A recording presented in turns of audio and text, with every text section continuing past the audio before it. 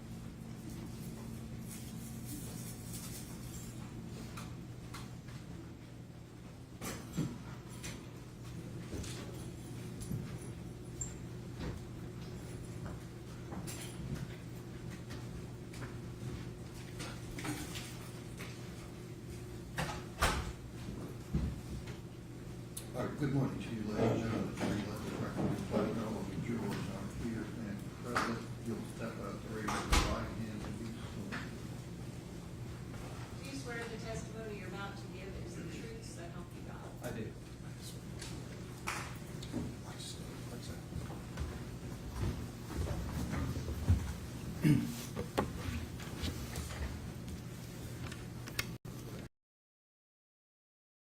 Can you please state and spell your name for the court reporter? Certainly, it's Colin, C-O-L-I-N, Feeney, F-E-E-N-E-Y. And where are you employed? I'm currently on an injury on duty pension. Had a few shoulder surgeries. I should be returned to work soon, though. Okay, and where does that work? The Metro Nashville Police Department. How long have you been with Metro Nashville Police Department? 15 years. And what was your assignment prior to going on leave? I was a overnight supervisor for the Hermitage Sea Detail Patrol Shift. Okay, and can you walk the jury through a little bit of your background with Metro Nashville Police Department? Certainly, I spent 10 years as an officer before I got promoted. Some of that time was spent on a flex team in South Nashville on midnights, and then I went to a burglary unit for about 5 years where we investigated residential burglaries, and then I got promoted to sergeant, and as a sergeant I was on the sea detail shift of Hermitage. And were you on duty on February 27th of 23? I was. Okay, in what capacity were you working on that day? I was the senior sergeant working, so I was the acting lieutenant for the evening. Okay, were you on C detail? I was And what are the hours for C detail? 9 to 7:30. 7:30 a.m. Yes, ma'am. And on the 27th, can you walk the jury through what you did when your shift initially began? Certainly, when I came in, I had a message from the previous shift that we had requested to speak with the supervisor from the homicide division. I made the phone call to the number provided. It was, I believe at the time, Sergeant Chris Dickerson. He has since been promoted a few times. He advised me that they had an individual in the hospital and they need to execute a search warrant at her residence off of Lebanon Road near Spence Lane, and was asking for assistance from patrol. So we had marked patrol cars and uniformed officers present. I immediately sent 2 patrol officers to the scene, and I advised them to wait until supervisors arrived before they conducted any further police activities. And on the 27th, did you respond to 1522 Lebanon Pike, I did. apartment 107? I did. And is that here in Davidson County? It is. Okay.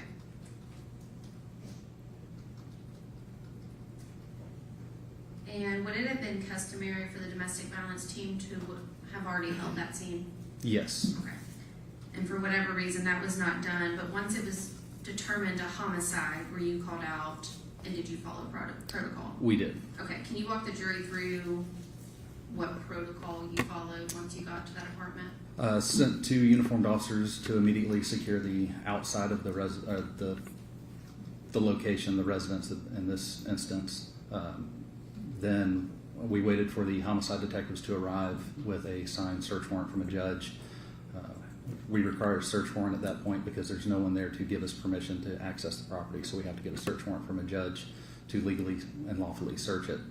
Once we had the search warrant in hand and we had the investigators from the homicide division and our technical investigative services, or now CSI, on scene, we knocked on the door. We had after receiving no answer, we had a key to the residence. We made entry, cleared the residence, and allowed them to continue their investigation.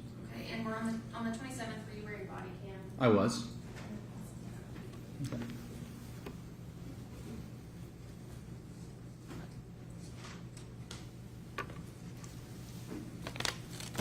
Have you reviewed your body cam? I have. And have you used it for the jury? Have we muted it for the jury? Yes. Okay. Your Honor, at this time, I would like to mark Sergeant Finney's body cam as the state's exhibit number 15 and publish it for the jury, please. Okay.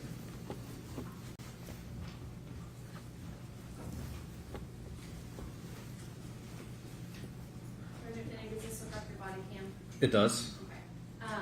As we play it, I want you to walk the jury through what you were doing, why you were doing it, who was there, things like that. Certainly.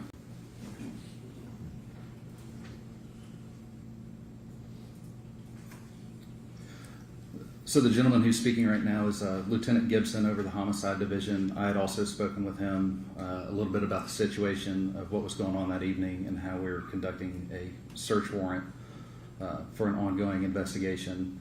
He'd advised us that there was an individual that was at the hospital that had a case that was being investigated as a homicide.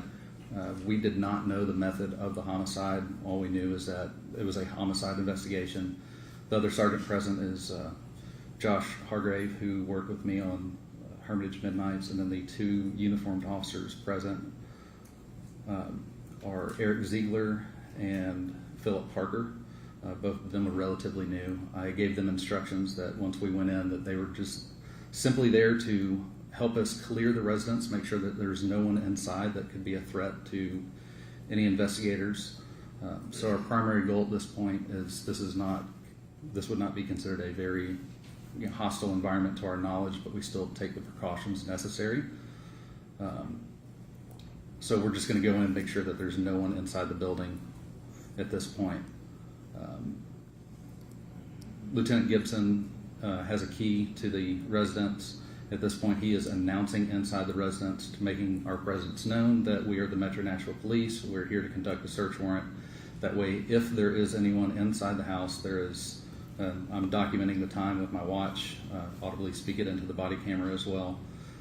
This time we've made entry to it, and we're giving anyone that could be inside the residence after multiple announcements that we are the police and we're there with a search warrant to make themselves known before we enter, just in case there is someone in there. We don't run into a situation that could turn into a use of force situation or be a surprise to anyone. We want everyone to know who we are and what we are doing. Sergeant Finney, up there at the top, is that the date and time stamp for when you were executing the search warrant? It is. So it's February 27th, around 2 a.m. Is that fair to say? That's correct.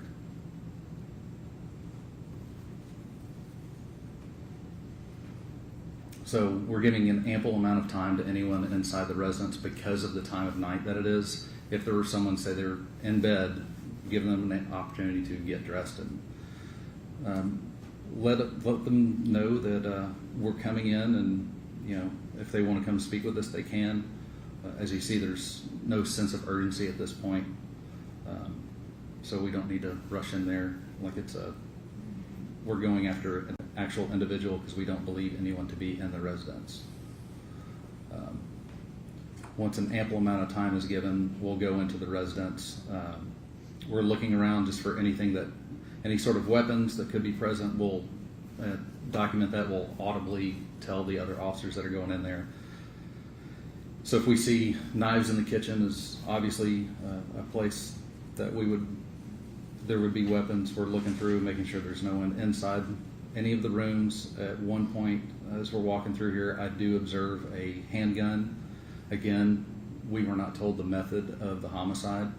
We just knew that it was a homicide investigation. So whether or not it's evidentiary, it's good to announce that, but it's also to let the other officers inside know that there is a weapon present in a certain location.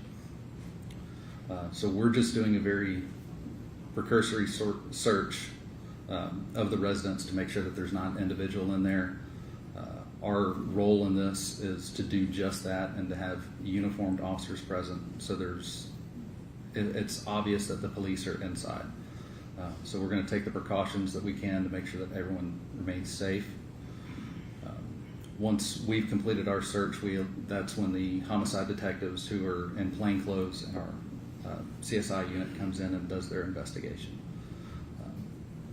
So once we've completed the search, I instructed the two officers present to stay on the outside of the perimeter and just limit who has access to and from the apartment. Make sure that it's someone that has business being in there with law enforcement or law enforcement adjacent with our crime scene detectives, because not all of them are sworn personnel. So you can see we searched the residence. We didn't find anyone inside. So we're turning the scene over to Lieutenant Gibson of the homicide unit at this point. Sergeant Finney, you did not collect any evidence, is that correct? I did not. Okay, can you walk the jury through how you would collect evidence when you're executing a search warrant, what precautions you take, things like that? So anything that we're going to touch, we're going to want to have gloves on, first of all, to rule out any DNA that could be left by the officers that are responding. In this situation, we're not collecting any evidence because there's no one inside. It's a secure scene, and we can hand that over to our CSI unit to do all the evidence collection. But depending on what kind of evidence depends on how it's packaged, and we'll leave that to those guys since they process it in the lab as well. Okay, and do you photograph anything and document it if you were to collect evidence? We would. I wonder if you'll give me 1 minute. All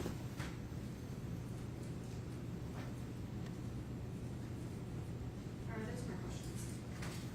All right, questions? Yes, thank you.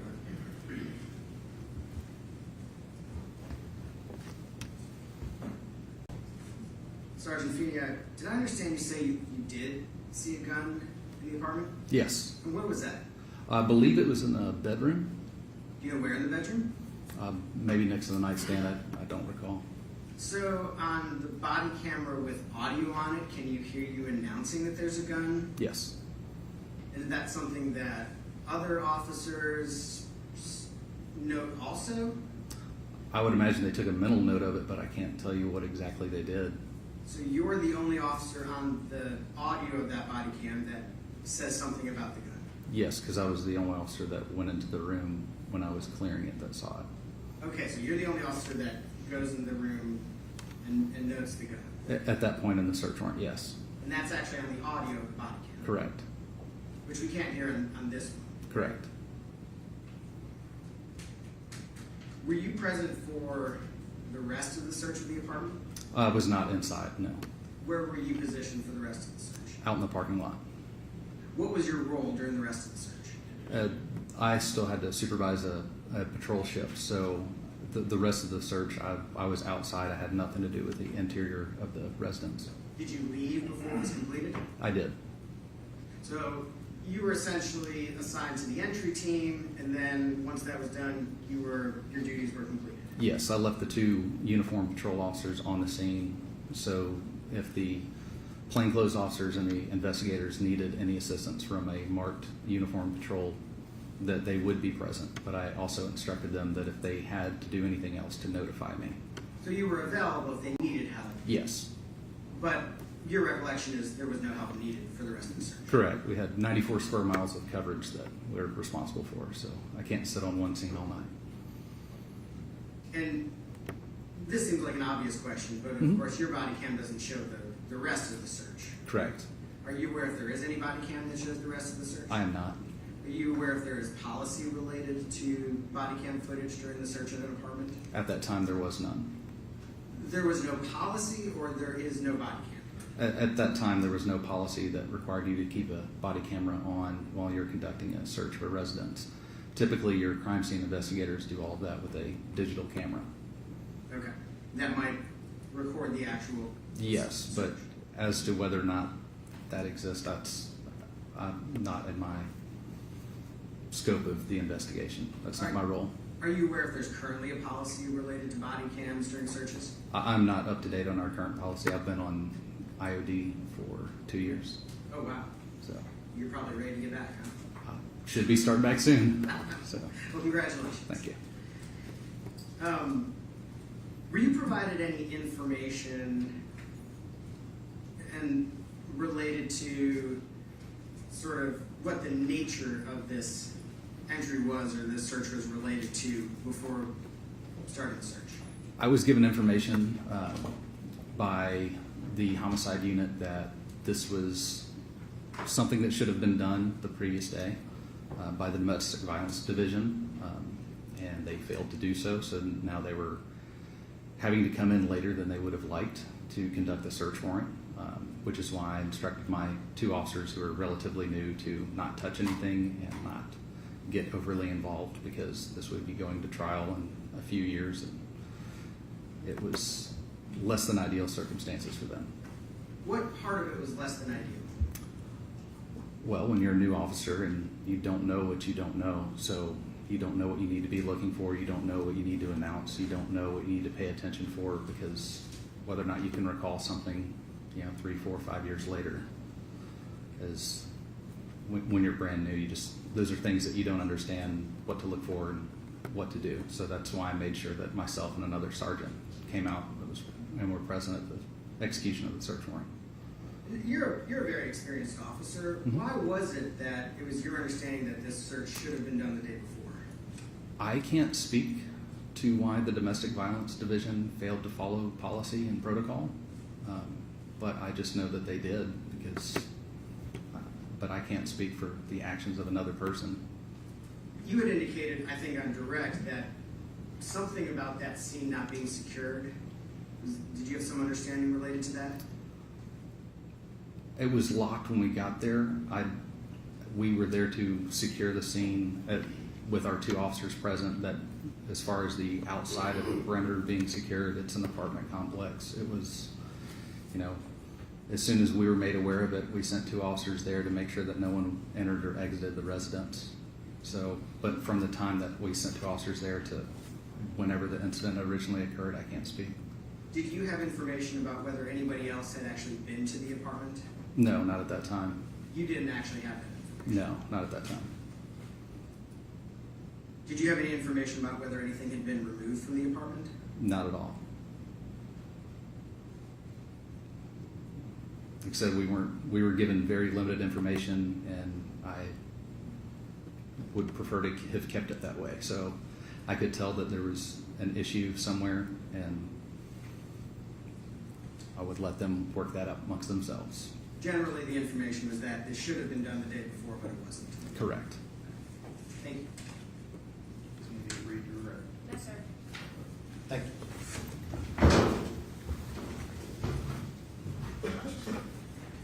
Who's the next witness? Jason Terry.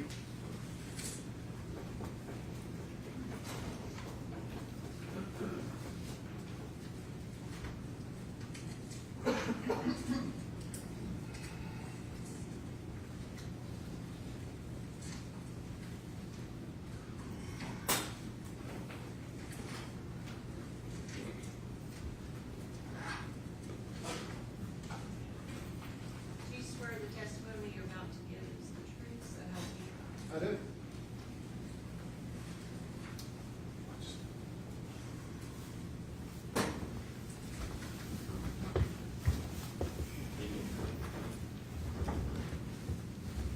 Sir, would you please state and spell your name? Jason Terry, JASON TERRY. And Mr. Terry, what is the current state of your employment? I'm a retired Metro Nashville police officer. And when did you enter into the retirement stage? Approximately 3 years ago, it'll be 3 years in July. How long were you with the Metropolitan Nashville Police Department? 23 years. And about me doing the math, when did you start? I started in 2000. When you started in 2000, what were your duties, responsibilities with the police department? I initially started out as we all do. I worked patrol for approximately 5 years before becoming a detective in the sex crimes unit. I was there 4.5 years before transferring to the U.S. Marshals Fugitive Task Force. From there, I was a detective in the auto theft unit for almost 5 years before completing my last almost 6 years in the crime scene unit. And in February of 2023, what branch of the police department or what unit were you assigned to? I was assigned to the crime scene unit. And how long would that have been that you had been in the crime scene unit at that time? At that time, about 5.5 years. During those 5.5 years, had you responded to few or many crime scenes? Quite a few. Now, what does the crime scene unit do? What we do is when we get called to a scene, and here in Nashville, most everything we can, if we're requested, will come out unless we find a reason not to. But generally what we do, we'll come out, we'll assist detectives or patrolmen, help identify possible evidence. That we'll then document the evidence. We'll collect it and then help preserve it by the way we package it and by the way we take it down to our property room for storage.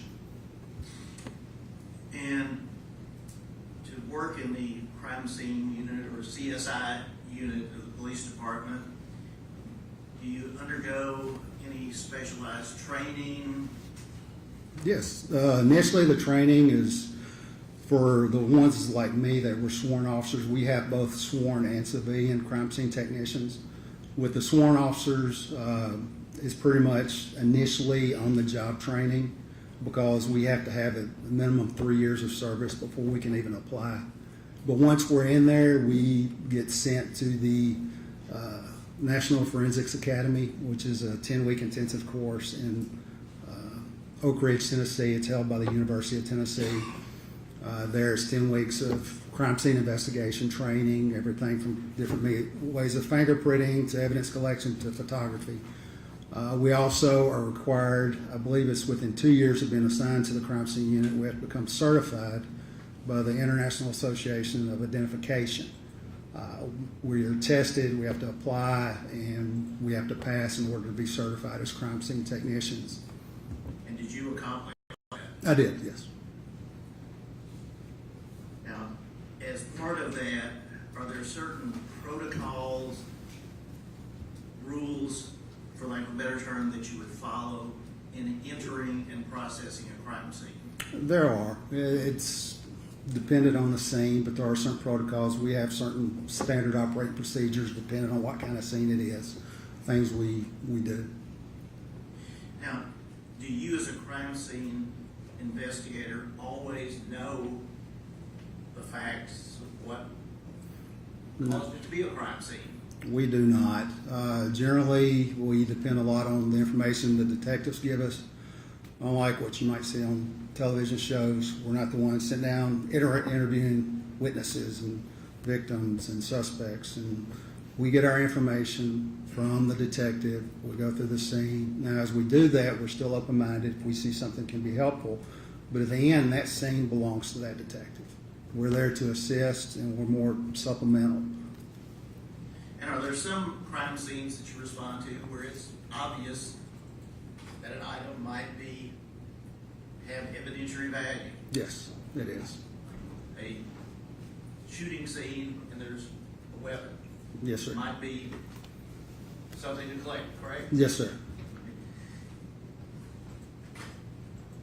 On the other hand, respond to the shooting scene, there may be an item that's totally irrelevant. Quite a bit, yes, sir. And would you collect something that you've already realized is totally irrelevant to that crime scene? No. And is that a judgment call that you make in consultation with the lead detective? Right. Generally, the way it goes, the detectives, since they've done the talking to everybody involved, there's a search warrant involved. They're the ones that developed enough probable cause for the search warrant. They know all the context of what's going on. I get caught in code for a scene, help identify certain things. They help put that, whatever you see, into possible context. Now, as a crime scene investigator in 2023, were you wearing body-worn camera? We were assigned them because, like I said, we're a sworn officer, but the basic function of a body-worn camera is your interaction with the public. So we weren't required on scenes or in that because we dealt with officers 99% of the time. So we had body-worn cameras, but we weren't required to have them on at a scene because we weren't interacting with the public. And therefore, you be filming, you're collecting evidence or packaging it, or No. doing anything like that? We would not, no. However, when you do go to a crime scene, is it recorded in another method? Photographs? Yeah, that's one of the means we document it. There's several different tools we can use, but the one almost every crime scene I've ever worked, we photograph the scene. That's our main way we document a scene for future reference. And when you go to a crime scene, would the detectives and or other officers normally be there ahead of you? Yes, of course. And as the crime scene investigator, do you have a protocol or standard operating procedure of how you view and assess the scene on a step-by-step process? Everybody, it probably varies slightly, but yes, I had my own unique process. Like the way I'd write my reports, I'd speak with the detectives, see what they had, see what they required of me. I would then usually maybe walk the scene with them or go through the scene and initially take photographs because that's how the scene was when I arrived. And then after that, I would go back through, depending on what kind of scene it was, and collect any evidence that was observed. Now, are you initially the one who would enter the apartment or the scene first? No. When you were working as a crime scene investigator, Metropolitan Nashville Police Department, in February of 2023, were you requested to come to a location at 1522 Lebanon Pike, Apartment 107? I was. And you recall approximately when and where you were when you received the request? When I received the initial request, I was on as a death scene in South Nashville. Because I wasn't off that scene yet, we were running short that night. I believe I talked with Sergeant Chris Dickerson from the homicide unit who was requesting us. Spoke with him just about what they had, what they were needing from us, because if it meant we needed certain equipment that we use, which is only kept at the office, I would have to go from South Nashville to Madison, where our office was, and then go back to Hermitage or there on Lebanon Pike address. Okay. And referencing crime scenes, does the nature of the crime scene and or the request for assistance determine on how many crime scene investigators might go? It can. There are certain specific crime scenes which require a supervisor, even if they're not working, we have to page them out. I work the midnight shift, 10:30 at night to 7 in the morning. And if you had one of those types of crime scenes, say an officer involved shooting, aggravated assault on an officer, a homicide, which was known to be a homicide at that time, we'd have to do the certain protocols we have, and you would have more than one, hopefully, that would come out, because there's several different things that you would do more administratively with regards to that scene. And because of the nature of this incident and call, how many individuals from the crime scene unit responded? One, me. And when you left the other South Nashville scene, was there still work going on that one? I don't recall. I believe usually when it's a death scene, non-suspicious death, once the medical examiner who usually calls us out there, I'll clear it with them. You don't need anything else from me. Once they say they don't need anything else, I'll leave. And did you go directly from that scene to the I did. Lebanon Road? I did.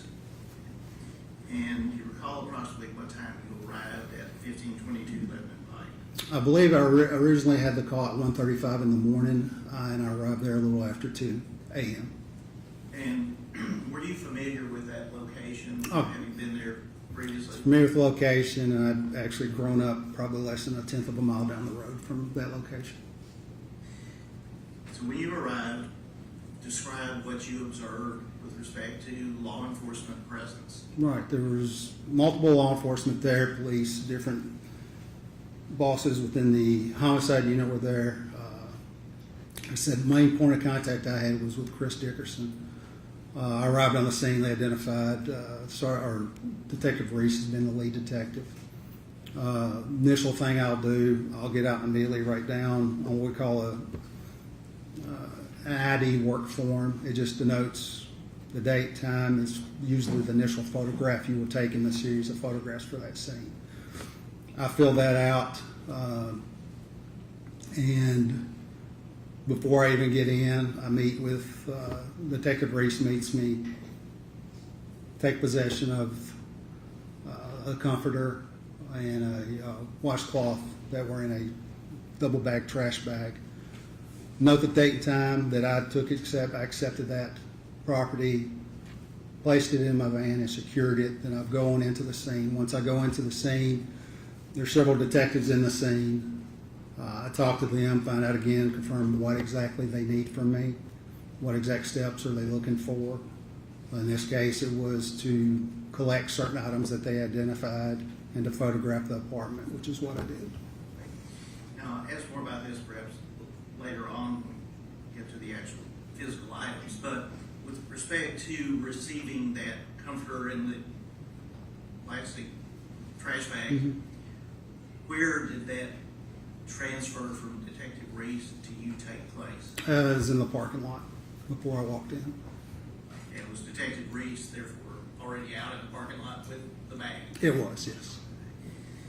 And I believe you said you took it and secured it. Yeah, I did.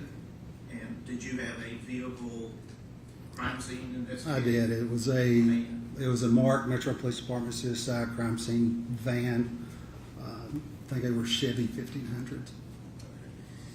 And did the item or items remain in the vehicle, locked in the vehicle, while you processed the apartment? Yes. No. What did you do initially upon going to apartment 107? Initially, like I do always, I go in, confirm the information from the detectives in there, what they wanted from me. They pointed out the items that they wanted collected. I then took the camera and began my process of photographing the apartment as requested. And usually I start right through the front door and just try to tell a story, taking photographs of the entire scene and walking through, taking overall photos, generally at first, and then going back through and taking mid-range and close-up photographs of whatever evidence there is. But that's my initial step, is to photograph the scene as I find it. Had you ever been inside apartment 107 prior to that early morning hour? No, sir. And upon stepping across the threshold or looking into the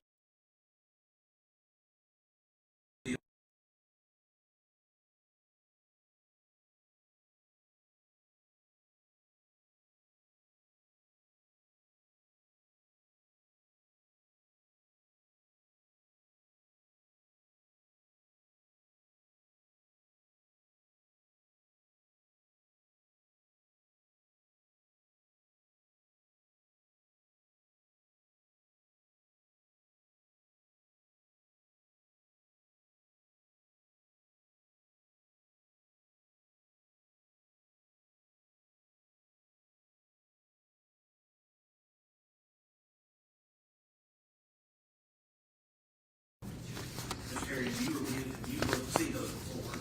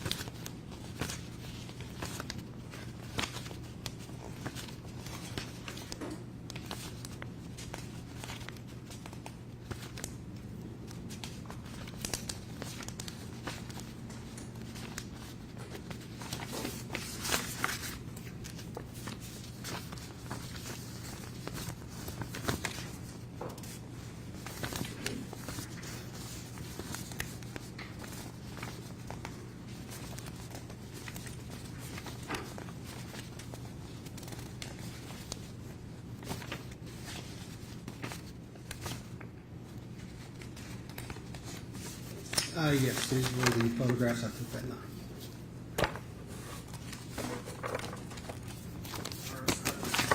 Respectfully request they be introduced as the next number exhibit, which is requested and published in the Signature. Okay. 6:10.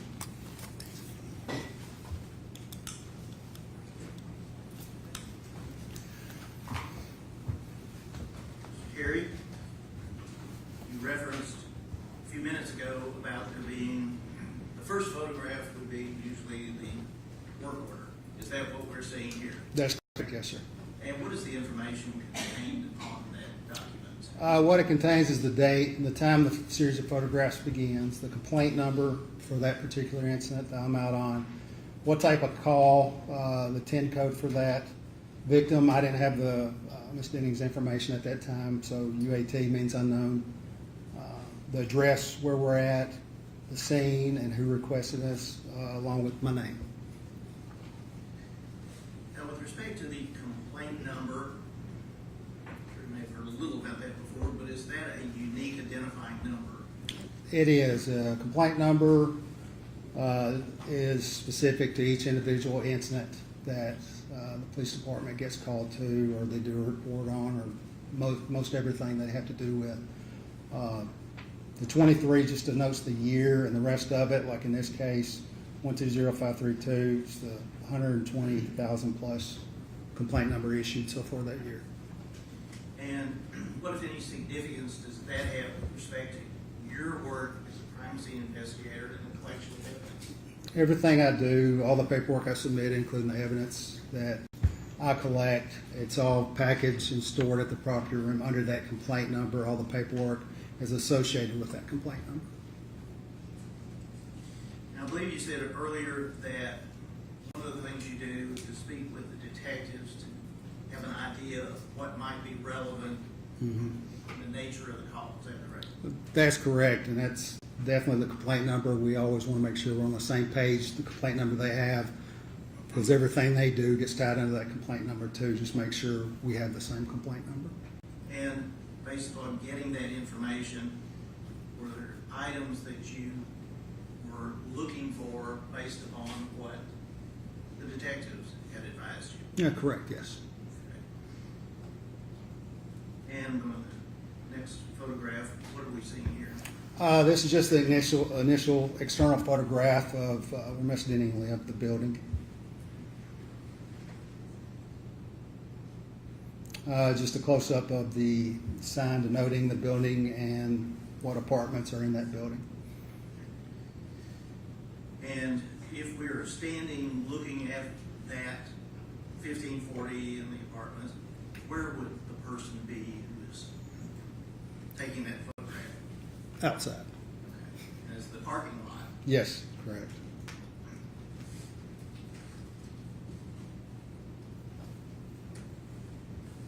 It's just a close-up, still outside of the apartment number. Now, do you recall, it was 107 on the first or second? It'd be on the first level, Okay. first floor. Just a photograph of the external door going into the apartment 107.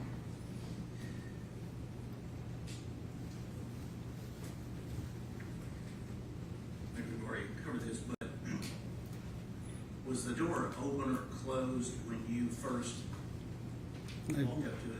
When I walked up to it, it was unlocked. Yes. Okay. And so did you pull it back to take this photograph? That I don't recall if the door was propped open. I believe it was shut when I first arrived and took the photograph. I don't recall. And the reason I ask that is once you entered, were there officers inside as you were taking your photographs? There were I think a couple of homicide unit detectives were in there.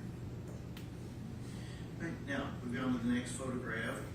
What are we seeing and where are we in the apartment? Yeah, this is immediately as you come in the door. The first photograph captures part of the kitchen because the apartment, the way it's set up, you walk directly into the kitchen, the door. So that's the first photograph I take, as if you're walking into the door, this is what I see.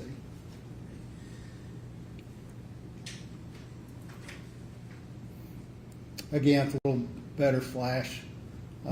Just kind of working my way around the room. Same location, just shifted a little bit more to the right.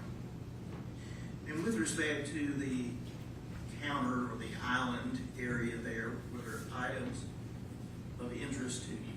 There were, yes. And what were the The items of interest that have been identified to me by the homicide unit were the two bottles, the Minute Maid and the V8 splash bottle there in the middle. This glass, which was half filled with clear liquid, and this glass, which was empty.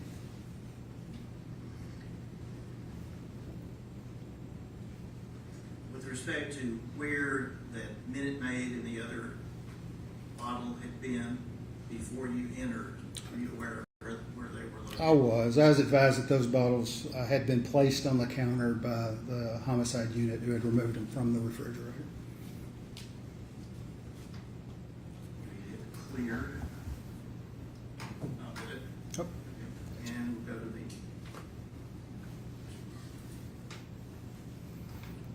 This is just a photograph of the island at the center of everything. And when I asked a few minutes ago if there were homicide detectives inside Yes. while you were working, There's one of them there to the right.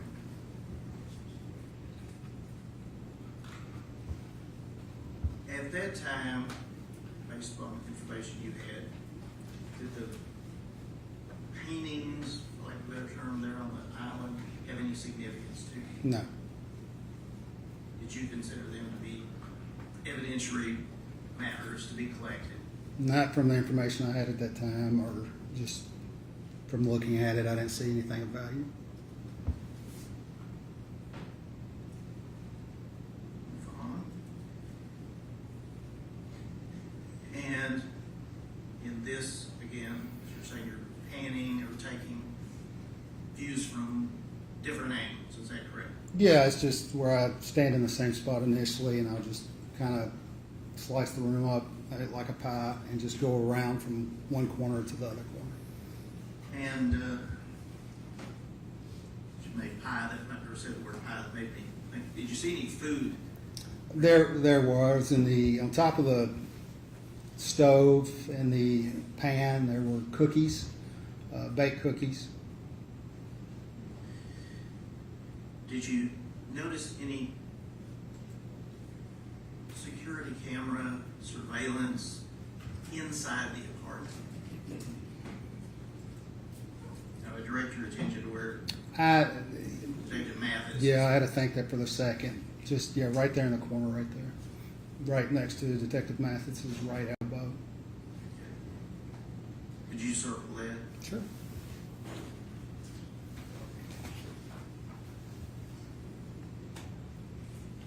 Did that appear to be activated or? No, from what I recall, no.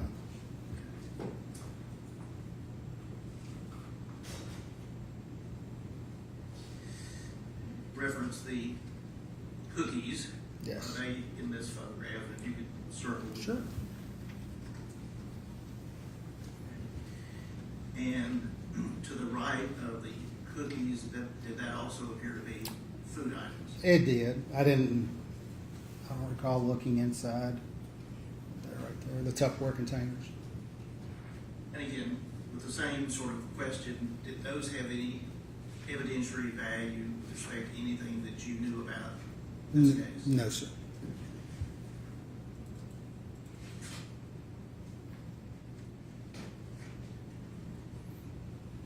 And close-up view of what previously looked at, is that correct? That's correct. Do you recall whether there were any dirty dishes in the sink or? I don't recall any, no. And again, more of a close-up of what we've already discussed, is that correct? Correct, yes, sir. Now, in looking at the cookies, does there appear to be one missing? Appears to be two missing. Two.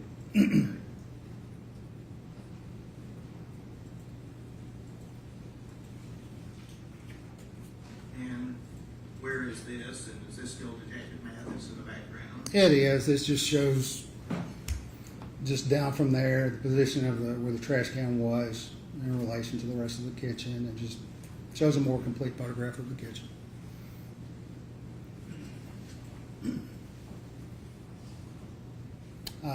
Photograph of the kitchen island just from the opposite side.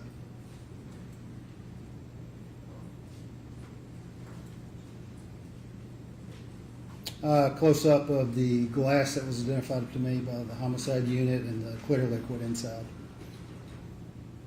And was that one of the items that were later collected? It was, yes. This photograph of the Minute Maid bottle and the V8 splash bottle, again, that had been identified by the homicide unit as things they wish collected. Close up of those same two bottles. That's a close up of the empty drinking glass that was also identified by the homicide unit as something they wanted collected. Other than what we're seeing here on the island, do you recall whether there were any other drinking glasses on any other counter or elsewhere? I'm sure there was. I don't recall seeing any that homicide believed warranted my attention, or I didn't see any that had any liquids in it or looked to be recently used. Just a close-up of the same glass. Now, to the left of the, as we're looking at it, Mhm. the glass, does there appear to be a piece of paper? Right there, it looks like it's instructions for the card game Uno.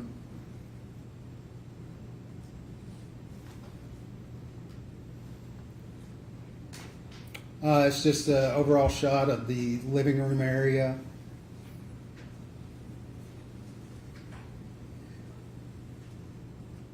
This is a shot from the living room, looking into the bedroom. Do you recall how many bedrooms there were in this apartment? There's two bed, 2 bath. And which one are we looking into now? It's the only one that had a bed in it. I assume that was Miss Denning's room. It's the one, if you're facing, it's on the right of the living room if you're facing the living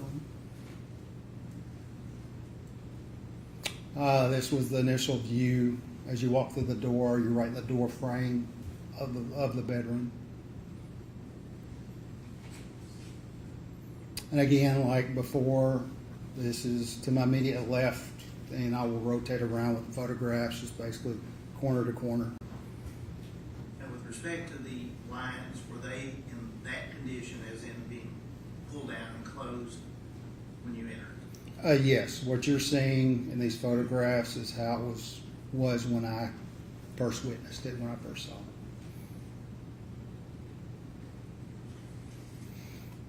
Again, just the opposite corner, showing part of the bed and the window.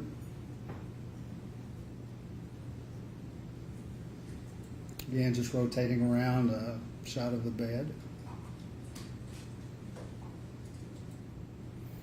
Again, rotating around to the opposite corner and showing the door to the walk-in closet.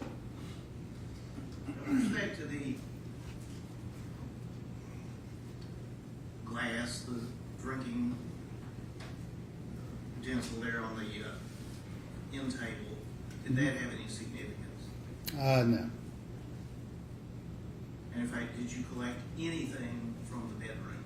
No, the only thing I collected was there on the island, per what homicide instructed and what they wanted.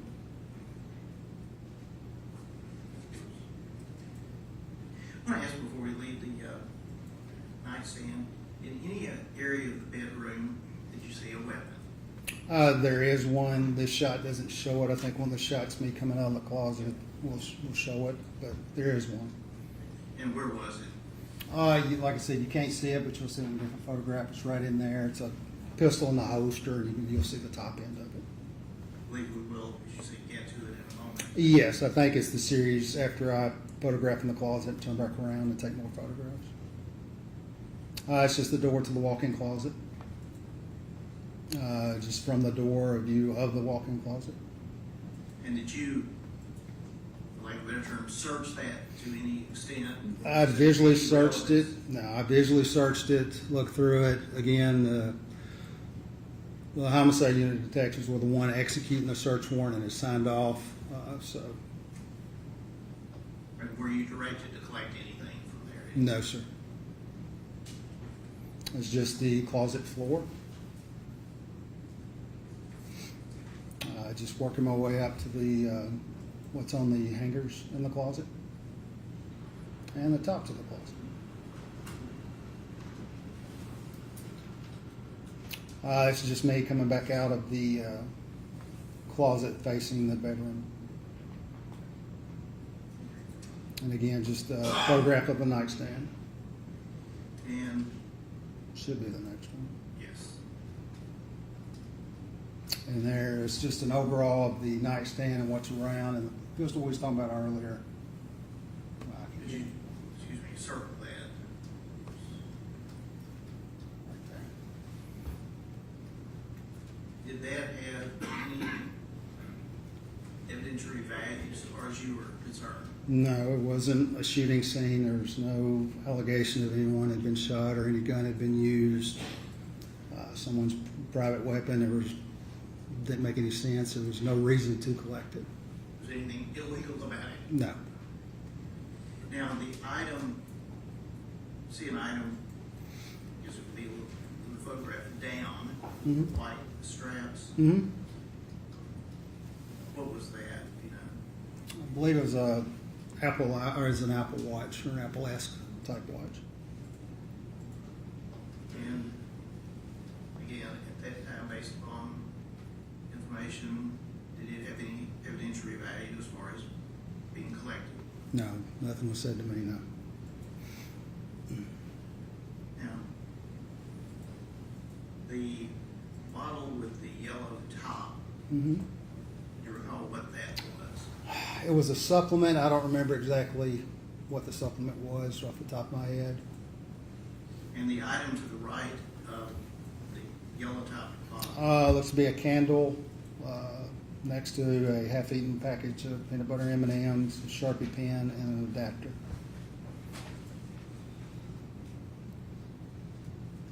and now you just walking out of the closet, correct? Correct. Again, just a different series of photographs there, just from a different angle.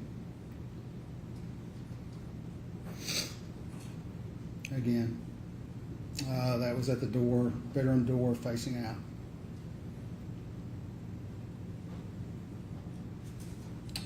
Just to the left before you walk out, there's a door on the left that was the bathroom in the bedroom. That's what this is. Recall how many bathrooms there were? 2. So this is the one off the, One off the, what they would call the master bedroom, yes. Just as you walk through the door, just a photograph of the tub and the initial photographs of the bathroom. and appeared to be anything out of the ordinary in the bathroom. No, not at all.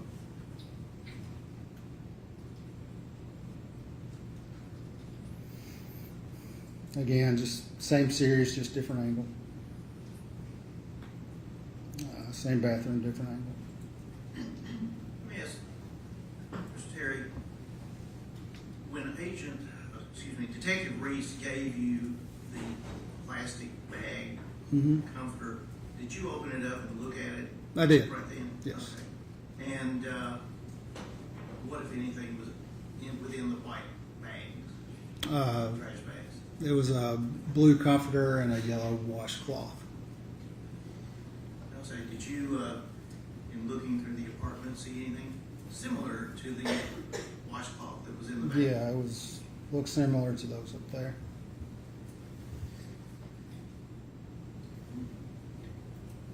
We'll move on. Just close up of the sink in that same bathroom. Did anything strike you as being unusual or No, just evidence? it's spotless, but very clean. That's the only thing. This is from the door of the Miss Denning's bedroom facing the other bedroom through the living room. Just the other bedroom from the door looking in. Again, just rotating around the room. This is the corner of that same room. Again, just rotating to the right, covers the right corner of the room.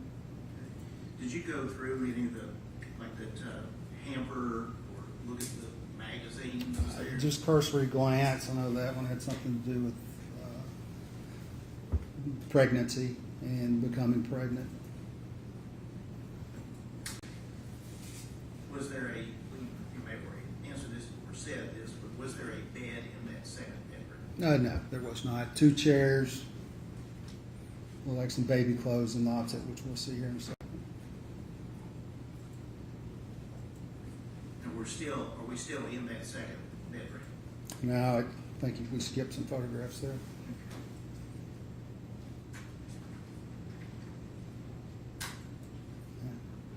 Because this is facing the bedroom from inside the walk-in closet attached to the second bedroom. So did you spend any great significant amount of time in that second? Yeah, photographed it from a couple of different angles, yes. There we go. Photograph from inside the closet, or from the door leading into the attached walk-in closet.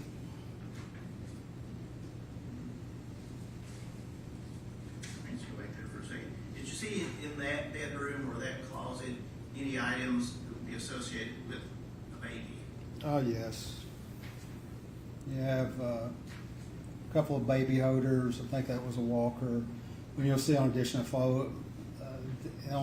photographs over here on the side, you're going to show some boxes with, I think, with diapers and some formula. It's just the Just the Yeah, the bathroom attached to the second bedroom and the second walk-in closet.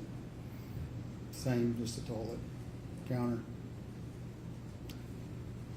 The walk-in closet, again, just showing what's on the top shelf. Okay.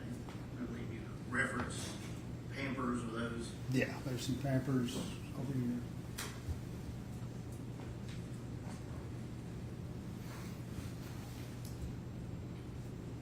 It shows the far corner from the bedroom looking into the walk-in closet. This was on that shelf that photograph I just took. You got some wipes, some formula, diapers, different items relating to child care, infant care.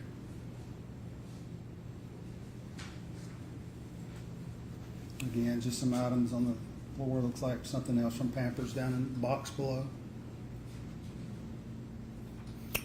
This was the walk-in closet from the bathroom facing back into the bedroom. That same corner just shows what's on the shelf. And what shows below. Looks like that was a walker / car seat for an infant.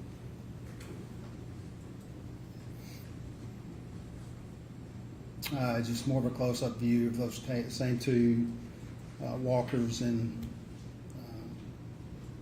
baby carrier seat. Did you look in any of those tubs or the ice chest? I did not know.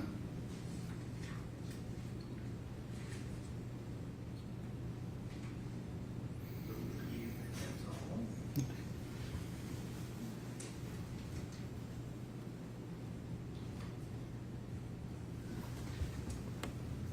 So, finish the photography part. Yes, sir. What comes next? What comes next is to do the evidence collection. And are there any procedures or protocols that you adhere to in collecting items of evidence? Yeah, you always want to take whatever precautions you can, such as wearing protective gloves, making sure they're separated, having whatever mode you're putting it in. In our case, depending on what it is, it's usually a paper sack. So have that available. And did you follow that process and procedure in this case? I did. This was a little unique in that you had fluids. Normally, when it comes to any kind of fluids, we'll just do a swab of it. In this case, I thought it was more important to get a larger sample of it. So the clear liquid in the drinking glass, I put like in a little plastic vial that we have.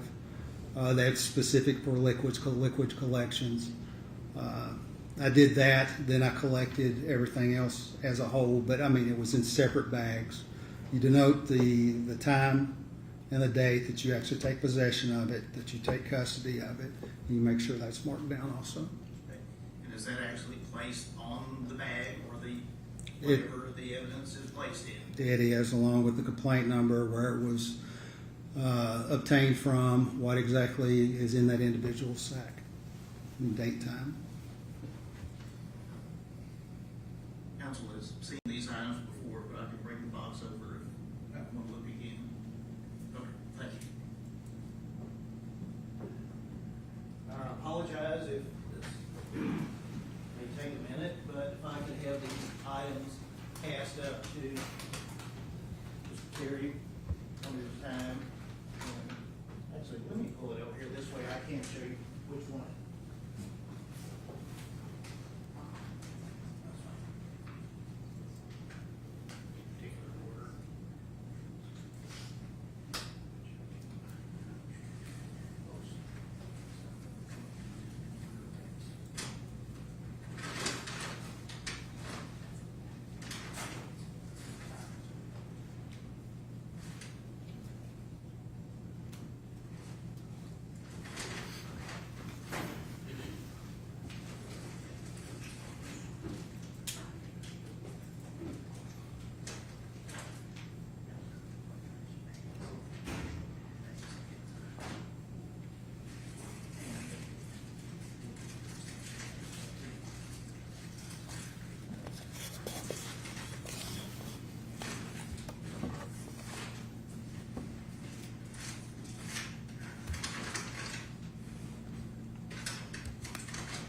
could ask this, I don't, maybe we'll have it from here anyway. Mr. Terry, you're being handed Thank you. item package, paper bag. Can you look at that and tell us by the markings and identification whether or not you recognize that? Yes, this was the packaging for clear drinking glass, and I have it denoted on the bottom inside the box. That wasn't recovered at the scene. That was just a means of safely packaging it within here to make sure it didn't break. So it was a glass. Yes, yes, sir. No, I would ask that be introduced as the next number exhibit. So,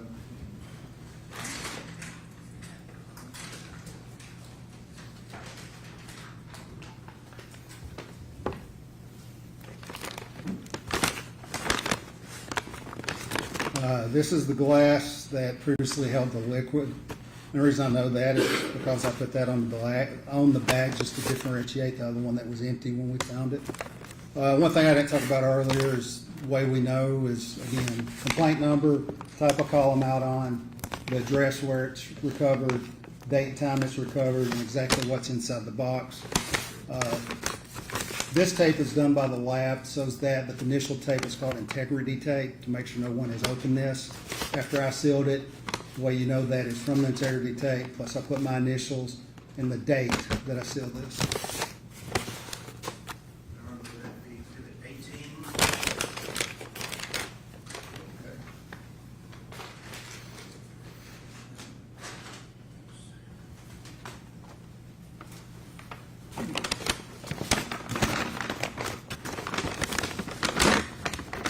This looks to be the Minute Maid pink lemonade bottle, which at this point was empty, and the V8 Splash fruit metally bottle that are in here, and they would have been put in separate sacks within this sack. If we recover something that has liquids in it, Mhm. what is done with? The liquid, once it's packaged like everything else, packaged and put in the property room, because the detective decide what testing is needed, what they want to be looked for. Because this is, at the time, we didn't know exactly, or I wasn't aware what drug or if a drug had been involved. It's packaged in the way that we would normally package any type of drug, which is in a clear bag, and it's double bagged for safety. I believe it would be exhibit.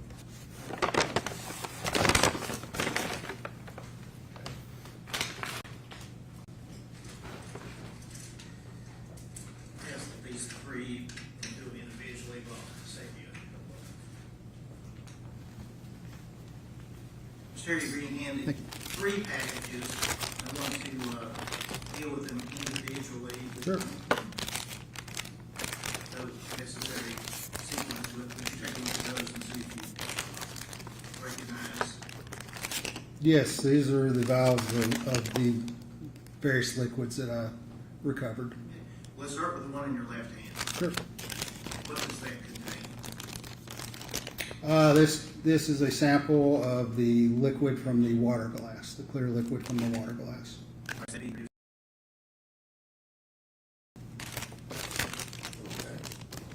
we can go ahead and get it, just so they don't get it.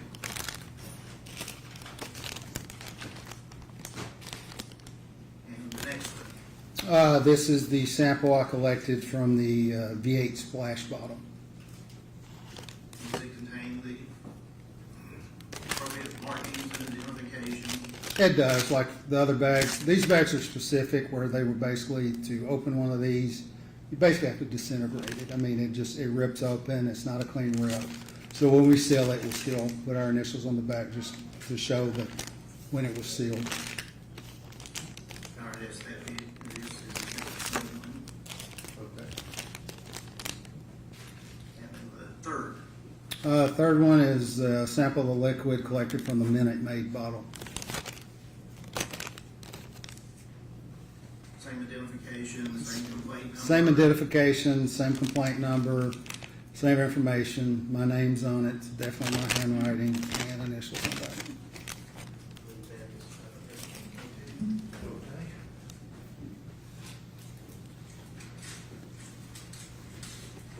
Now, talk about the item you received from Detective Reese. Yes. Did you process that, or you said you looked at it, saw a comforter and a washcloth? Did you process it with respect to packaging or repackaging there at the scene? At the scene, no. It was transported as is to our office, CSI office on Mike Drive in Madison. And what, if anything, did you do with those items there? With those items, we call them drying cabinets. They're just the big cabinets that you put things in that has air that circulates around that helps dry wet items. Because, from my understanding, there had been substance on the comforter. I placed it inside the drying cabinet to ensure it was dry, because if you turn in articles of cloth or most anything and you package it wet, it can mildew and mold over time, which can compromise and contaminate evidence. And with respect to the trash bags, Those are packaged separately. They came with the comforter and are packaged separately. if I could ask this item, the next witness.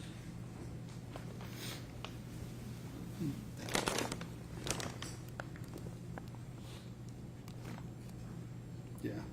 This contained the yellow washcloth and the white trash bags, and they were packaged in here separately, so it's not everything's free flowing, contacting each other. They're packaged separately within this one package. All right, ask that be introduced to page 23.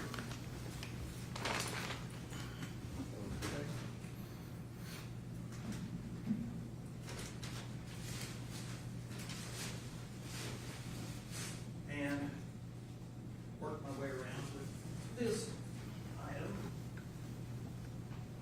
I'm not approached one. Okay.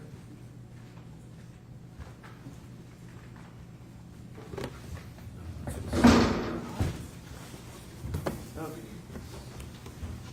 Now, does the big box have anything really to do with it, other than? No, the big box doesn't. Inside is the bag. We have gloves. I'll pick it up, pull it out. I don't have any. Do you want him to? Do you need me to Well, I lift think it up? the paper bag, we're not gonna ask him to open it and get down to the actual comforter. You want gloves for the bag? Yes, sir. So it's like I can lift it out. What is the significance of any of the red? The red, these bags are used to package things which might contain a biohazard, blood, semen, anything, any bodily type fluid or anything of an unknown. That's what that's for, because they're labeled on here, biohazard on that side.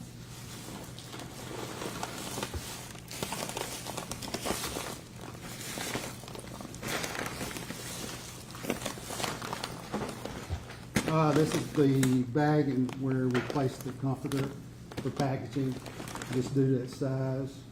On here is the same information as the other bags: complaint number, type of call, location, date, time collected, and what's exactly in here. Also have the complaint number written on there. No, you can't see it on here. My name is on the integrity tape and initialed also.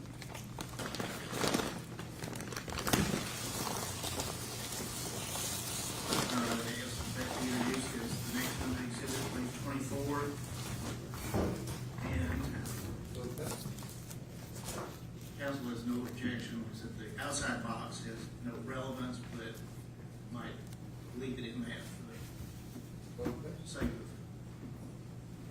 Thank you.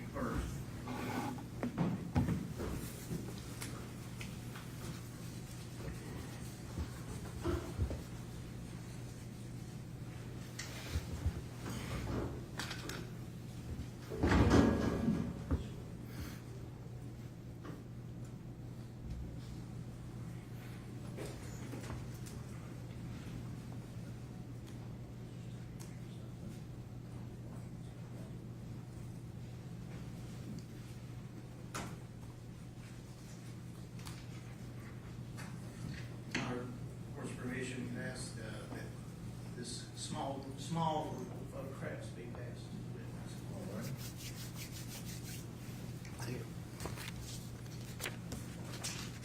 Terry, if you just take a look at those and see if those correspond to the markings and labels on the comforter and trash bag exhibit that you previously discussed.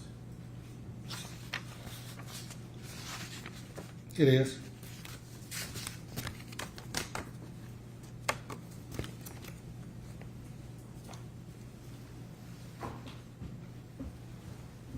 Or if I could just, You need a hard copy? just, yes, just to put these on, Okay. if I could publish these briefly.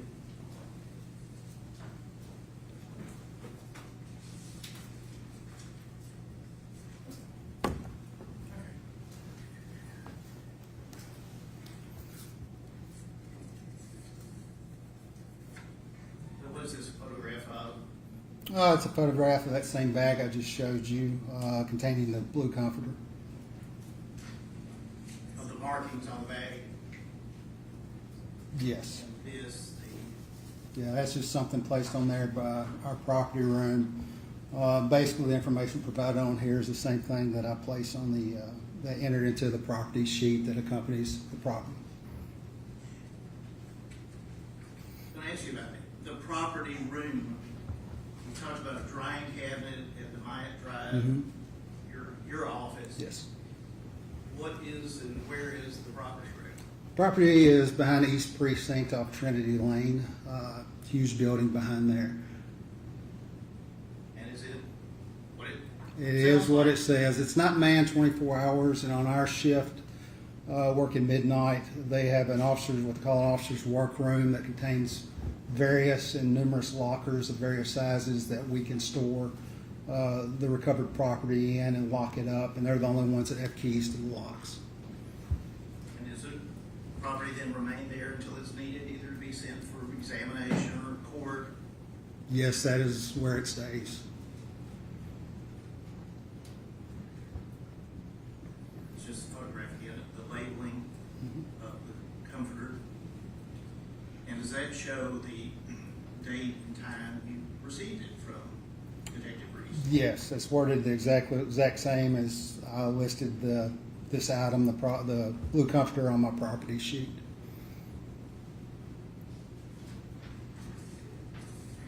then photograph of the outside of the trash bag that's previously been introduced, is that correct? That is correct, yes, sir. And then here you can see perhaps a little Yeah. close-up of the labeling for that bag, is that correct? Just the property label that's placed on it is the property room, containing the same information, containing the washcloth collected from Detective Reese at 02/19 hours on the 27th of February.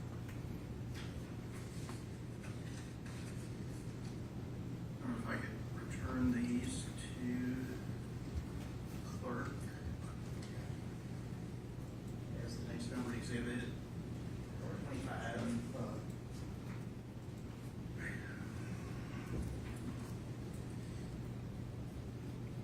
Collection, packaging, processing, is that your responsibilities in this case? Collecting and packaging, yes, I do not. The only, if you want to use terms such as photographing, the actual processing, I do not do. So, after your job is done, it goes to someone else. That's correct. Whatever requests are made from the homicide detectives, it'll follow the property to the lab, and that's where the testing is completed. At this point, once I have everything turned in, packaged, paperwork complete, my involvement in the case ends until usually I don't hear anything about it. I don't get notified of results. Usually the only time I know that a case has come through fruition is when I get notified 3-4 years later for court. And that's where I learn the result of the testing and anything like that. But as soon as this part of it is done for me, that's my involvement is over. You're on to the next call. Yes, sir.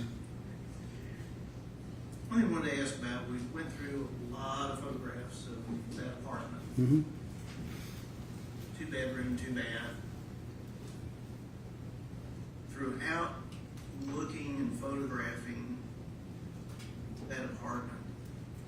you see any alcoholic beverage I did not, no. or any alcoholic beverage containers? No, sir. Did you see anything of drugs, any, I don't recall. I can't remember if there was no, I don't believe so. No, I was fixing to say I can't remember if there was a pill bottle on the nightstand or not. you said it was a supplement? Yes. Okay. But with respect to, have you worked scenes where there have been drugs? I have, yes. And have you worked scenes that really didn't involve drugs, but there were drugs there? Yes. So that's something you would notice and document. Yes. And as far as any drug paraphernalia, right, pipe, blunts, whatever, did you see anything like that there? I did not.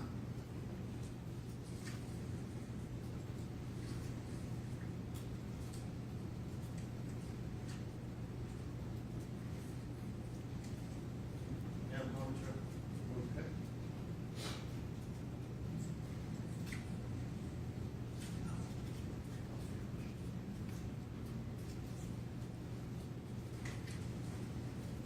I don't know if this comes with a medication or not, but did you see an EpiPen or anything No, I did like not. that No, sir. there at all?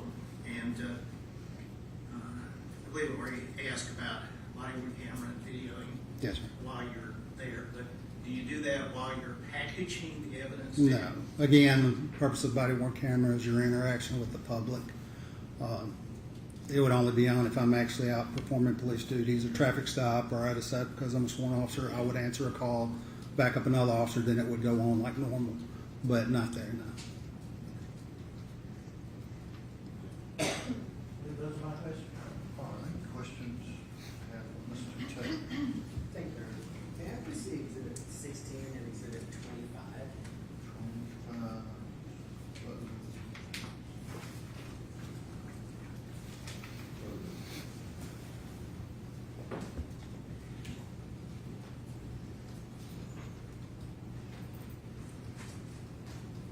Good morning. Is Officer Terry still the appropriate?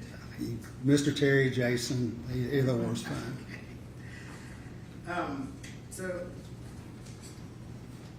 going to say Officer Terry, because it feels appropriate here in this Yes, sir. setting. Yes, sir. Officer Terry, you clearly have a lot of experience as a trained officer doing these kind of investigations. And part of your training and experience, you're trained for thoroughness in these kind of investigations. Is that fair? Yeah, based upon the information that's provided to me, yes. Sure, you're provided information and then you're trained to execute on that information in as thorough a manner as possible, right? We try, yes. And part of that is to gather anything that might be potential evidence, right? Based on the information we have, yes.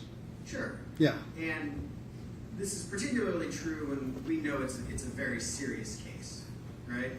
potentially, yes. And at this point in time, in this case, you had been communicating with Detective Reese, who's a homicide detective, right? Yeah, and I talked with Sergeant Dickerson from homicide. Who's also from homicide. Yes. So you knew that this was potentially a homicide investigation. Potentially, yes. Just due to the, yes. They were treating it as if it might be a homicide investigation. Is that fair? Yes. Usually homicide doesn't get involved if this is something that might not be treated as a homicide investigation. Is that fair? Not necessarily. If it's something of importance, of something they need, the homicide guys are generally considered the best detectives around. They will, something an unknown such as this, initially, it can go to them, yes. But the information you have is that they were concerned about it being a poisoning. Is that Possible ingestion of poison, or in this case, a drug. that might have been something like a homicide, right? It could have been, yes. So in that situation, everybody's kind of trying to do their absolute best job, right? Yes. Preserve the most evidence possible. Preserve what we can, yes. And so that information that you had was, we look for anything that could be related to potential poisoning, right? Based on, yes, what homicide detectives had told me. And of course, you're taking directive from Detective Reese. Is it Sergeant or Lieutenant Dickerson? I don't know what his rank is now. Right. Chris Dickerson, Thank right? you. Yes. Okay. So you're taking directive from those two in terms of what you should be focusing on. Right, correct. And obviously, if you see something that sticks out to you, you're going to collect that as well. Yes, I'm going to ask about it. If it fits in with the information they have, it's a relative, I'll ask that. And you have some, in particular, since you're a very experienced officer, you have some leeway to collect additional things that maybe appear important to the case, right? Oh, yeah, I would definitely talk to them about it because they're the one executing the search warrant. But yes, of course, I would talk to them about it. So your kind of limitations are you don't collect anything without their approval. No, I don't need their approval, but like I said earlier, it's their scene. It's their responsibility regarding because they're in charge of the investigation. And I would talk to them about it. Let them know we have this might be something we need to collect or we don't. I would talk to them about it if there was any kind of conflict. That's a really good team over there on the homicide unit. I've worked with them several times. So that wouldn't be an issue communicating. But I would definitely want them to know I'm just not going to arbitrarily start grabbing stuff. So yeah, it would be discussed with them. But ultimately, they give the yay or nay on what you're collecting. They can. I mean, I can collect it anyway, but yeah, they can give the yay or nay because, like I said, they're the ones that have all the available knowledge that you can at that time because they talk to everyone involved. So, I trust what they're saying. So the information that you had is potential poisoning, potentially drugs were involved, and we need to collect things that could be related to that information. Right, and potentially a pink liquid. Pink liquid. Yes. And you knew you were directed to collect the clear glasses, right? Yes. And the pink liquids. Yes. Before we get into the specific things that you collected, I'm going to put a kind of pin in that. Yeah. Did you have information that people had already been to that apartment before you had been there? Yes. What information did you have about that? That just I think family and friends had gone in previously, documented what they saw inside, and collected a comforter and packaged that comforter. Was it your understanding that that was kind of in coordination with law enforcement? No, not with us. No. In your experience in working homicide cases, serious cases, is that kind of what you want in a scene? No, it's not preferred. No. What would you prefer in a scene? I would prefer that we have the initial access, just if for nothing else, how things are collected, packaging, the order in which it's done. That's much more preferred. It's much more way to keep everything secure. What concerns does that raise for you? Several different concerns, but just generally the security of the crime scene. When you say security, what does that mean? Because that sounds like a specialized kind of term. No, security of the crime scene just means that the crime scene itself remains as pristine as possible. Pristine, like nothing's been moved, nothing's been touched inadvertently? Correct, yes. Because you want to see an exact snapshot of how something that's supposedly a crime scene was at the time, right? Well, as close as you can. That makes your job, your ability to collect and preserve evidence, you can do it exactly how it was at the time. Yes, as close as possible. Yes. As close as possible. Yes, sir. Sure. Did you have access to any videos or anything of what happened when people were at the apartment before you went? No.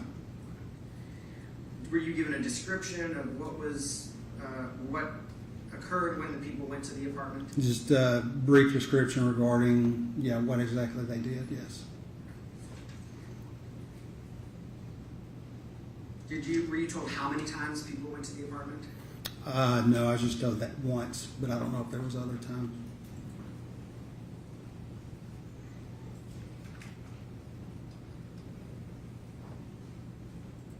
If you were processing the comforter, which we know was removed prior to your presence, how would you have handled the comforter? After photographing it and doing the same sequence I would do with everything else, it would be placed probably at that point leaving the scene, just because comforters are somewhat difficult to package, and even the oversized bags That wouldn't be done on scene. More likely, it would be packaged on scene in a biohazard, one of those big red biohazard bags, and put in that and secured for transportation. And are biohazard bags specialized? Yeah, they're just, like I said, the big red bags that have biohazard on it. So does that mean nothing can get in or out? That's a trash bag, yeah. I mean, it still has to be secured, but yes. Is it different from like a store trash bag? I'm not sure of the quality of it. To me, they might feel sturdier, but I really don't know. Is it closed fully, like you tie it fully off? You have to tie it fully off, yes. And that's your protocol? Yes. Well, yeah, that's what I would do. You then put it inside of like a paper bag that's sealed? Well, no, not for transport. I would just put it inside there, and generally, depending on the possible biohazard, and if there's a lot of liquid, if not, I will place it on some butcher paper that I kept inside the van, or absent the butcher paper, use some of those the evidence bags, lay that down and set it on top of there. If there was any kind of biological material like chunks of vomit, to be blunt, Yeah. is that something you would collect independently? No. That would you just leave that on the comforter? I would leave that at best. I might do a swab just to be on the safe side, but that would lay us down the comforter.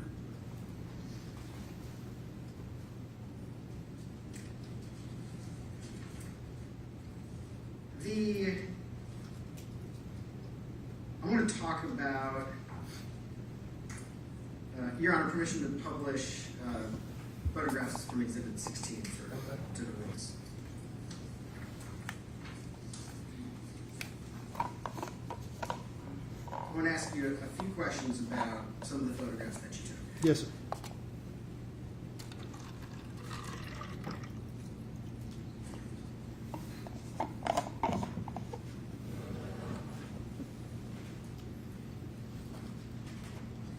Okay, I don't know which letter this is, but this is a photograph of Detective Mathis in the island, it appears. I believe so, yes. Are you aware if those bottles were already on the island when police officers arrived at the scene? Way it's described to me, and as I indicate in my crime scene report, they were placed there by the homicide detectives. So potentially homicide detectives, Detective Reese, and whoever he was working with, Whoever's there, yeah. went into the somewhere and took them out. Yes. You know where they took them out from? I believe it was the refrigerator, from what I was told. You didn't actually witness that. No, You don't know where in the fridge they took them out from? no. You don't know. Do you know when they took them out? No, not exactly, no.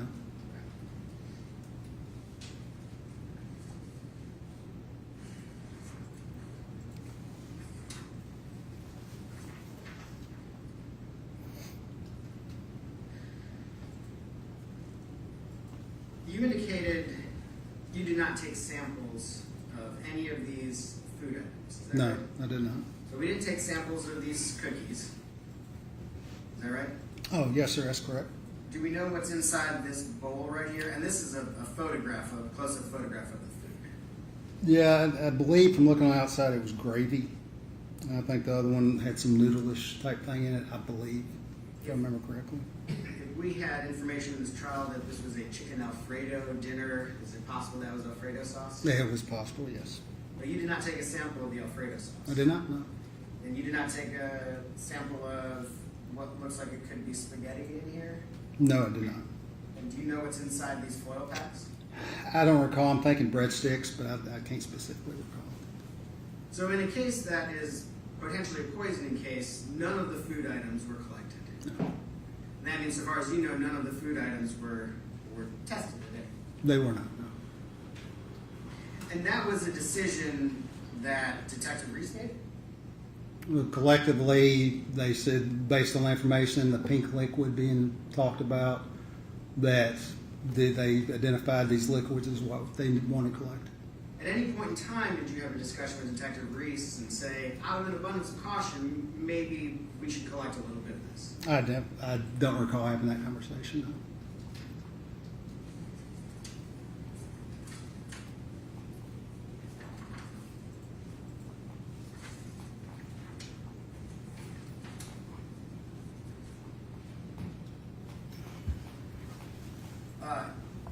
Just to orient everybody and the court reporter here, this is a picture of the island facing the sink. Yes. And next to the sink, do you see a sort of a pink cup with a top on it? Yeah. Yes, circled right there. Thank you. Do you recall ever looking inside that pink cup? I don't recall. That would be something I would have done, but I don't recall that. No. And my understanding is you did not collect that pink cup. I did not know. Do you recall ever having a conversation with Detective Reese about collecting that pink cup? No. Do you recall attempting to take any kind of swab or anything out of that pink cup? No. And just because we're talking about swabs a little bit, it is potentially possible at crime scenes to get very, very trace amounts of evidence from surfaces, from cups, from other places. Is that right? Yes. Sometimes, especially in drug cases, I mean, drugs can leave like very, very small amounts can be found places, right? Correct. And so that was not something that was ever collected or tested, so far as No. you know. No.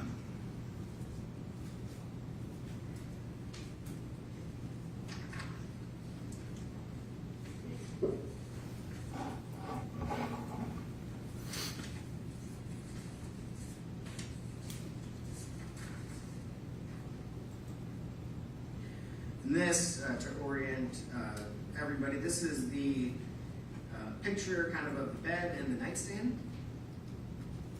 Is that right? Oh, yes, sir. And on the nightstand, I think it was mentioned earlier, there is another cup, right? That's correct. Do you remember ever looking or investigating the cup specifically? Yeah, I don't believe there was anything inside. Do you remember if you took a swab of the I cup? did not. Do you remember having a discussion with Detective Reese at any point in time about whether that cup should be collected? No. And so that was never an item that was collected or preserved or tested so far as you're aware. No. Similarly, this is we noted some kind of supplement or something on the bedstand. Mhm. Do you remember looking inside the supplement bottle?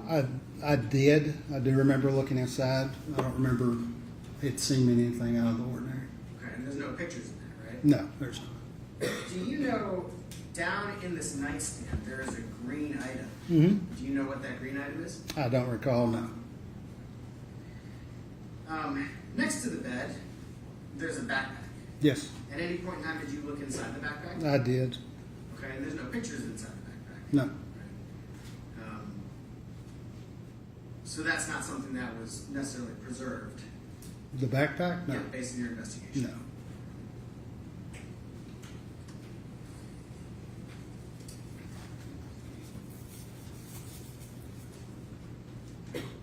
This window, and this is in the bedroom picture of the window. You indicated that the shades were down. That's exactly how it was when you got there. Yes. Do you know, when you look out that window, what you're looking at? I believe it's the balcony based upon a floor plan I've seen of those apartments over there. I believe it's the balcony. Do you know what is behind the apartment complex?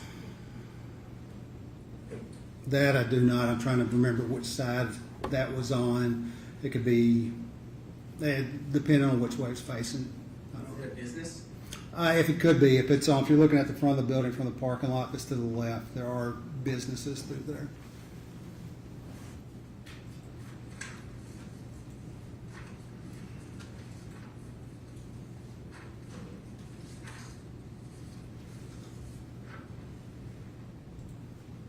This photograph of the closet,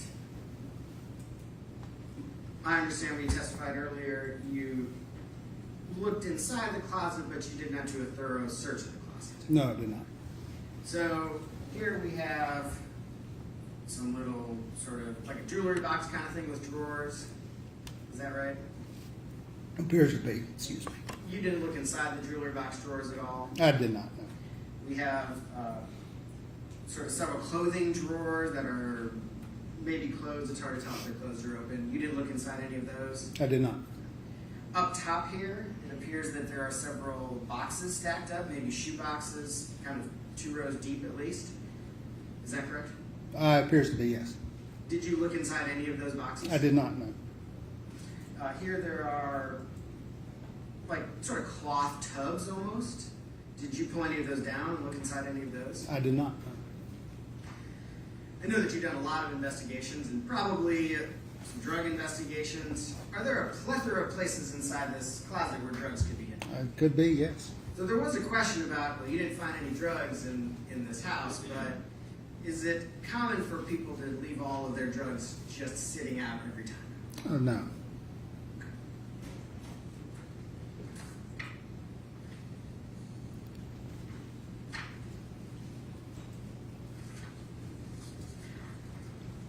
And this is a better picture of all the boxes that are up there, shoe boxes and stuff. Yes, sir. Just to confirm, you didn't pull down and look at any of those, right? I did not.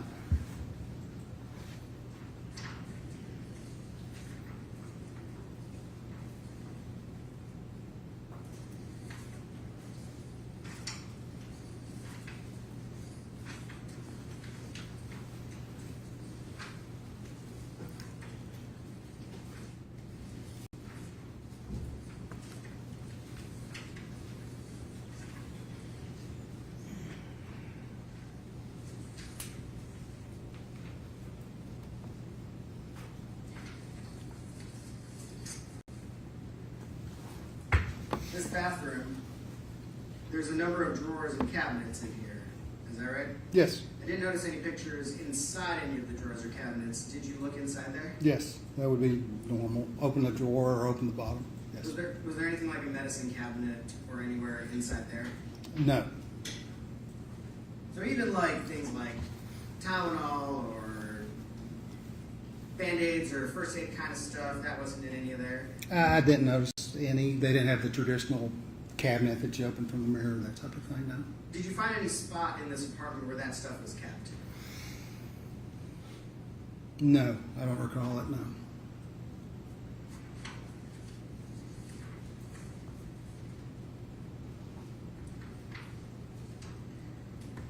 And here, and I think this is just a different angle, here we have like a cooler and some tubs, Mhm. right? Yes, sir.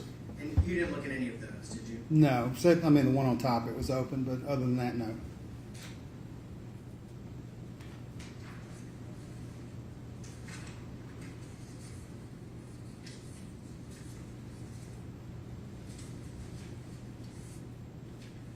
And there was one thing at the beginning.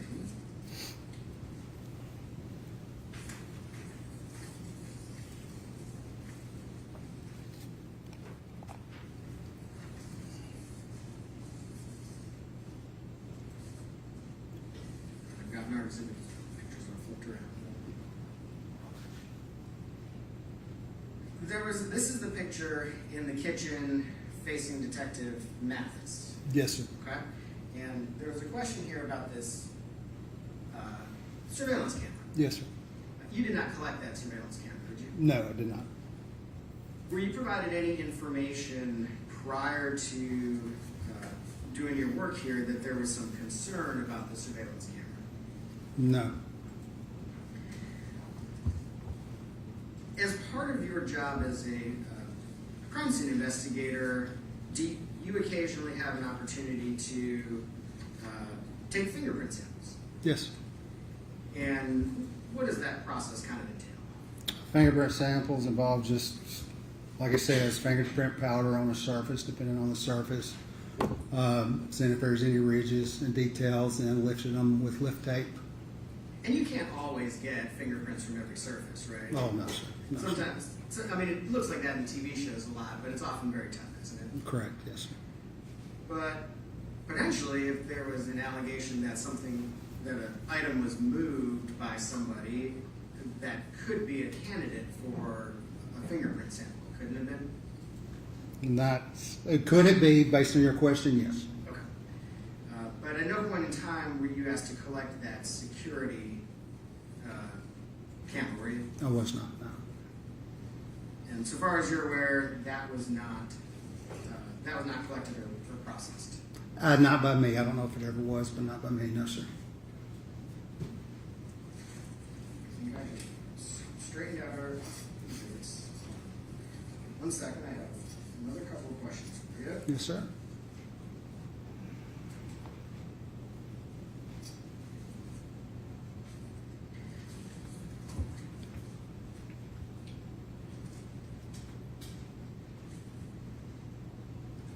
I'm going to show you what's been previously marked as Exhibit 25C.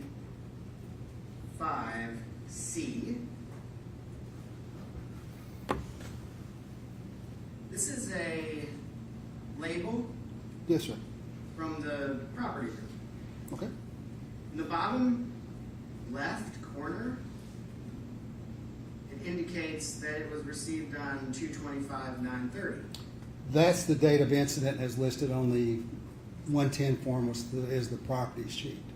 Because you have to list the date collected and the date of the incident. And that initial complaint number was for that date and time. I don't know why it's listed that way in the system. Right.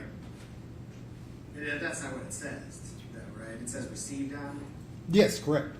and you don't know why it says that? No, no, sir, I do not.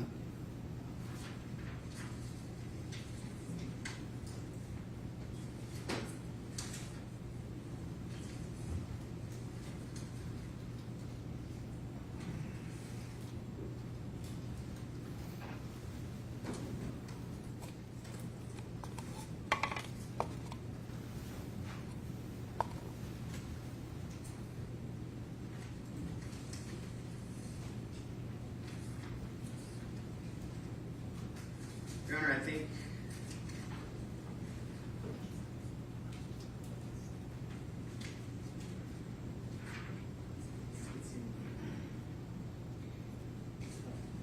when you received the comforter, was the washcloth in the same bag as the comforter? I believe it was, yes. Okay. Thank you. Those are my questions. Yes, sir. Thank you. Can you read the record?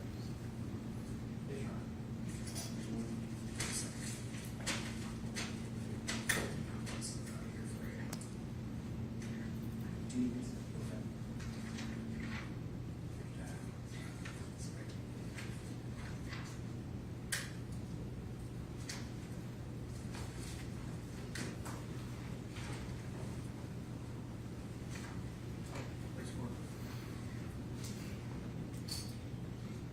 Like the same Officer Terry then, but.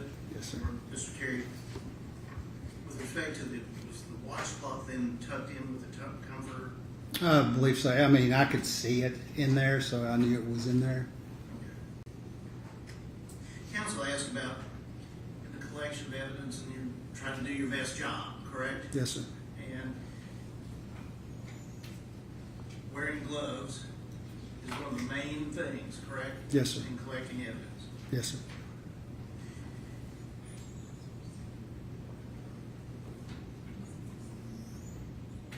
Asked about drugs and scenes of homicide. I believe you said was the previous caller you've been on was drug related? It was a death scene, and one of the things I recovered was, I believe it was a mirror that has some white powder on And have you worked overdose deaths? it. I have, yes. And at those scenes, do you see paraphernalia and drugs? Yes, if it's an overdose scene, generally the last drug they took or a portion of it or the packaging of it is going to be right there. Anything like that whatsoever in this scene? No, sir. The counsel asked about the backpack that you looked in. Mhm. Do you remember what was in it? Was anything? I don't recall. It was nothing that stood out of being of value, so I don't recall what was in there. Okay. Now, one thing as well, it goes back to kind of doing the best job with gloves. Unlike TV, perhaps, but do you wear like biohazard suits? No. I mean, there are certain criteria and protocol where we would, but 99.9% of the time, no, we do not. Okay. And were you wearing one of those suits, biohazard suits, at the previous incident that you went to? I was not, no. All right. And at this scene? No, I don't sir. have any pictures of you. No, sir. Okay. And did you change clothes from one scene to another? No, sir. And one of the things about wearing gloves, would that be to try as much as possible to avoid contamination? Yes. All right. In can that possibility be 100% humanly eliminated from any scene? No, we can try our best to make it as unlikely as possible, but I cannot make it where it's impossible. I believe you said that folding the comforter into a bag is one of the typical things. Very difficult, yes. And as you're doing that, do you have to? You try your best not to make any direct contact with the comforter for a lot of different reasons. One, you don't want to contaminate it, anything on it. So it's one reason I don't. The more things are handled, I think I don't want to mess anything up. And two, in a situation like that, I believe when I folded that up and put it in, I needed assistance from one of the other crime scene investigators to fold it up. Generally, you're holding it outside your body, trying to fold it up, roll it up in a correct way, in a tight enough way to make sure you can get it in the mouth of that sack. If not, there are tools there we have to actually build our own bags for these comforters. Going back to do the best you can. Yes, sir.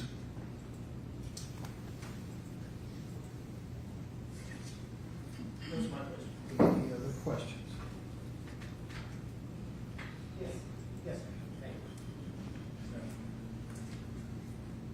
I know that this is not like everyone's wearing a biohazard suit for your part of this, but you were aware the scene was contaminated before you even got there, right? Well, it depends. What's your definition of contaminated? Well, it was in one of the detective's reports. I think that's his word. That's which detective, and that's a term. Somebody just being inside to collect an article does not automatically mean contaminated scene. You look up any definition of crime scene contamination, if you can find one, and most everything in there has to deal with unintended transferring of physical or biological to a scene, or the unintended alteration of a scene. Their act was purposeful. It was as the best way they knew how because they thought it was their only option. You don't know if contamination occurred, do you? I do not know, but you can't. That in of itself does not automatically. Somebody's presence there does not automatically go. That's contamination. Gotcha. But it could have been. Could have, yes.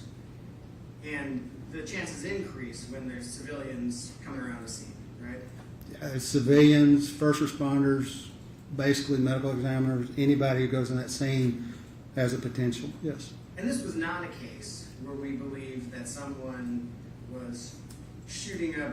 We had information someone was shooting up drugs, and there were needles and a bunch of drugs laying out. That wasn't the allegations, right? No.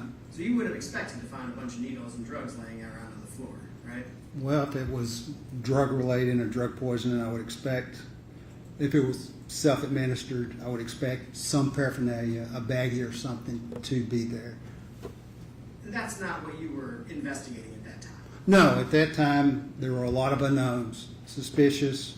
I believe all I knew at that time was pinkish liquid, the phone conversation that was had between Miss Denny and her friend, and that she was transported on life support. Believed it was poison, in this case a drug. That's why I labeled it as a possible unknown drug on the vials I collected. That was the extent. And despite all those unknowns, there were still at least 2 cups you didn't collect, right? Yes. And several items of food that you didn't collect, right?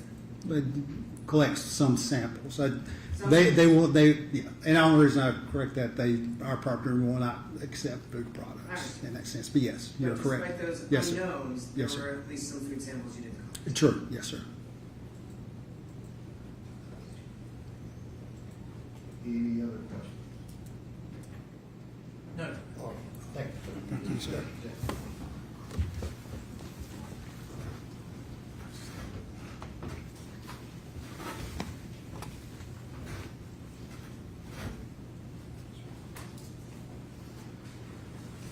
All right, ladies and gentlemen of the jury, if you'll step down the hallway, we'll take a short break.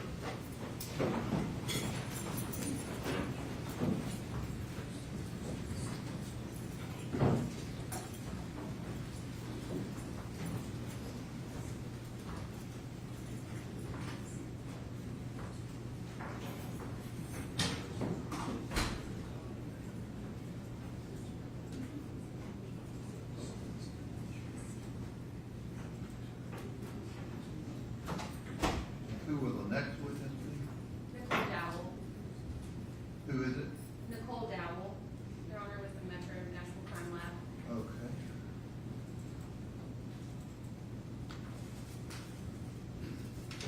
And you're requesting her introduce what? I'm sorry. You're requesting that she introduce what? She's gonna look at states exhibit 17 through 24. Okay. All right, we'll be in a 15 minutes.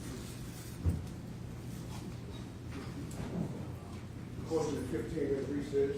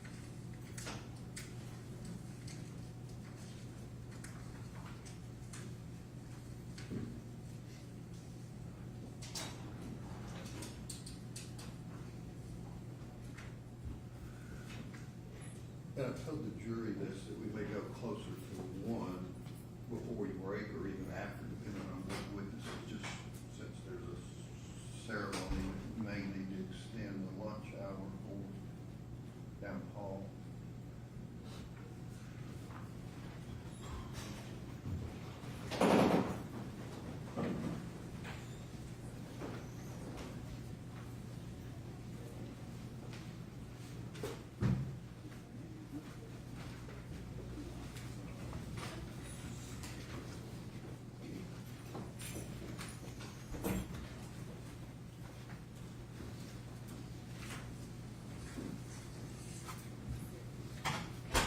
All right, Jill steps up, raise your right hand and Do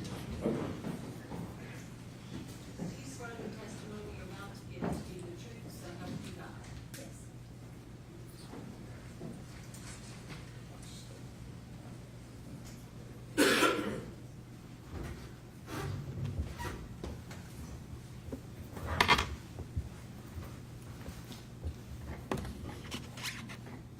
Okay.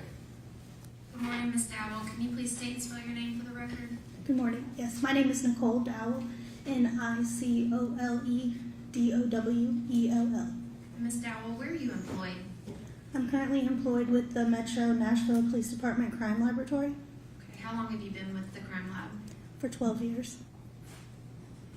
What is your current assignment at the crime lab? I'm a forensic scientist in the Drug Identification Unit. Okay. Can you walk the jury through your history at the crime lab and what kind of positions you've held? Sure. I was hired in 2014 as a forensic technician, and then in 2015 I was promoted to a forensic scientist. Okay. Can you describe your job at the crime lab? Yes. My job is to analyze submitted evidence for the absence or presence of controlled substances. And what kind of training have you had for your job? I had to complete an internal training program that consisted of assigned readings, lectures, observation of senior scientists, practical exams, and a competency exam. Okay, what's your education background?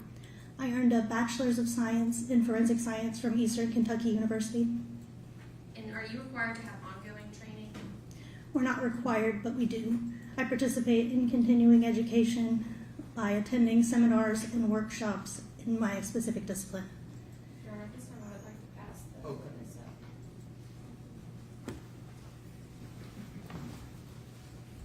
Thank you. Ms. Dowell, what did I just hand you? My CV. Okay. Have you ever testified in court as an expert in drug ID? Yes, About how many times? approximately 8 times. Your Honor, at this time I would like to tender Ms. Dowell as an expert in drug ID. Any questions? Okay.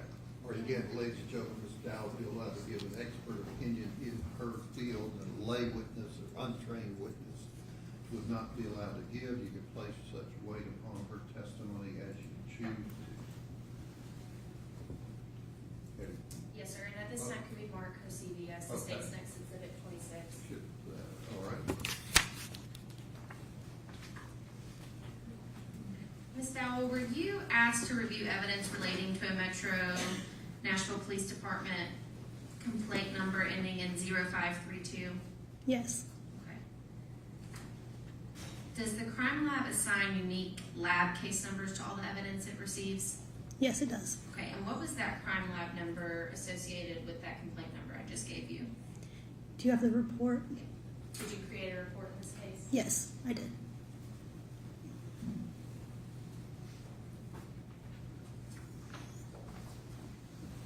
Thank you. The crime lab number is CL-23-001060. And what type of evidence did you receive from the police department for this case?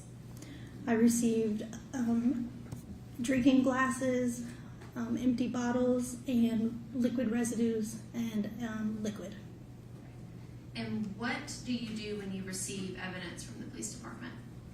When I receive the evidence from my evidence receiving unit, I take it back to the unit, I photograph the evidence, then I open, inventory the contents, collect weights, sample, and then start performing my testing. Ms. Howell, where's the crime lab located? It's located in Madison Precinct on the second floor. Your Honor, at this time, I would like to show her state's exhibits 17 through 24. Okay. All right, we got all of them. Yes, sir. Now, if you could just look at all of the pieces of evidence Mr. Evans is gonna hand you and say whether or not you reviewed this evidence. Okay.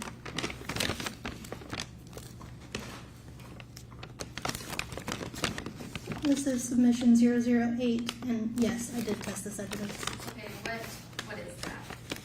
This is a clear drinking glass, and I can tell that I tested the evidence because of the evidence tape and my initials and the date.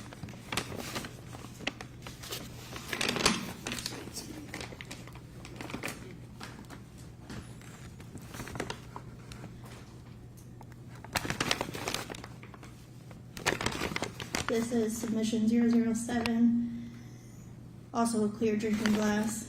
And again, I have to see the crime lab tape with my initials and the date on it, so I did test this out.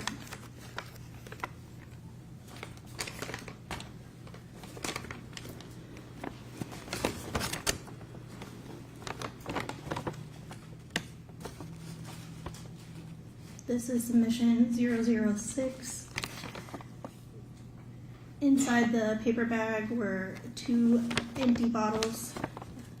I also can see the yellow crime lab tape and my initials and date, indicating I tested this item.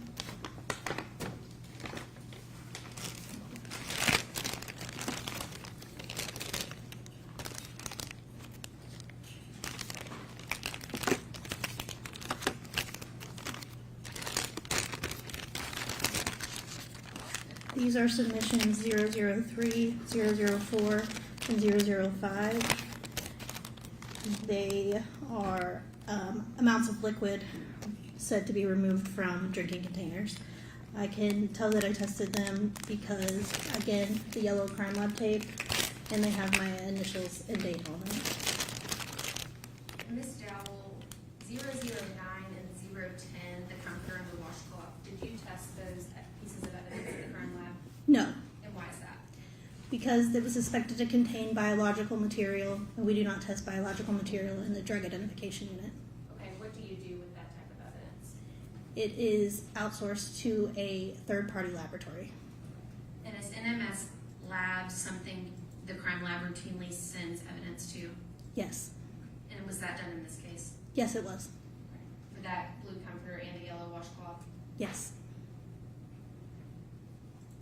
And Ms. Dowell, were these pieces of evidence given to you in a sealed condition? Yes, they were. Okay, would you accept them if they were not sealed? I would make if they were not sealed, a note would be made in my case file and it would be included on the report. How is property stored at the crime lab? When it's received into the crime lab, it's stored in the evidence receiving unit in one of their vaults until an analyst has been assigned. And then once the scientist or analyst is assigned the case, they notify evidence receiving unit that they'd like to pick up the evidence. Then custody is transferred to the scientist and they will take the evidence back to their specific unit, so drug identification unit in my case, and then it will be stored in the drug identification vault, inside of my personal storage locker until I'm ready to perform the analysis. And Ms. Dowell, you are not an expert in toxicology, is that correct? That's correct. As part of generating your report in this case, does the report contain weight and the results of your testing?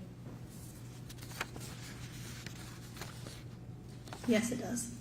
Can you walk the jury through what type of testing you did for the pieces of evidence you tested? Yes. So 2 tests are required in the drug identification unit. Both of the tests that I performed on each piece of evidence involved a technique called chromatography. Chromatography allows you to separate components of a mixture. To do that, you employ a stationary phase and a mobile phase. The stationary phase remains still throughout the whole testing process, while the mobile phase, which is typically a gas or a liquid, flows over the stationary phase. Thin layer chromatography is a preliminary test that was used in this case. A glass plate coated with silica is the stationary phase. The sample is then spotted onto the plate along with a solution containing known drug standards. That plate is then placed in a solvent system. As the solvent rises vertically up the plate, separation occurs. This happens because some of the components of the mixture react differently or more strongly to the silica. So if they react more strongly to the silica, they will not travel as far up the plate. If they don't react as strongly, they will travel further. Once the solvent reaches the top of the plate, it is removed and placed in a visualization tank containing iodine. Iodine vapor allows us to visualize those spots. And then we can compare the unknown sample spots to the known sample spots, standard spots, excuse me. The confirmatory test used in this case is called gas chromatography mass spectrometry, or GCMS. It is two separate instruments that are combined together. The gas chromatograph, again, allows for separation of components in a mixture. So in this case, the sample is injected into the instrument where it is vaporized, so it's now in a gaseous phase. It flows through a column, and that column has an internal coating, which is the stationary phase in this case. So a column, you can think of it like a long, thin straw. So if the inside of the straw is where the coating is. The mobile phase, in this case, is helium. It flows through the column and helps the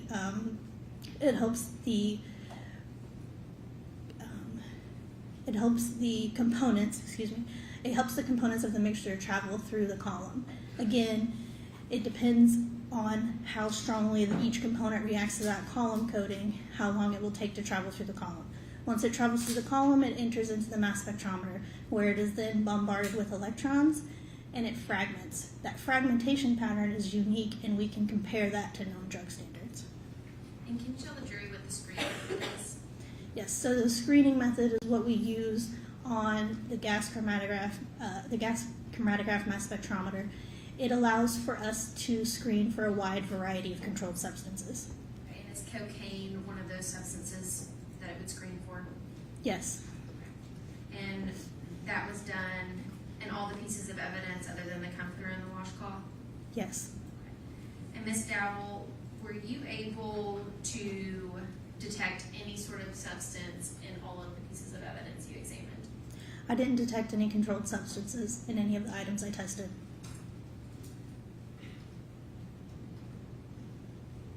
Your Honor, if you'll give me 1 minute. Okay.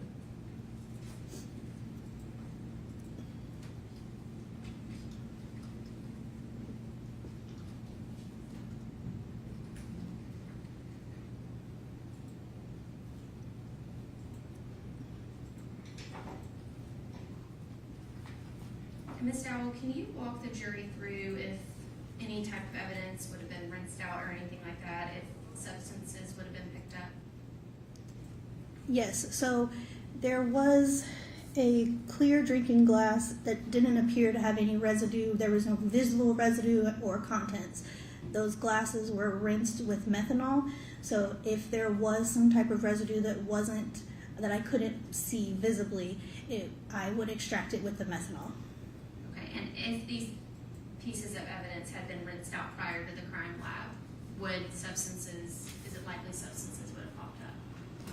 If they had been rinsed prior to coming into my possession, Yes, ma'am. I can't really speak to what happens to it before it comes into my possession.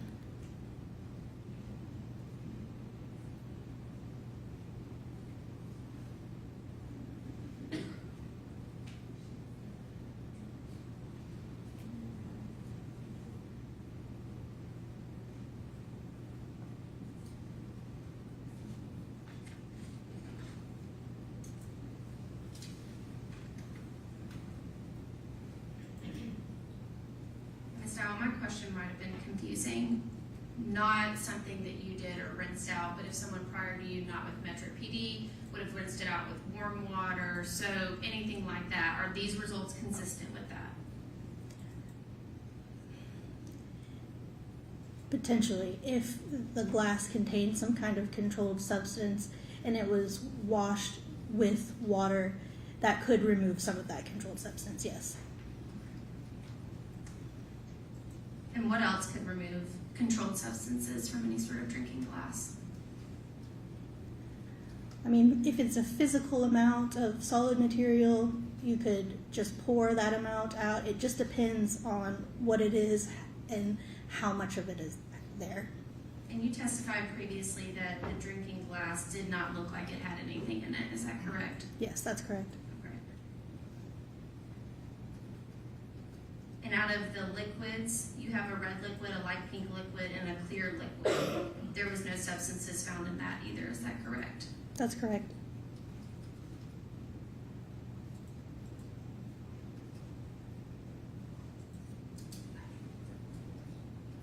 And those were from the actual bottles, correct? You tested the bottles Yes, I tested both, the bottles and the liquid. and nothing was Correct. in either bottle, the drinking glasses, or the liquid. Correct. Your Honor, if I could admit Ms. Dowell's report as the state next exhibit 27. Okay. Helps.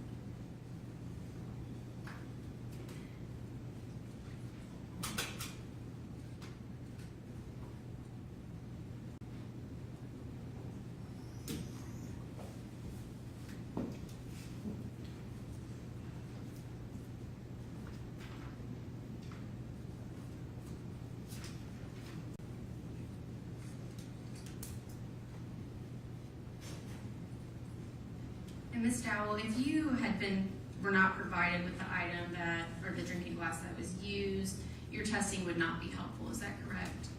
With this controlled substance in it? It would not have been detected? If I was not provided with the drinking glass, Yes, ma'am. I'm sorry, I don't think I understand the question. If a drinking glass had contained a controlled substance, but you were not provided with that drinking glass, your testing on the other two would not have been helpful, is that correct? Correct. Okay. And if the controlled substance had been in the clear drinking glasses, the two you were provided with, that had been rinsed out with water, warm water, cold water, soapy water, it would have removed, it is possible and highly likely that it would have removed that controlled substance. Yes. All right, I'll over the objection, she's answered it. Any other questions?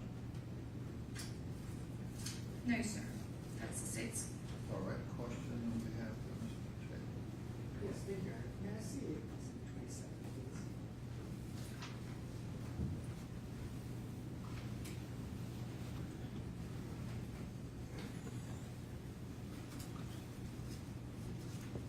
Good morning, Ms. Dowell. Good morning.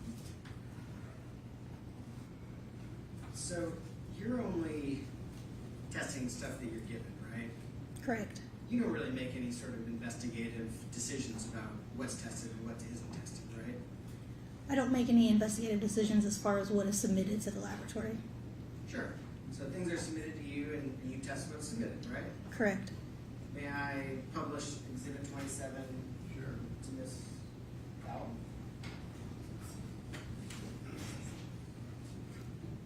And this is your report that has been admitted as Exhibit 27. You identified it? Yes, can you scroll to the last page where my signature is, please? Oh, yeah, sure. That's your signature there? Yes.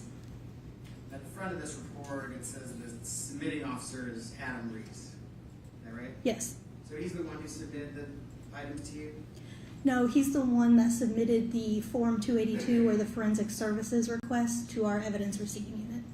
Oh, so he makes the request as to what gets tested. In this instance, yes. Okay. I noticed on here, items 7 and 8, there's a clear drinking glass, item 7, right? Yes. And then item 8 is identified as a clear drinking glass with light pink residue. Is that kind of your description of it there? Yes, that's my description. Is that something where you described a process where you kind of do a rinse? Correct. Is that a process where you would do the rinse in that glass? Yes. And then you would test whatever comes out of the rinse to determine if there's controlled substances? Yes. And in this situation, there were no controlled substances found in any of this, right? That's correct. And there were some questions asked by the state. Isn't it possible that some of these glasses were washed and maybe that's why you didn't find anything? That's kind of what was asked, right? Yes. Is it also possible that there were never any drugs in these glasses? Yes, that's a possibility. Thank you. Any other questions? No, sir. All right, thank you. You can step down and be excused. Who's the next one? The next witness is Detective Tom Miller. He is going to be a bit lengthy, and there are some things that I need to show to defense counsel prior to him testifying. Okay, is there someone else to call? The next person is Dr. Carney, who is the expert, and he has to testify before her, so no. What do they not have? Well, from yesterday's testimony, there were some additional exhibits that were added to his testimony, and so I need to show them to them before we put them up.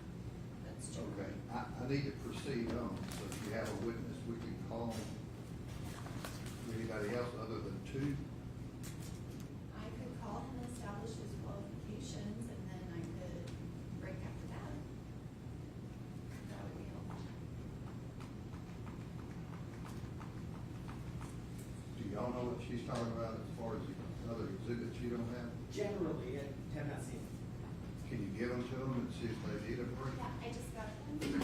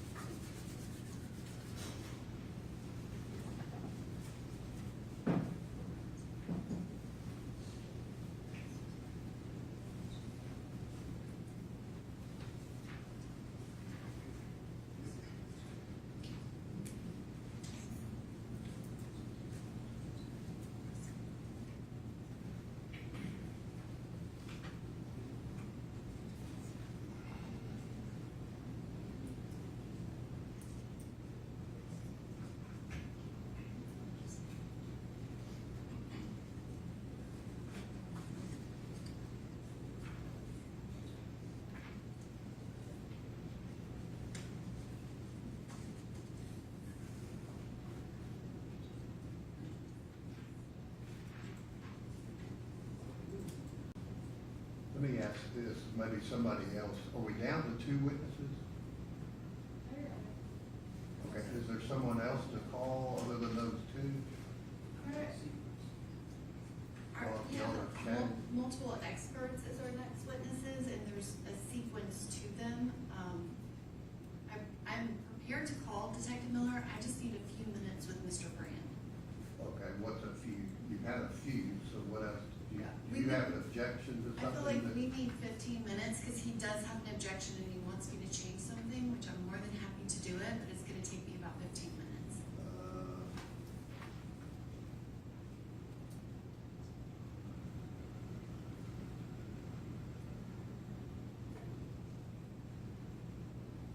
So there's no other civilian witnesses that you plan on calling? I do, but again, I need the other two people to testify first.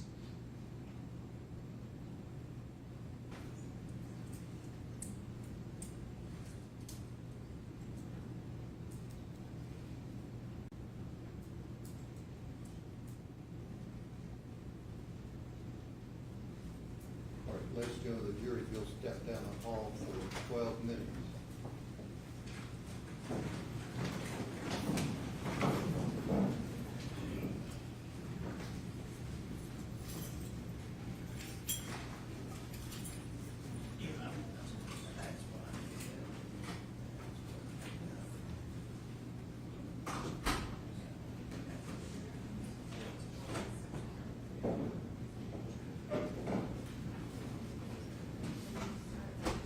What is it that the state's wanting to introduce that the feds hasn't had access to?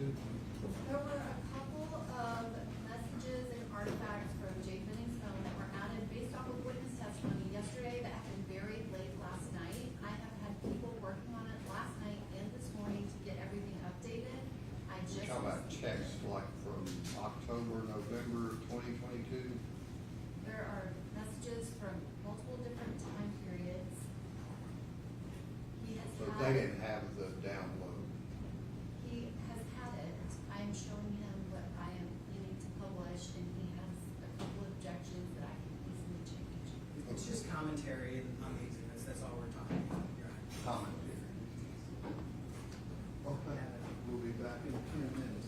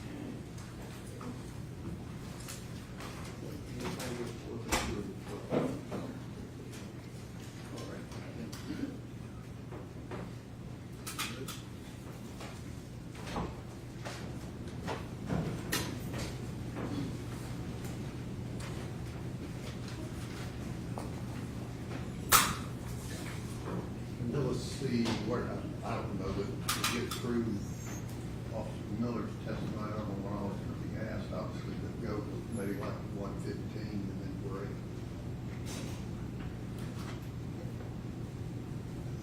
I'm sure the clerk will stop you when we get to that. But I will try to. Yeah, I keep mean, an eye you on have to time, try to so. pick a time that makes sense before you get into something else. Thank you.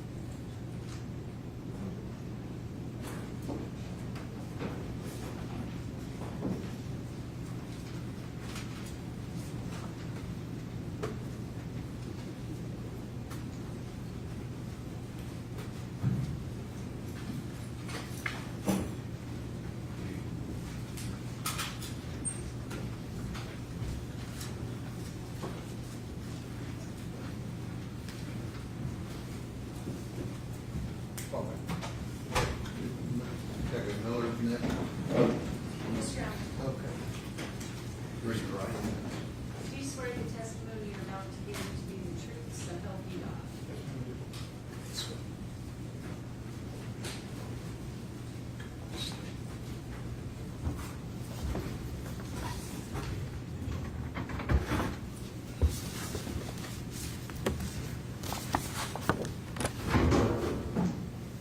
Detective Miller, could you please state your full name for the record? Thomas Miller And Detective Miller, where are you currently employed? with the Metro Nashville Police Department. And what is your current position with the Metro Nashville Police Department? I am assigned to the Surveillance and Investigative Support Unit. And what does the Surveillance and Investigative Support Unit do with the Metro Nashville Police Department? Our primary role, or my primary role within that unit, is digital forensics. So I'm tasked with extracting or imaging data that resides within digital evidence, then processing that, analyzing that, and providing that information to the investigator of that crime. And does that include analyzing cell phones? Yes. Is that kind of a primary focus of your day-to-day That is a, activities? yes, that's a majority of the type of evidence that we receive in our computer lab, our digital forensic lab. And how long have you been in that position with the police department? 3.5 years. And prior to being at SISU, what did you do before that? I started in patrol, as all police officers do. After a few years, I became an adjunct firearms instructor for our academy, where I taught firearms and tactics on a temporary basis, just while we had trainees in the academy and actually learning there in the academy. I would be assigned out there temporarily during their firearms portion and help instruct that. Then in 2019, I was assigned out there full-time, where I was our department's lead firearms instructor for a period, and then I was assigned to our armory, where I was in charge of issuing, maintaining, and repairing all the different types of firearms that we have and issue to our officers. So you have a varied background. Can you describe specifically your training in digital forensics? Yes, so it's a constantly evolving world, digital forensics. You guys all have cell phones, so we know that new cell phones come out on the market all the time, and then on top of that, it seems like we're getting a new update for our phones every week, a couple times a month. With every new make and model, with every new operating system, there's new bits and pieces for us to learn as investigators. So you're really a constant student is the best way I can describe it, is that things evolve so much and so quickly that we're constantly having to learn. I've had over 300 hours of coursework material and instruction. I've also had 3 years of working with tenured experts in this same field that oftentimes I would argue is better than in-classroom instruction because you have just one-on-one education, people that have been doing it for years and decades. So that's kind of a bird's eye view of my education in this field. Do you have actual certifications in digital forensics? Yes, I have a number of them. And I guess, can you estimate how many, did you train with other experts in digital forensics kind of at the beginning of you getting involved? I did, yes. And approximately how many devices have you analyzed? Hundreds. It's hard to put an exact number. Approximately 1,000 devices come through our lab every year.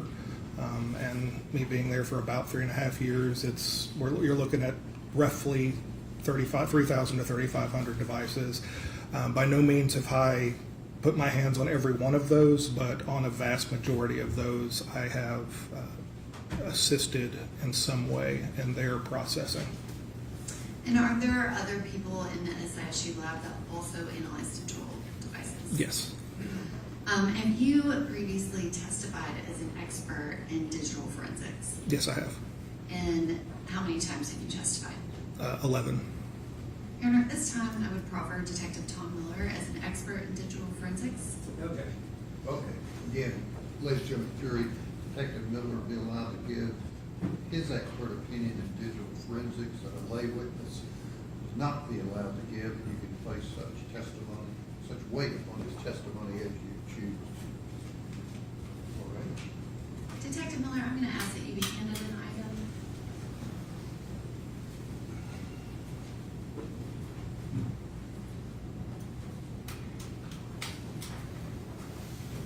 Thank you.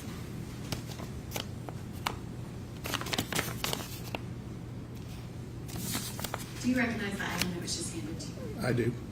And what is that item? This is Jade Benning's cell phone.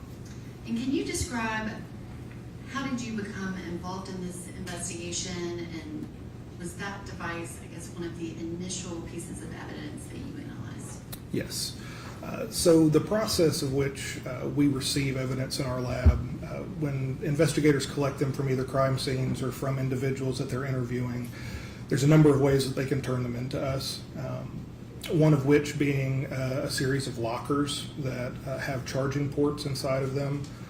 And they can insert the phone into the locker, plug it up, make sure that it's charging, lock the phone up inside of that locker with a chain of custody form and the appropriate paperwork.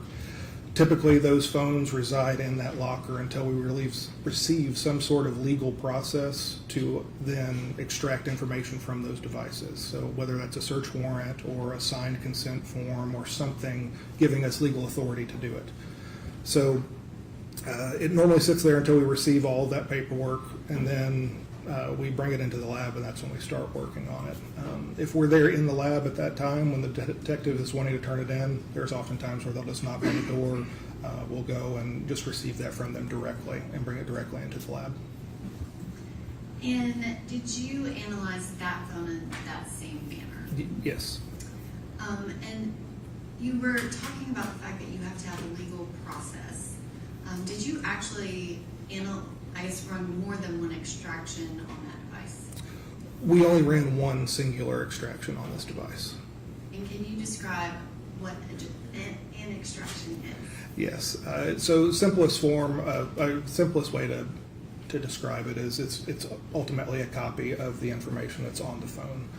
We have a number of pieces of hardware and software that have exploits that can break into phones, but also when you have the password, it makes things a lot easier, a little bit faster.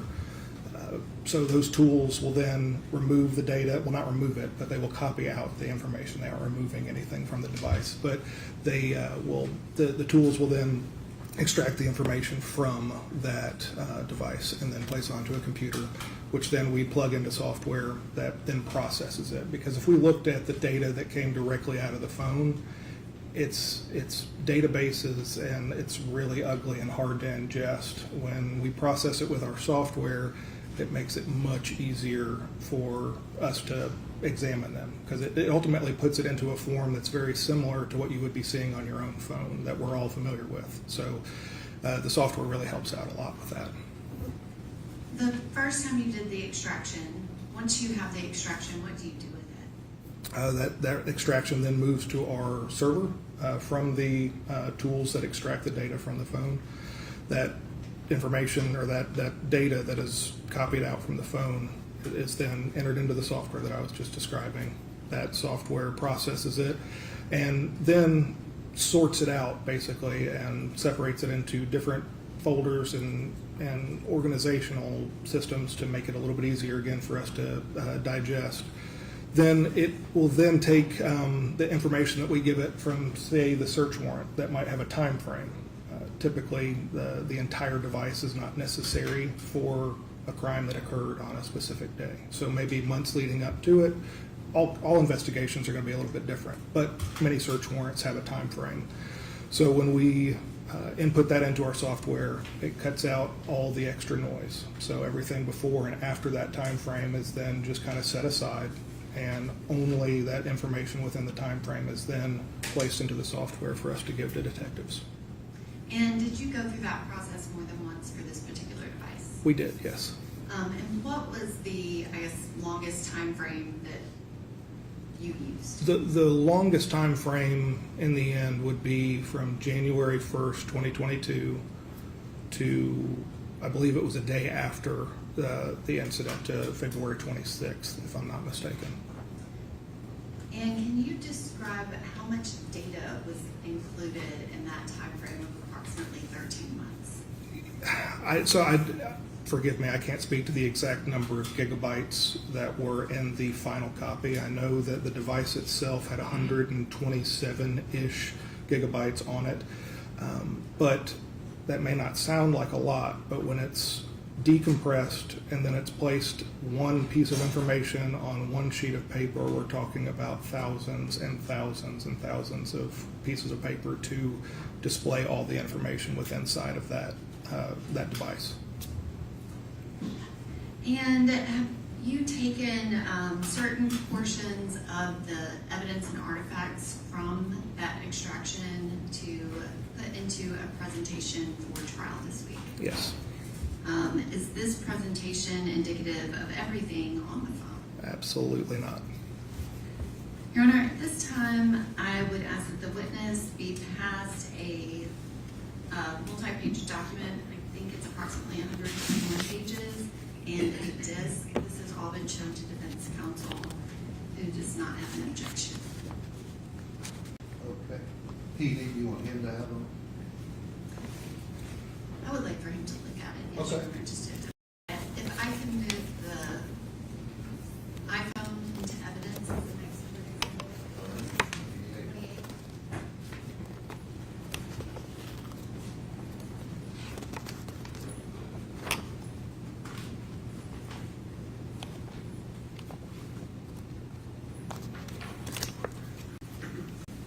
Detective Miller, do you recognize kind of the content of that document? Yes. Okay. I'm going to ask that you retain it, and then it will be entered as an ex-numbered exhibit, which I believe would be 29.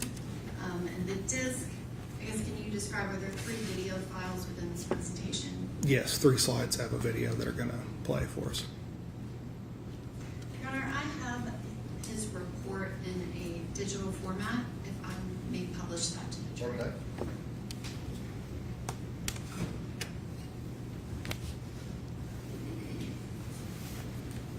Detective Miller, this is the first page of that report. Can you describe what we're seeing?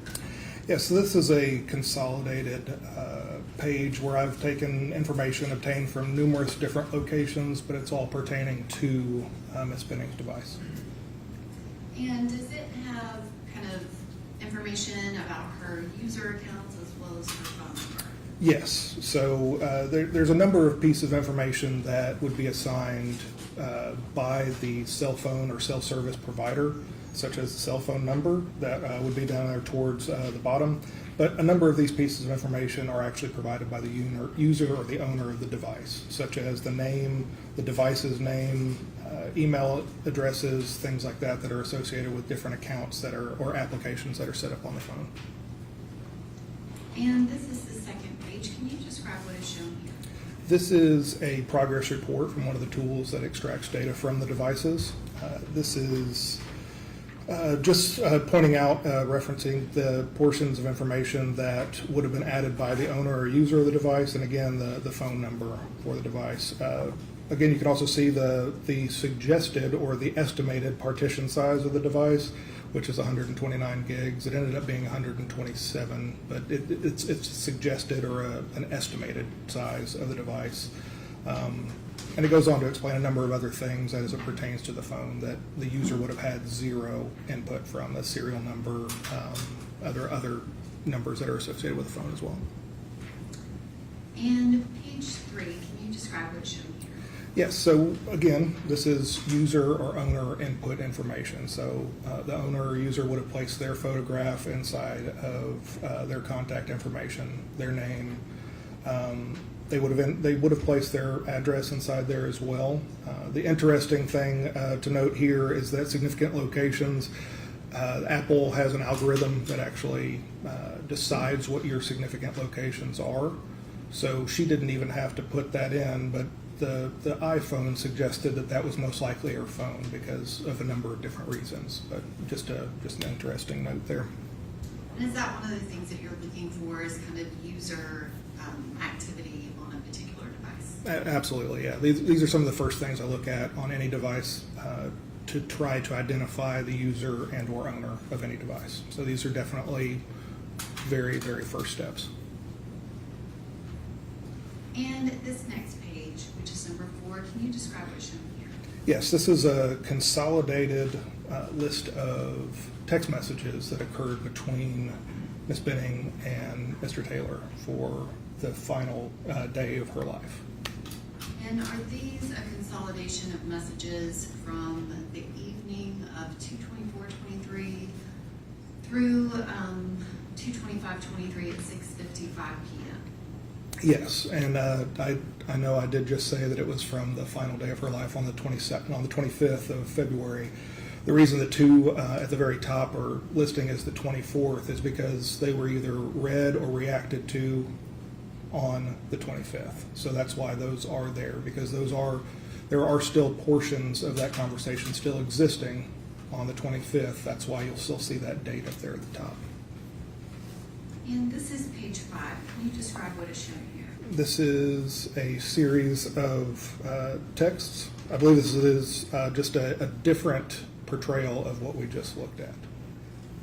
So just like you would look at on your own phone, all the conversation that you would be submitting, all the text that you would be submitting in the conversation, they'll be residing on the right side of the screen, or at least extending from the right side of the screen, and those responding to you or who you're talking with is going to be extending from the left side of the screen. So very similar to what we're all used to, and this is one of the reasons the tools that we use are so helpful, just for everybody to understand a little bit better.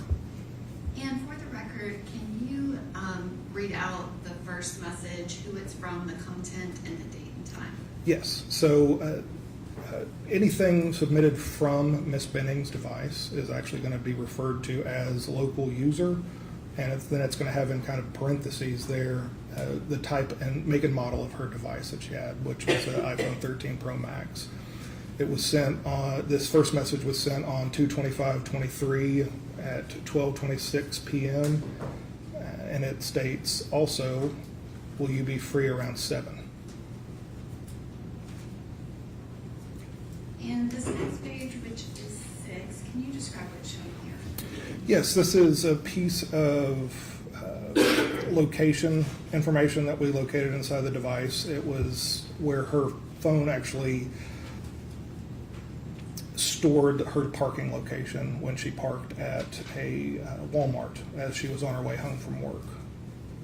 And that was at 4:05:48 p.m., is that correct? Correct, yes. And I am going to go back to slide 5. Is that kind of that time frame of the last text that she received from Mr. Blaise Taylor. Correct, yes. And this next page, which is number 7, can you describe what's shown here? Again, it's a series of texts between Ms. Benning and Mr. Taylor, spanning from 4:27 p.m. to 6 p.m., or around 6 p.m., I'm sorry, 6:03.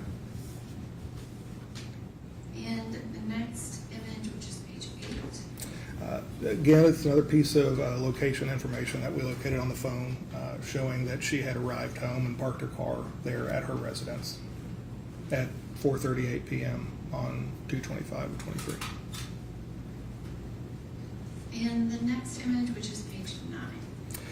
This is where we start going into a timeline, and it's not necessarily a step-by-step timeline. So we're not showing every single thing that occurred in her phone, because if we really showed that, we'd be here all day. Because a lot of things happen under the hood, and when we're looking at it, we're looking at more of what she was doing on the phone, what she was using, or what application she was using, who she was conversing with, and things of that nature. So this is kind of a bird's eye view of what she was doing at her apartment with her device for that evening, starting at around 6 p.m. And she receives a text message at 6:02 p.m. from Jerry's Porter, and then she sends a text message at 6:03. Can you read out the content and the date and time of that message? Of the 6:03 message? Yes. Okay. It says, "Let me know whenever you are headed this way." And the next image, which is page 10. Can you describe what's shown here? Again, we're continuing on, and it's not going to be a minute by minute, just because we aren't necessarily doing something on our phone all the time, or at least most of us aren't. At 6:08, she received an email from one of her subscribed email groups that is subject is titled "Your Pregnancy, Week 23, Day 5." Then she receives a text from Mr. Taylor at 6:26 p.m. That states "okay," and then receives another text from Darius Porter at 6:43. And the next image, which is page 11, can you describe what's shown here? This is a post that Miss Benning posted to Instagram. Appears to be a picture of what she was cooking that evening, with a phrase that she placed on top of the photograph saying, "If you know, you know." And can you describe the artifact information and what the created date and time, as well as last access, last modified date time, kind of what that means? Yes. So depending on the application that was utilized to take a photograph, because we know that we can take a photograph with the typical camera application on our device, but many social media applications access the same camera tool, but you're actually taking that photograph with another application, if that makes sense. So when that's done, there's a number of things that certain applications will hold on to with that picture, and it will say it was taken on this date. Sometimes it'll say the location the picture was taken. Sometimes it'll say if the photograph was edited, so on and so forth. Number of different things that different applications hold on to. Typically, social media applications scrub a lot of your personal information to protect you as the user. So it doesn't have location information typically. So you're not posting that kind of stuff to the world to where somebody viewing it can say, "Oh, she's at home," or "He's at home right now," or "He's at work." So it's a security feature that the social media applications have. Ultimately, photograph was taken at 6:10 p.m. When it's last modified, that could be when she posted it, that could be when she edited it, if I could speak, I'm sorry. And those also could have been done at the exact same time, that as she was looking at the photograph that she just took with the application, she edited it and then posted it right after. So difficult to say exactly, but it's something along those lines. And the next image, which is page, sorry, I need to go back. So we were just on 11, so this next one is page 12. Can you describe what's shown here? Yes, this is a series of messages from Instagram. And can you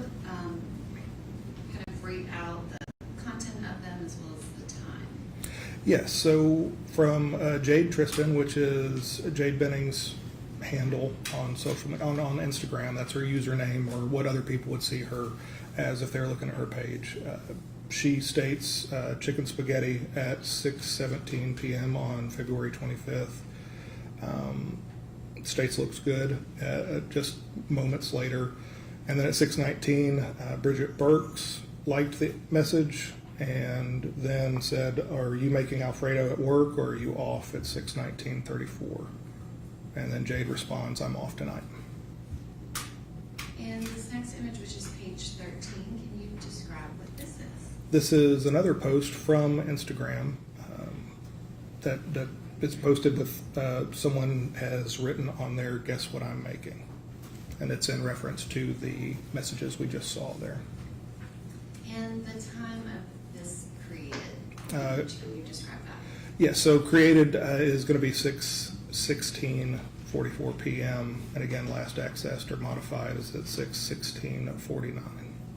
And can you describe, is there data within this artifact where you are able to tell if this was something created by Jade Benning or created by Bridget Burks? So it's difficult when some applications require internet connection and communication with that application's servers wherever they reside. When we have a device in our lab, we are disconnecting them from the outside world to preserve the data ultimately. So whether that's putting them in airplane mode or taking the SIM card out or a number of different ways, we are disconnecting them from the internet. So there's a number of things that are stored only on the servers for social media applications. There are some things that are stored on the device. They don't always coincide with each other. So when we disconnect them from the internet, there's a lot of things that we lose the ability to see, I guess, is the best way to explain it. So without serving Instagram or Facebook or Snapchat or whoever the social media service is, without serving them with some sort of search warrant and them providing us information that's on their server, we're limited to what's only on the device. Did you have additional information outside of the artifact information, the extraction from Detective Breeze about this particular photo? About this photo, yes. And what was that information? That it was submitted, that it was posted by Jade's mother. And the next image, which is page 14. So this is a series of Snapchat messages that were sent by Jade to a series of individuals starting at 6:44 well, I'm sorry, they were all logged at 6:44 p.m. She sent 3 messages via Snapchat to the listed individuals there. And can you explain Snapchat messages as it relates to finding artifacts on a mobile device? Is that something that is consistent, or how does that work? It's very haphazard. It depends on user settings. It depends on how quickly we get a device after the conversation occurred. It depends on how many people were involved in the conversation. And again, this is another one of those applications like I was just referring to.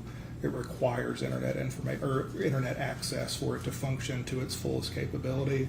So again, we're limited to what we see on the device itself. And so, depending on settings, there can be additional Snapchat messages that you wouldn't find on the device. Is that correct? Correct. Snapchat inherently is kind of designed as a security-based messaging system that if one-on-one you're having a conversation with somebody, those messages evaporate fairly quickly. When you start adding people to the conversation, those numbers change slightly, but ultimately they're designed to evaporate. And if you're looking at a particular time frame and user activity, are there other databases within the extraction that you can look at user activity so that you can see if they were accessing the app? You might not be able to see what is happening within that app, but you can tell if they accessed it. Yes, absolutely. There's a number of different databases. Well, ultimately, iPhones are running off of a series of databases. That's it. If you really boil it down, that's every application is its own database. If you look at an iPhone and their extractions, there are certain databases that Apple has created to monitor the use of the devices that are out there in the world. Apple does this for selfish reasons. They like to learn what we're doing as users, but they also are using that information to make better software, to make better hardware, and things of that nature. So a lot of those databases have a lot of good information that we will use in investigations. The other good thing is that none of those databases can be altered by the user. Some can be altered by the user, but not these databases that I'm referring to. And the next image, which is page 14, can you describe what, I'm sorry, 15, can you describe what is shown here? Yes, so this is referring to a series of photographs that was taken with Jade's device over about a 1 minute period, and it's of the table that she set with the crafts and things that she was also planning on utilizing for the evening. So it's just kind of a pre-event photograph, I guess is a good way to explain it. And does this photograph include what appears to be some type of Alfredo Yes. as well as rolls? Yes. And can you just give the first image what the created date and time is, as well as the last one in that set? Yes, the created date and time on the very first photograph was on February 25th, 23 at 6:47:26. And the last one is same date at 6:48:07. And the first image is labeled file name img_3406.jpg. Is that correct? Yes. And this next image, which is page 16, can you describe what's shown here? It's just a higher resolution version of the one we just looked at. And this next image, which is page 17, can you describe what is shown here? So, as I was referring to earlier, depending on the application that takes a photograph, a ton of information can be stored within that information. We have a created date, we have the size of the actual image itself, original width and height, so if it's ever modified or cropped out, we can see if it is smaller, in fact, we can see that it was larger and there might be something more that we need to look for. This one has location information as well, which indicates that the photograph was taken at Jade's apartment, along with the make and model of the device that it was taken. Just lots and lots of information that's stored just for that one photograph. And this next image, which is page 18, can you describe what's shown here? Again, ultimately a wider angle view of what we just looked at. So kind of taking a picture of the entire countertop there or island that has, again, all the arts and craft and the dinner that Jade has prepared for the evening. And is this the image that ends in 3407? Correct, yes. And the next image, which is page 19, can you describe what's shown here? Moments later, another photograph labeled IMG_3408 is, again, just from a slightly different angle, but ultimately a very, very similar photograph to the last. And the next image, which is page 20. Again, moments later, this one ending in 3409 from the opposite end of the countertop, but ultimately the same photograph. And the next image, which is page 21. Ending in 3410.jpg, basically the same picture again, just a whole series of them. And this next image, which is page 22. So this is one of those photographs being shared with an individual saved in her contact list as B. This was sent at 6:48:26 p.m. And can you explain what the, I guess, kind of object is under the message column for that communication with B? Oh, under the additional detail, yes. So the software is only as good as it understands what Apple operating system is, how it's reading it. So as any software exists in the world, there's constantly updates. Things are altered slightly, databases are altered slightly. At this time, so that being said, there's constant cat and mouse games of our software and our hardware being able to catch up and do and understand everything that iPhone is currently running at that time. So it's always a cat and mouse game.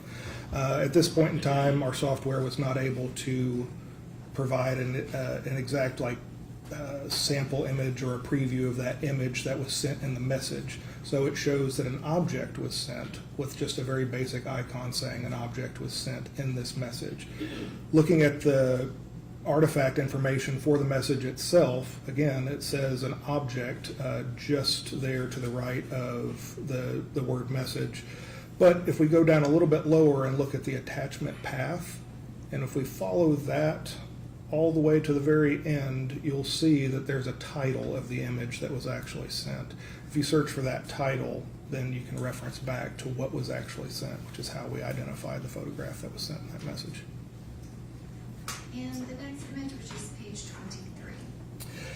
23. Between 651 and 655, a few text messages are shared between Blaise and Jade. Mr. Taylor, I'm sorry, can you describe the content of the messages? yes, on 2/25/23 at 6:51, message was sent to Jade from Blaise that states "on my way," and roughly 4 minutes later, Jade loved that image or hearted that image, or that message. And what else is included on this page 23? At 6:55 p.m., Jarius Porter received a message from Jade. And is it received or sent? So, Oh, she said. yeah. I'm sorry, I said that in a confusing way, but she submitted a text to him. She sent it to him. And the next page, which is 24. I'm sorry. So this is a phone call that was an incoming call to Jade's phone from Mr. Taylor's device. And can you give the date and time? It was at February 25th, 23 at 6:59:49 p.m. And what was the call duration? It was 10 seconds. I'm at somewhat of a stopping point if it is Okay. time for the board. All right, ladies and gentlemen, I appreciate you going a little further. I think the court staff told you about an event that the court needs to go to just briefly down the hallway, and that will be also during the time you break for lunch. So remember what I said about not discussing the case, forming any opinion about it or other admonitions. We'll get back here, just say around 2:20, 25, something like that. You'll step down the hallway.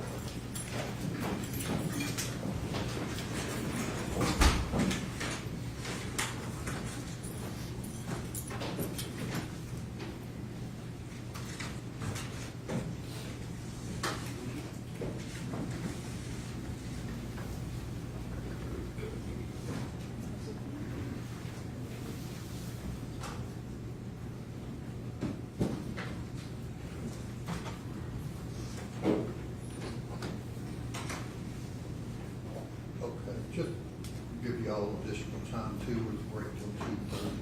That work? Thank you, Your Honor.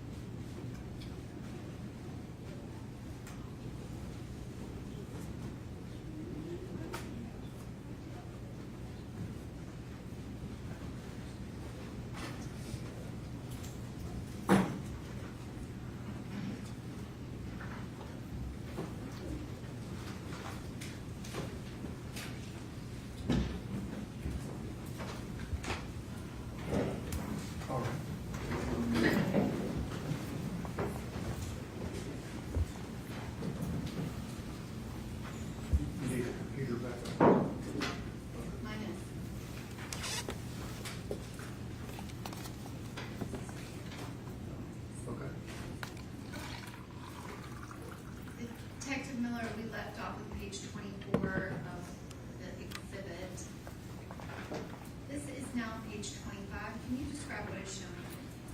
It's referencing a Snapchat that Jade received on her device from an individual named Lauren. And that Lauren has letters after it, but there's nothing about that that's connected to Lauren Weber as far as you know, correct? As far as I'm aware, correct. And the next page of your report, which is page 26, can you describe what is shown here? Two text messages are identified, one from Najaya to Jade's phone at 7:02 on 2/25/23, stating he said he wants some pasta, and then laughing. And then at 7:07, Jade receives a text from Jarius Porter on the same date. I'm sorry. Just stating on the same date as well. And the next page.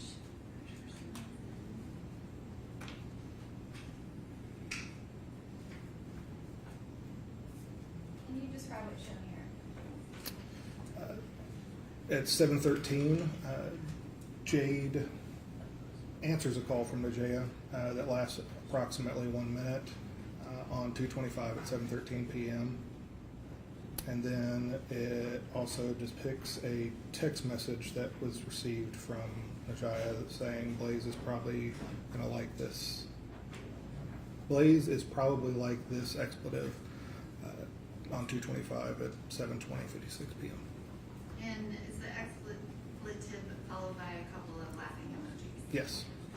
And that was page 27.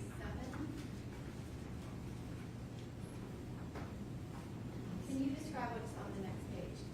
Jade receives a Snapchat message from an individual named Braylon, and that was at 2:25 at 7:23:01 p.m.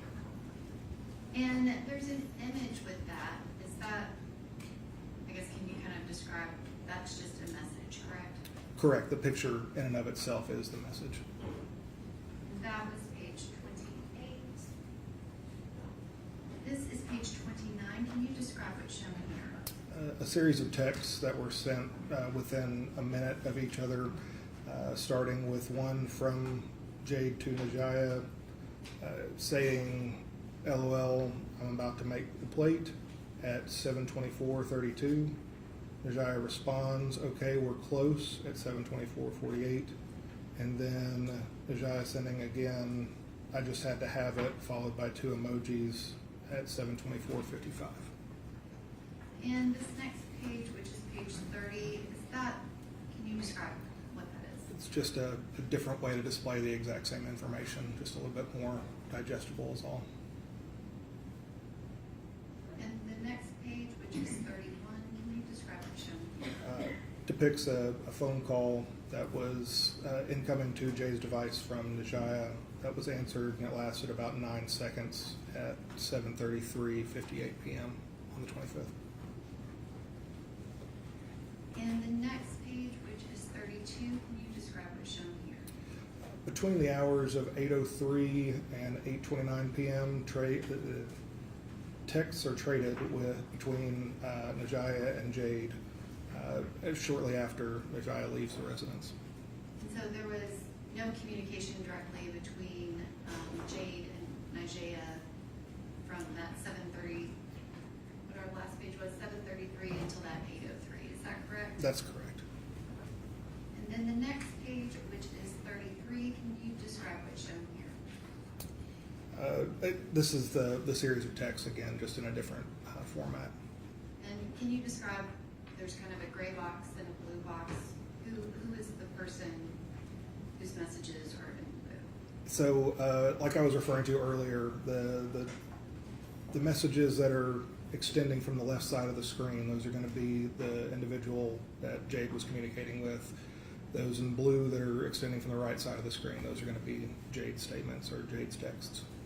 And for the record, can you read out the content of the text from Najaya on 2/25/23 at 8:03:06 p.m.? Yes. It says, that was a cute interaction we all had. I hope you all had a great date night. Love you, with a handful of heart emojis afterwards.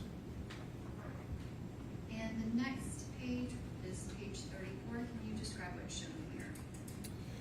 Another series of texts shortly after the previous slide that we were just looking at, a continuation of the conversation. And specifically, can you read out the content of the message on 2/25/23 at 8/12/22 p.m.? Yes. It states, "Oh, that was sweet of him," with 2 emojis following it. "I didn't want to intrude. We can definitely plan some things soon, and he can teach us how to play spades." And the next page, which is 35, can you describe the content of this page? Yes, so this is one of those databases I was referring to earlier that Apple collects from all iPhones that they use to improve our user experience, to improve software, so on and so forth. This one specifically is from a database that they refer to as Knowledge C, and this portion of the database focuses on the locked states of the device. So when it was unlocked or when it was locked. So it has a period of time of when it started a locked state, when it stopped that locked state, and then there's a recorded line, another column that says recorded. That varies from time to time. That's just when it was entered into the database. The start and the stop is what you need to focus on, is what we focus on, I should say. And can you read into the record the start and end date and time for the unlocked entry that is highlighted on page 35?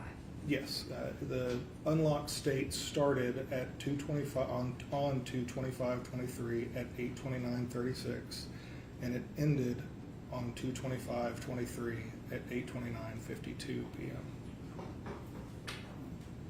And the next page, which is page 36, can you describe what's shown here?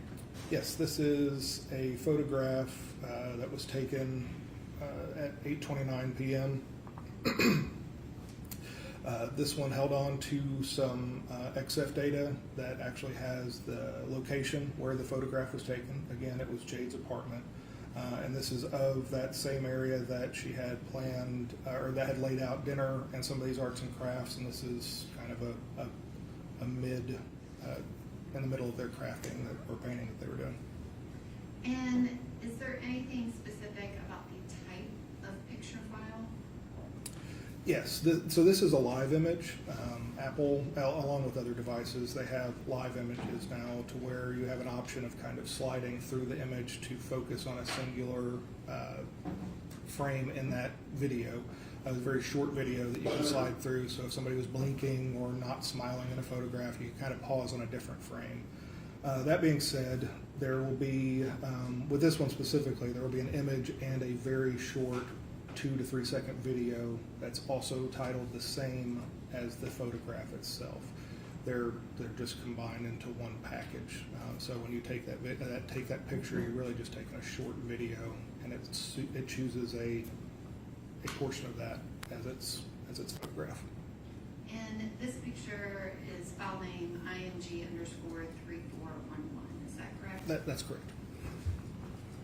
And this next page, which is 37, can you describe what that is? That is the video in relation to that photograph we just saw. And that kind of moving file is downloaded to the disk that goes with this report. Yes, that's one of the 3 that was downloaded to that disk, yes. And so that will be 3411. And the next page, which is IMG_3412. Yes, so this is an actual video that was taken, a video that was taken shortly after that photograph was just taken, again, of their project, or of the progress of their project that they were completing. Which I'm going to go back just a couple of screens. So you read out the unlock time is 8:29:36, and then the lock time is 8:29:52.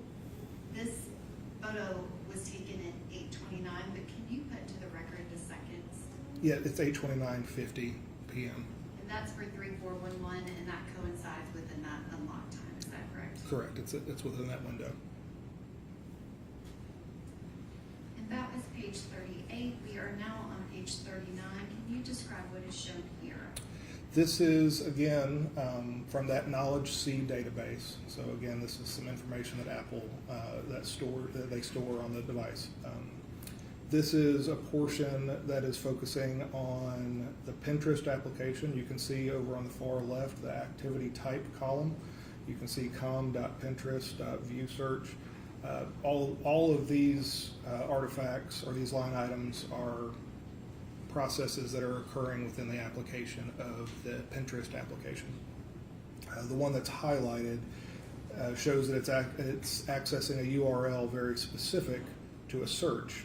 And if you follow the website, the URL, which looks like a traditional website, as we can all agree on, the www.pinterest, and continue on, after the search, you'll see a question mark and a Q and then an equal sign.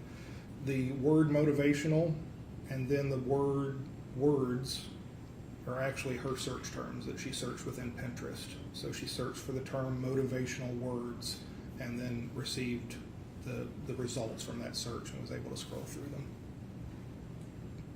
And the next page, which is 40, can you describe what is shown here?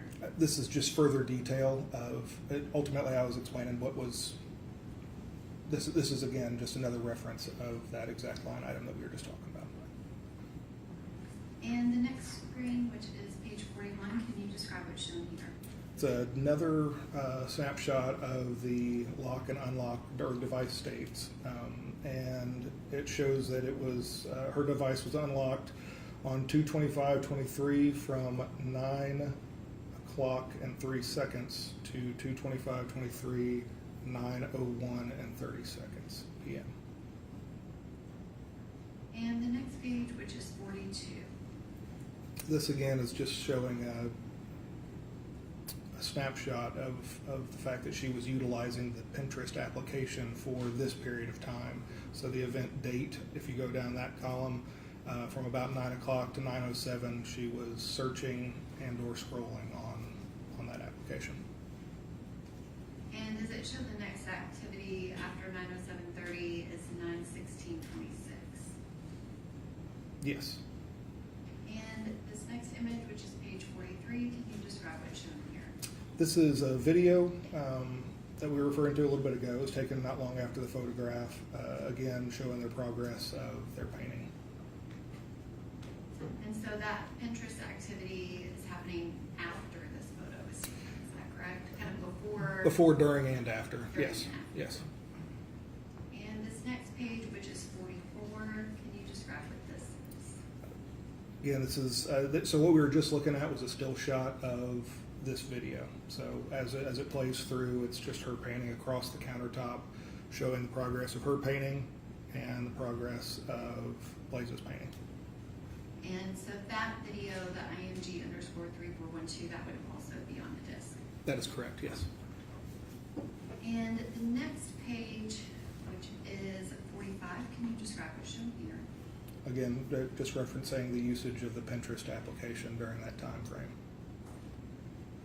And that kind of part that's highlighted is 9:07:30 p.m. to 9:32:08 p.m. Is that correct? To 9:19:58 is the recorded time is not necessarily going to be the event time. That was just when it was recorded in the database. And that's what I was getting to. I guess I was looking at the recorded time, but that last line, can you describe it? Doesn't actually go to 9:32:08. Is that correct? That is correct. That's just when that line item was recorded in that database. And so that activity is at 9:19:58. Correct. And that is page 46. We are now at page 47. Can you describe what's shown here? We are looking at a still image of what Apple refers to as a snapshot. So ultimately, when we are closing down applications and we swipe up and we see kind of still states of all the applications that we had open, those freeze frames or those still shots of our applications, those are what Apple refers to as snapshots. Those are saved as a very specific file type within the extraction of the device. It doesn't look like it's not saved as a typical picture. It's not saved as a movie or anything like that. It's a very unique file type. So we know that that's what this photograph came from. But this is also most likely the last thing she was looking at on Pinterest when she was conducting her painting. And the next page, which is 48, can you describe what is shown here? Yes, so if you notice on the file name at the very end of it, it's .ktx.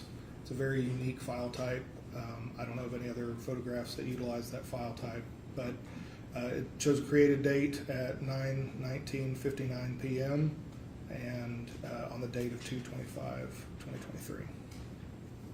And if you were to swipe away kind of that open page on your phone, what would happen to that KTX file? If I was to, I'm sorry, say that again. If you were to close out that open app on your phone, Okay. what happens to the KTX file? It still is stored for a period of time on the device. Is it at some point deleted? Yes, it's in a temporary folder, so it's one of those things that we all know that we open and close applications at varying rates. So it's not something that the phone wants to hold on to indefinitely because it's not really going to benefit anybody or the device or anything. So it's one of those that's an evolving database, a constant kind of a rollover. And the next page, which is 49, can you describe what was shown here? We have highlighted a window of a locked state and an unlocked state. The locked state, well, I start with the unlocked state because we're going in a descending. So on 2/25 at 9/19/49, it was unlocked until 9/20:59 p.m. And then it was locked at 9/20:59 p.m. until 9/29:06 p.m. And you just said it was locked from 9:20:59 p.m. until 9:29:06 p.m. That's correct. And the next page is 50. Can you describe what is shown here? It's a snapshot of a series of photographs that were taken with Jade's device between the times of 9:24 and 9:28 p.m. Which you have just testified that her phone was in a locked state. Can you describe how is it possible that she is taking photographs? Yes. So from a locked state, Apple devices and other mobile devices have realized that people utilize their phone as a camera just as much as they do a phone. So they make it a little bit easier for you to swipe either to the left or hold down on a little camera icon in the bottom right-hand corner. You can do this without ever entering your PIN, using your fingerprint or your Face ID to access that application. And are there 12 photographs that are taken in a series? Yes. And is the first one listed at the bottom of this page 50? The first one, yes. Before one, Yeah, I'm sorry, yes. And this next page 51, can you describe what's shown here? Is that just more detail about Yeah, these exact yes. 12 photos? Yes, A it's- little bit bigger so you can see the Just exact time. just zoomed in a little bit more, yes. And the next page, which is 52, can you describe what's shown here? I placed a copy of the photograph and then a copy of the detailed information just to the right of it, so it kind of flow a little bit easier. So as we're looking through these slides, the photograph on the left, and then the immediate right of it is the detailed information for that photograph. So the first one being 34313.jpg was taken at 9:24:33 p.m. and it also again has the location information stored inside that photograph or in the details of that photograph that it was taken at her apartment. The following picture was, again, these will be kind of in a consecutive order as well because they were taken fairly shortly after the first one. Next one being 3414.jpg at 9:24:41 p.m. And the next page, which is 54, can you describe what's shown here?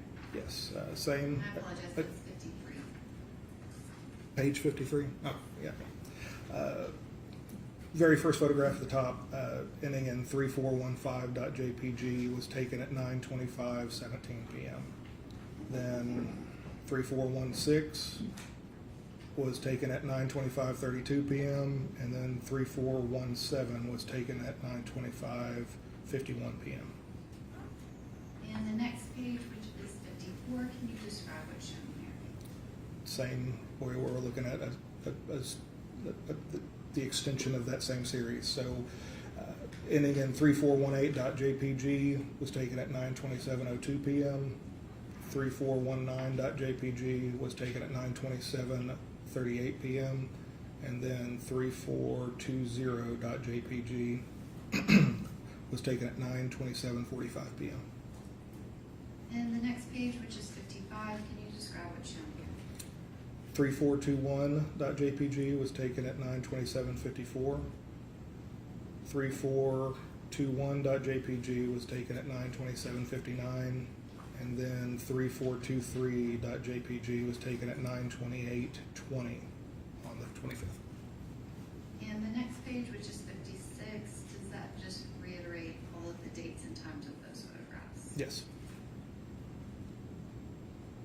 And this next page is 57. Can you describe what's shown here?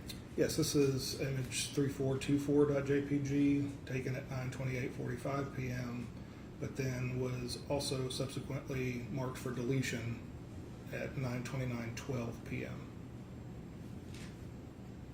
And when you say mark for deletion, what user input is required for that?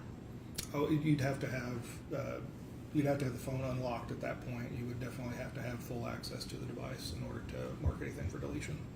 How hard is it to mark something for deletion? It's fairly easy.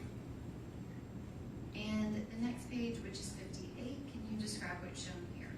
At 9:29 p.m., Jade calls Nigea's phone. Nigea answers. The call lasts for 6 minutes and 9 seconds at 9:29:27 p.m. And the next page, which is 59, can you describe, is this just added kind of the time of that call? Oh, yes. And can you give the duration for that call? The duration for the call that's listed above, Mm-hmm. it was 6 minutes and 9 seconds. And this next page, which is 60, can you describe what's shown here? This is a snapshot of the call detail records that were for Blaise Taylor's device, and it indicates a 911 call on the date of the incident.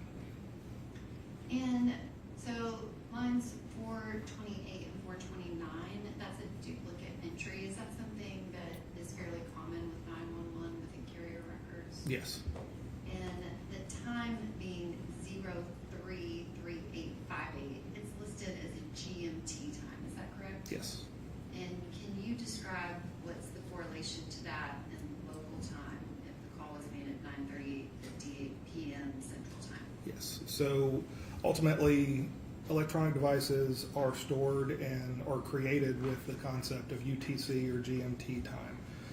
Because we can't have a Tennessee specific phone or a Italy specific phone, we have to have kind of a zero starting point that all devices can adjust to, or at least adjust from, to get to your local time zone. So ultimately, that's kind of the zero starting point for the time. And if you apply our time zone during that time, which was standard time, not daylight savings time because we were in February, it's going to be -6 hours. So just Central Standard Time at that time. So if you subtract that 6 hours, it takes us right back to 9:38:58 when the 911 call was made. And this next page, which is 61, can you describe what's shown here? Yes, we have a line item highlighted for an unlocked state starting at 9:29:06 and ending at 9:35:49 p.m. on the 25th of February. And the next page, which is 62, can you describe what's shown here? Yes, so moments after the 911, I'm sorry, not the 911 call, but moments after the phone call to Nigea's phone from Jade's device, Nigea texts Jade 2 messages. First one at 9:30:17, what's going on? And then at 9:30:22 p.m., are you talking to me? Which I'm going to go back 3 pages. And so that phone call, the began at 9:29 and 27 seconds, lasted for 6 minutes and 9 seconds, so it would have ended at 9:35:36. That's correct. And then going down to page 62, these 2 text messages are sent during that phone call. Is that correct? Correct, not even a minute after it started. And did you read the content of the message into the record? I did. Thank you. And the next page, which is 63, can you describe what's shown here? It's a continuation of that text string that Jade and Najee shared earlier, and then another depiction of the messages that I just read. And the next page, which is 64, can you describe what's shown here? Yes, so this is just what I explained before was the unlocked state. It ended at 9:35:49 p.m. It went into a locked state at that point until the following day at 6:44 a.m. And obviously, you have some of your commentary at the top of this slide. Yes. The data is what is underneath the slide. Can you explain, like, what happens when your phone is in a locked state? What actions are still available? So your phone can still receive text messages. It can receive phone calls. You will get notifications and alerts. If you had alarms set, those would still go off. If somebody else had control of the device, they could answer incoming calls. They could maybe even see incoming text messages, but they obviously would have to have the pen to open them up. And the next page, which is 65, can you describe what the lock state date, start date and end date that's highlighted? Yes, as I just referred to, the lock state started at 9:35:49 p.m. and remained locked until 6:44 a.m. the following morning. And the next page is 66. Can you describe what's shown here? At 9:47:11, Najee calls Jade's device, and it was answered, and it lasted about 2 minutes and 12 seconds. And that was when the phone was in the lock state, correct? That is correct. It was in a locked state at that time.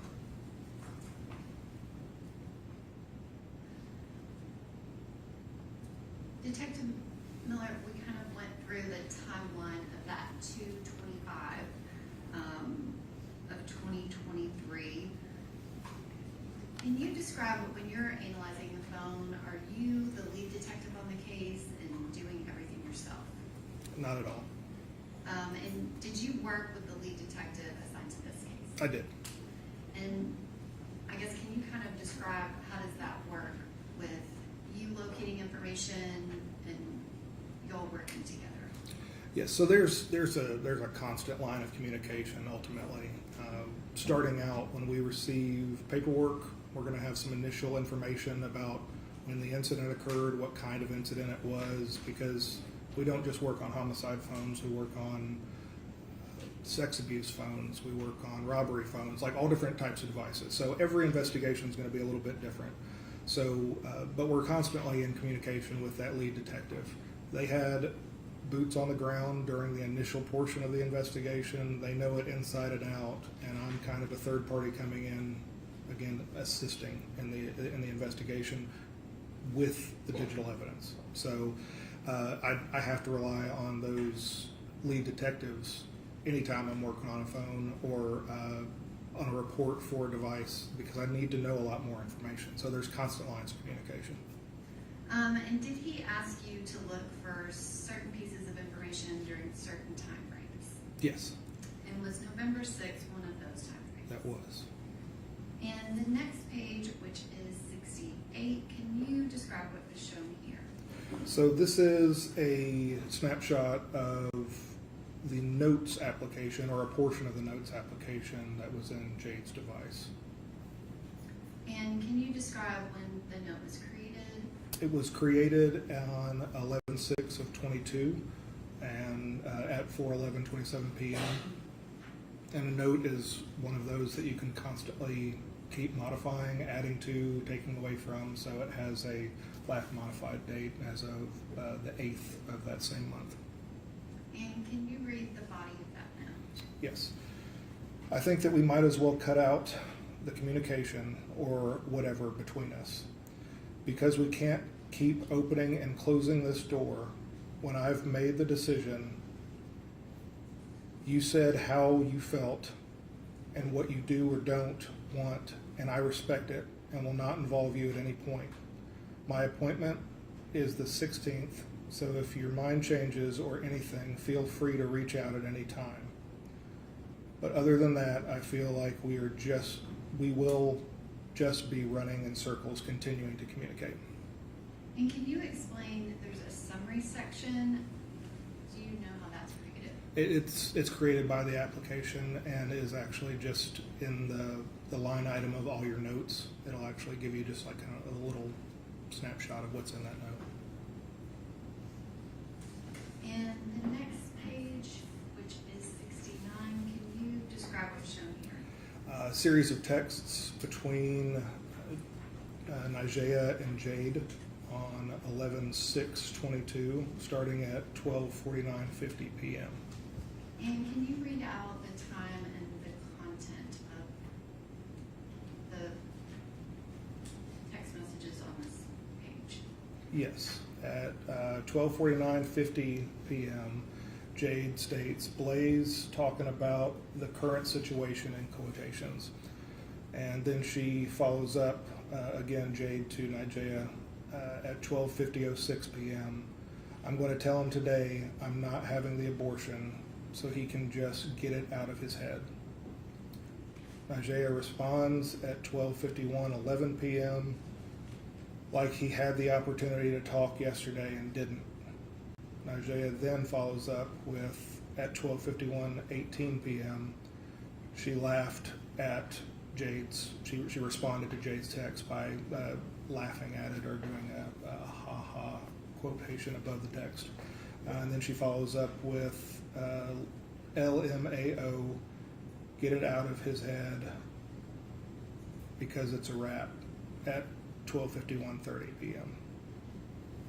Jade then responds at 12:51:38 p.m., literally, and was being awkward, trying to have other conversations to avoid. At 12:51:46, Jade responded to the message from Nigea, emphasizing her message about it's a wrap. Then Nigea texts Jade at 12:51:53 p.m. because it's happening. Nigea follows up with, do you think my story should have a song or no? Referring to a post or something along those lines, I'm guessing, at 12:52:08 p.m. And then Jade responding, he's gonna be like, but why? It just makes no sense for us. Like, expletive, shut it down, at 12:52:12 p.m. And then she finishes with, yeah, give it a little song, at 12:52:43 p.m. And the next page, which is 70, Same.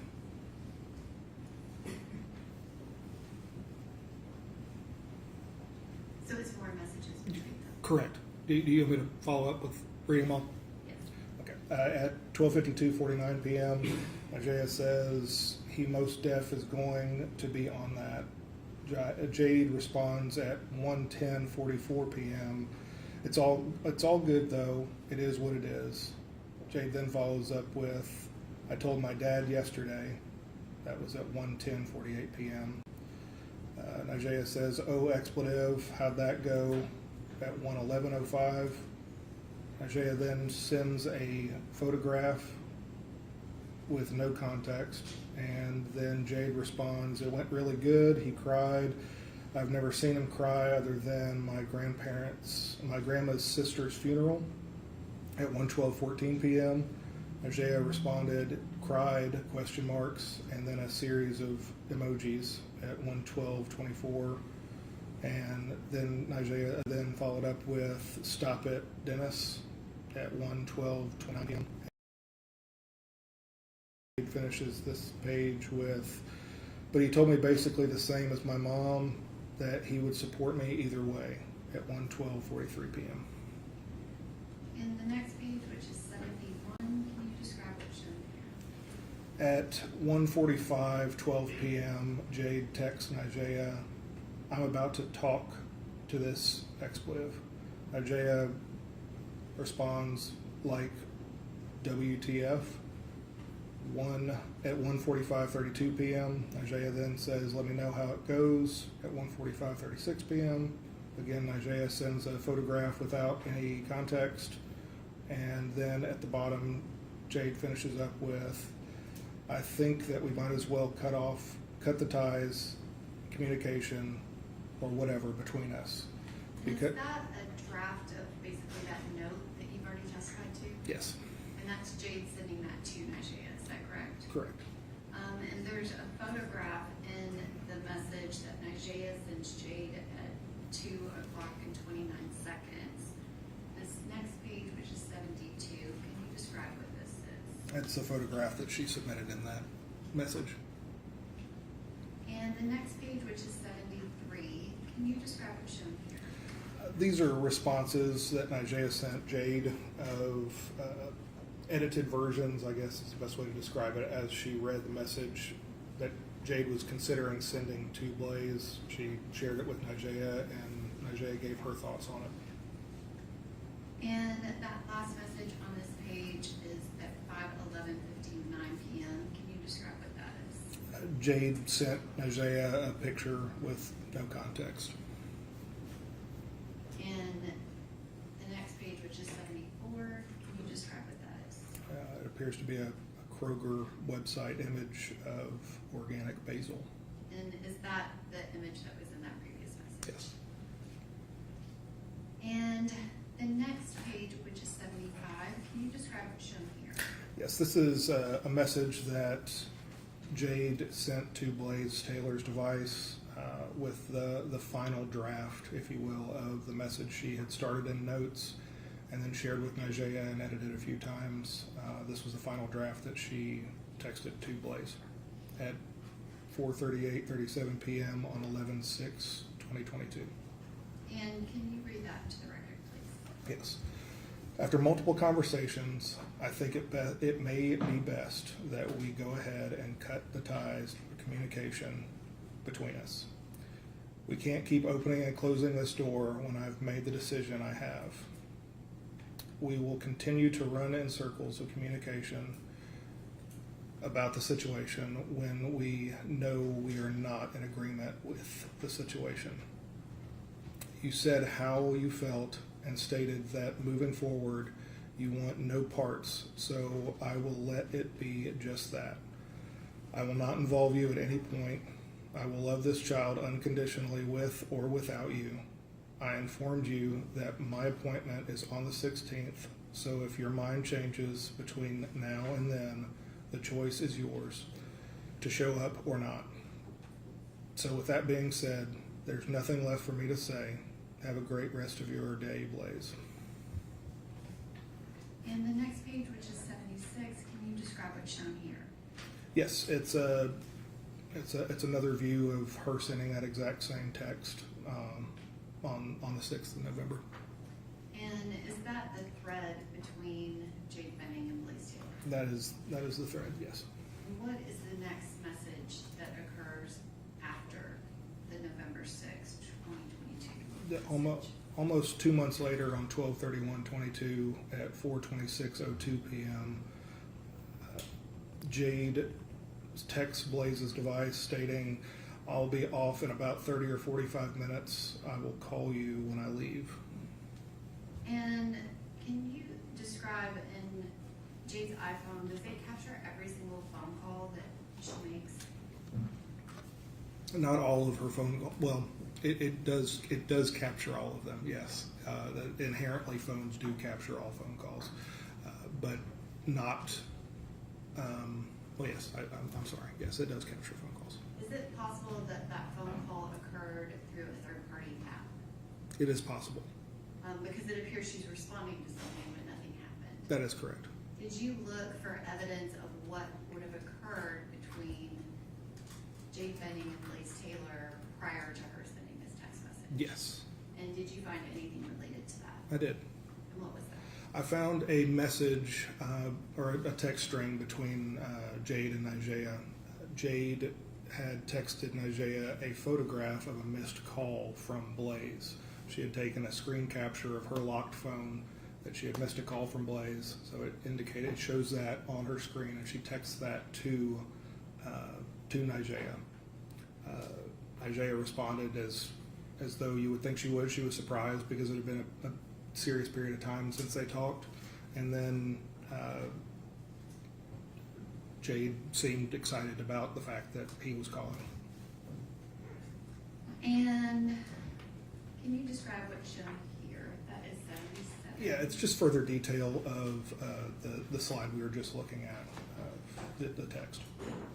And this is 78, which is kind of just talking about that time frame of November 4th, 2022 to February 25th, 2023.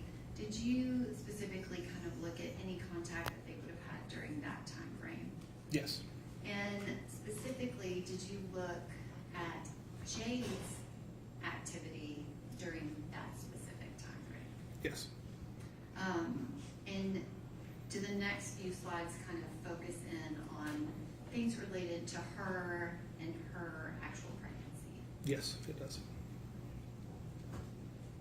And this next page, which is 79, can you describe what is shown here? Yes, these are a series of calendar entries that were on her device, and then just below that, a series of text confirmation that you would typically receive from like a doctor's office or something along those lines, confirming the dates and times of those appointments that were listed above, of some of the appointments that were listed above, I should say. And the next page is 80, which is kind of a zoomed in image of a portion of the previous slide. Can you Correct. read into the record the dates of these appointments? Yes, the titled doctor appointment at Vanderbilt Women's start date and time was 11/16/22 at 1:40 p.m.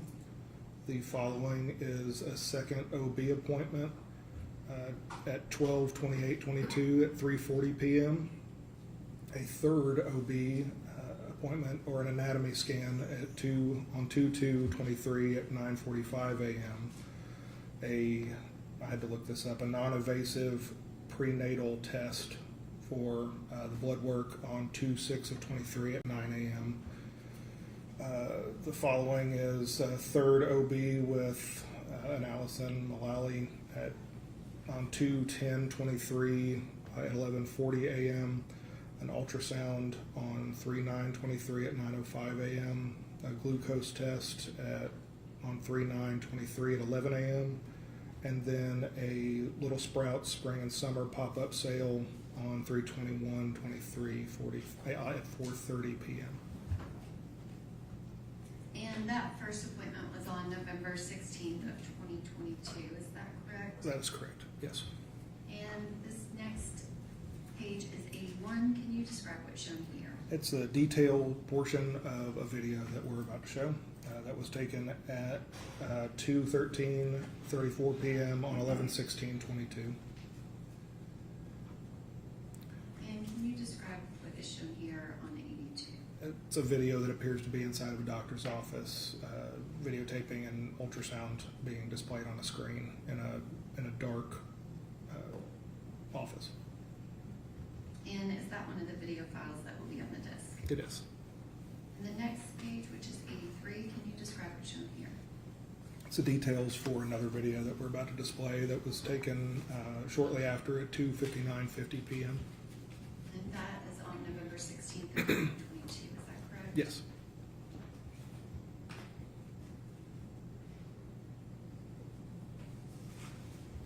And that is a still image on page 84 of your report. Can you describe what that video is?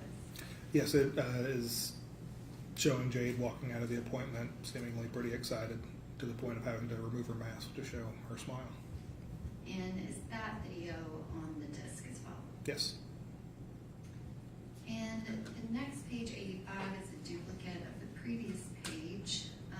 Can you describe, these are all of the appointments that she has, correct? As they relate to the pregnancy. It's not every appointment that she had in her calendar. Okay. And that Little Sprouts event, was there additional information on her phone about that? I don't recall if there Is was. it possible there were messages that related specifically to that? Yes, there were. I'm sorry. Yes. And that was scheduled to occur on March 21st, is Yeah. that right? Yes. And this next page is 86. Can you describe what's shown here? Yes, Jade had created 2 boards on her Pinterest account, one titled Baby Nursery Inspiration and the other titled Baby Shower Ideas. First one was created or started on 12/16/22 at 10:39 p.m. and the other was created or started on 1/16/23 at 8:48 p.m. And this next image kind of takes us a little bit out of sequence, but can you describe what is shown here on page 87? Yes, it's a series of texts between Jade and Blaise on 9/28/22, starting at 9:45:35 a.m.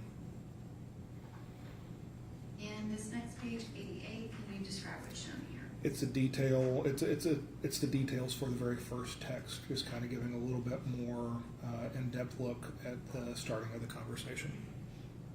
And this next page, which is 89, can you describe what's shown here? Yes, it's a continuation of the same conversation the same day, just a little bit later on at 6:52:01 p.m. Between, again, Jade and Blaise. And can you read into the record the content of that message at 6:52:01? Yes, that very first message from Jade to Blaise. I want to come stay with you again tonight. Blaise responds at 10:59:38 p.m. Yes, that's fine. So sorry, I definitely thought I had responded, just was getting ready for bed and was like, dang, she hasn't responded back. And it was me who didn't respond with an emoji. Jade then responds at 11:04:46. LOL, it's all good. I'm finishing up at the gym. I'll come there in a minute at 11:04:46. And then follows up about 6 minutes later with on my way. Blaise responds at 11:11:16 that his door is unlocked, and about a minute later, Jade responds, loving his last text. And were you specifically asked to look to see if they had contact kind of right there at the end of September? Yes, I was. And the next page, which is 90, can you describe what's shown here? This is just a little bit more detail about the very last text that was sent in that string, just giving a little bit more information on it from the beginning to the end of the conversation. And the next page, which is 91, can you describe what's shown here? There were 4 notes located in her phone that were of a pregnancy mindset. 4 notes were started, one titled Baby Names, one titled Baby List Needs, one titled Ultrasound Appointment, and another titled Baby Shower. And the next page, which is 92, can you describe what's shown here? This is a series of line items from her inbox or her email. These are all email lists that she had signed up for that are all either parenting related, baby related, pregnancy related, of that nature. So she had 5 of them that she had actually subscribed to. And the next page, which is 93, can you describe what's shown here? It's a series of videos that I located inside of her device that were videos of an Amazon checkout, or like an end cart before you check out, so in your basket for Amazon, 2 of those for Amazon, another one for Old Navy, and another for another child-related website, all indicating items that she had in her cart ready for purchase. And are all 4 of those videos between 2/20/2023 and 2/22/2023? That's correct, yes. The detail portion down there at the very bottom is in correlation with the still image directly above it. Again, these are all videos, so these are just a still shot of the video. And this is 4 separate things that you Yeah. kind of consolidated? Correct. Did you Correct. pull every single pregnancy-related item from Ms. Benning's? No, not at all. This is just a sampling of what I located. Was it somewhat just constant? Yes. From the beginning of November until February 25th of 2023? Yeah, it was very, very constant. And the next page is 94. Can you describe what's shown here? An image that made me think she was treating herself right and working with the pregnancy by creating mocktails and posting that to some friends on Snapchat. And did you specifically look for any evidence of alcohol use, marijuana use, things of that nature? Correct, yes. And did you find this kind of looking for that type of thing? Amongst other things, yes.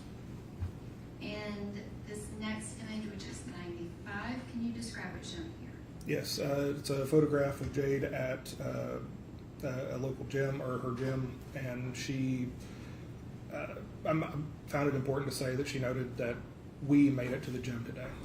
So my inference is her referring to her and her unborn. And what type of artifact is this? This is a Snapchat artifact. And what's the date for the record? It was created on 1/11/23 at 1:03 p.m. And the next page, which is 96, can you describe what's shown here? It's a photograph that was taken on February 2nd, 2023 at 9:24 a.m.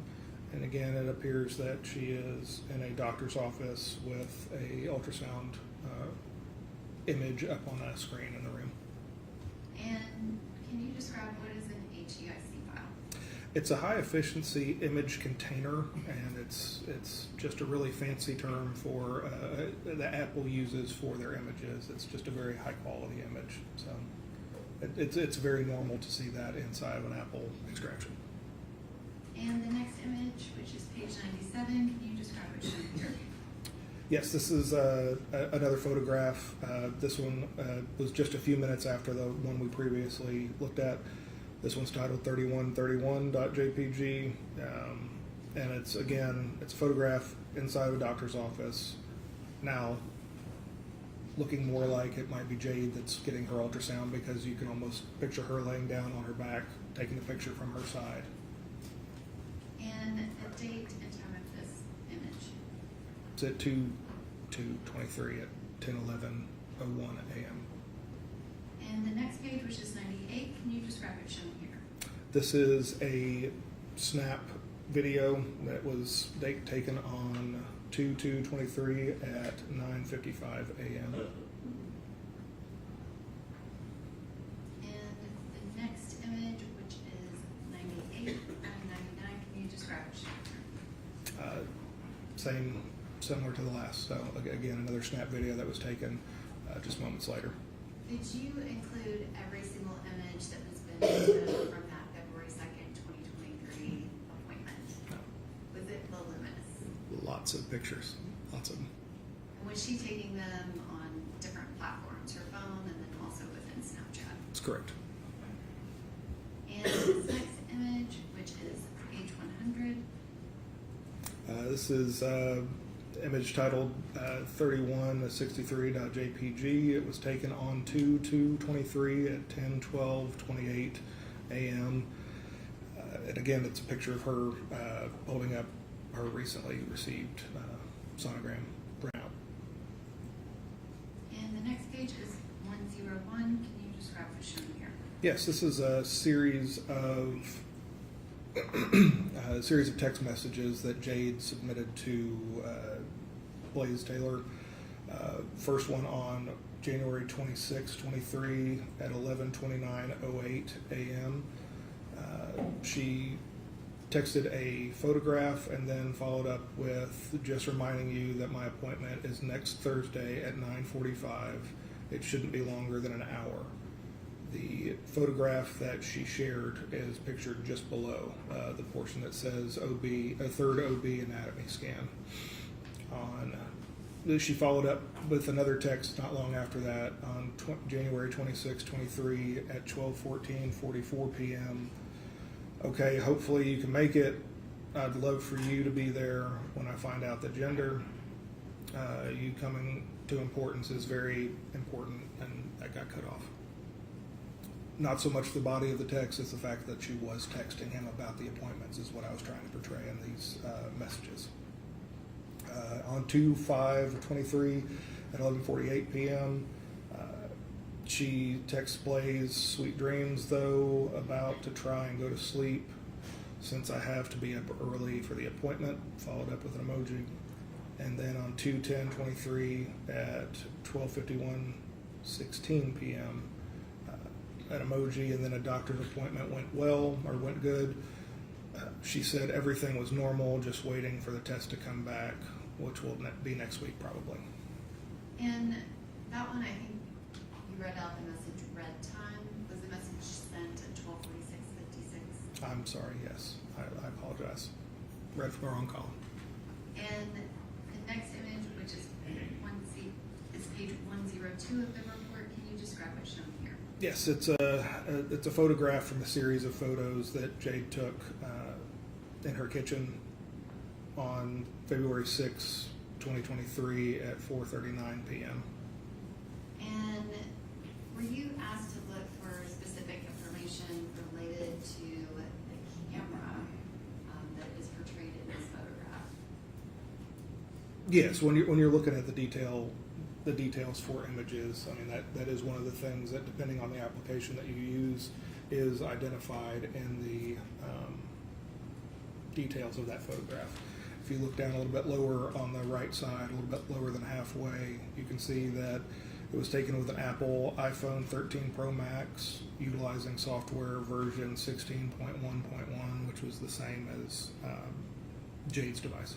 Which I apologize, Detective Miller. I think my question was confusing. I was referring to the surveillance camera that was on the left side of the stove. There's that too. Were you also asked to look for any information related to that camera? Yes. And the next image, which is 103 of your report, can you describe what's shown here? Another photograph taken in that same series. And the next image, which is 104, can you describe what's shown here? Another photograph taken not long after, titled 3236.jpg in the same series. And did you include all of the photographs that Ms. Benning took of her and her sonogram pictures on that February 6, 2023 date? No, there was quite a few of them. And the next image, which is 105 of your report, can you describe what's shown here? Yeah, it's a series of text messages between Jade and her mother. And can you describe the one at 6:17:03? What, I guess, does that image indicate to you? A series of photographs were sent in one singular message. And does that time frame kind of match up to when she was taking those photographs in her kitchen? It does. And the next page is 106. Can you describe what's shown here? Same. It's going to end up being a series of photographs sent in a handful of messages, all containing a series of photographs in each message. And page 107, is that another image of the 9 images that she sent her mom that day? Yes. And the next page is 108. Can you describe what's shown here? Jade texts her mother, took these today at 6:17:10 p.m. And her mother proceeded to start loving each individual picture. And the next image is 109. Can you describe what's shown here? Selfie taken on titled 3337.jpg on 2/15/23 at 1:33:20 p.m. Detective Miller, did you capture every single pregnancy progress post that Ms. Benning took that would be similar to this one? I did not. Again, this is just a sampling. Was that something that she was doing on a regular basis during those months? Yes. And the next image is page 110. Can you describe what's shown here? Yes, this is a screen capture that was taken of Jade when it was in a locked state. She had a tendency of doing that when she was going to be texting someone else a screenshot of somebody who just called or just texted or something along those lines. But I found this one interesting to note. This is her lock screen with her sonogram in the background, and a very staged photo that meant a whole lot to her for a number of different reasons. I felt that to be important to add. And can you read the date and time of this message? Yes, it was taken on 2/23/23 at 10:35 a.m. And I misspoke, this is not a message, this is yes. a capture. Yes. I'm gonna darken the screen out just to.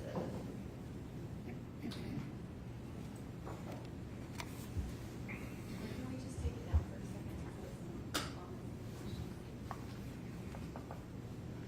Detective Miller, you said that you worked with Detective Reese.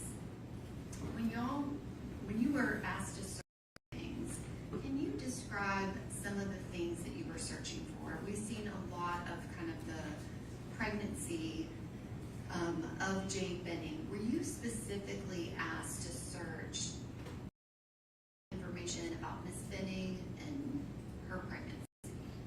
Yes, so of course, this happened over an extended period of time. This wasn't all in one day. This was over a period of weeks and months even, and over a number of different conversations. But there was many keywords that we entered into the software. There's an easy way to enter those in, and the software does a lot of the work for you and searches out and seeks out and lists all of the times that those terms are used within the device.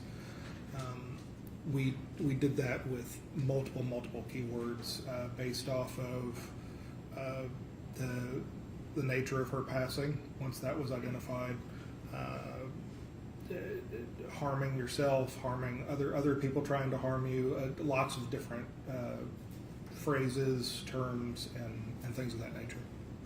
And specifically, there was a text message in there that referenced abortion. Correct. Did you find any information that Miss Benning did not want her baby in those months of January, February? I only saw indications that she wanted to keep the child and that she did not want to have an abortion. I saw that repeatedly. I saw nothing indicating that she wanted to have anything to do with abortion with this pregnancy.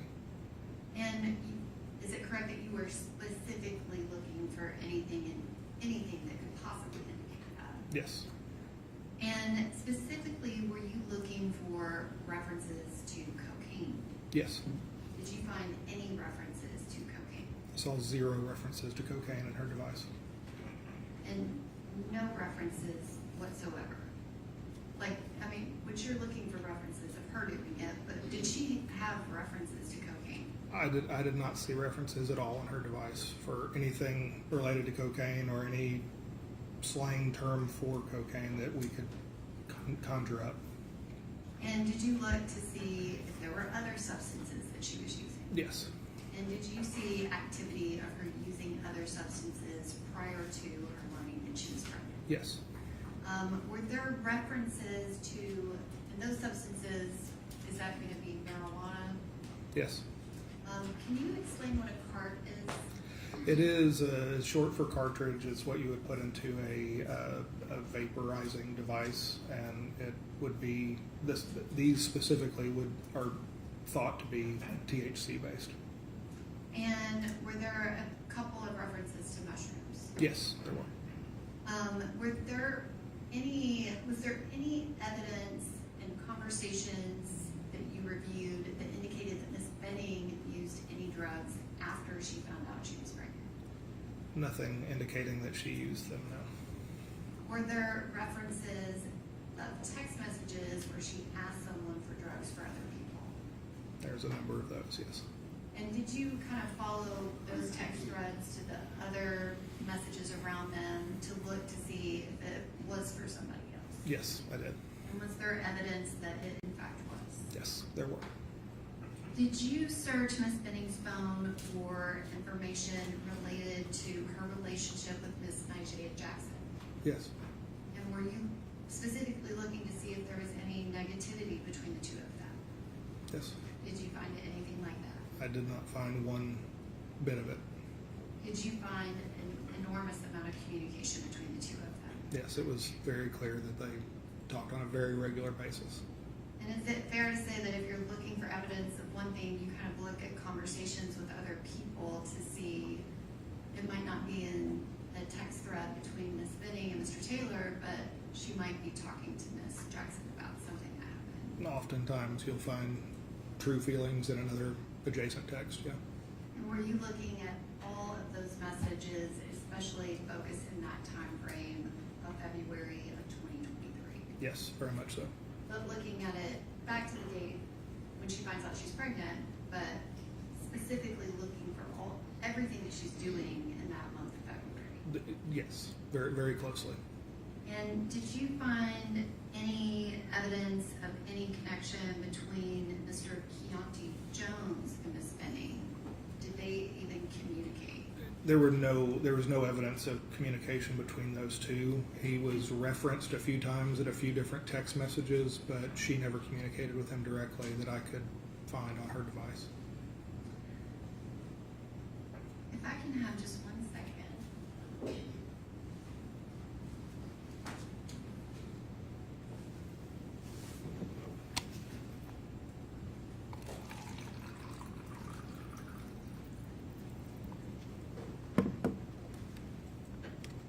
I want to switch gears a little bit, which if we can get the screen back, that would be, thank you. Did you receive any other devices in this case? A number of different devices, yes. And I want to reference you, was that the only device that you received really from Ms. Benning where she was the owner? Yes, for her, yes. At some point, did you receive devices related to Mr. Taylor? Yes. And can you describe what devices did you receive? It was a series of devices over a period of time as well. Initially, we received, I'd have to refer to notes in order to list some of these out. Is there an objection to him referring to his notes?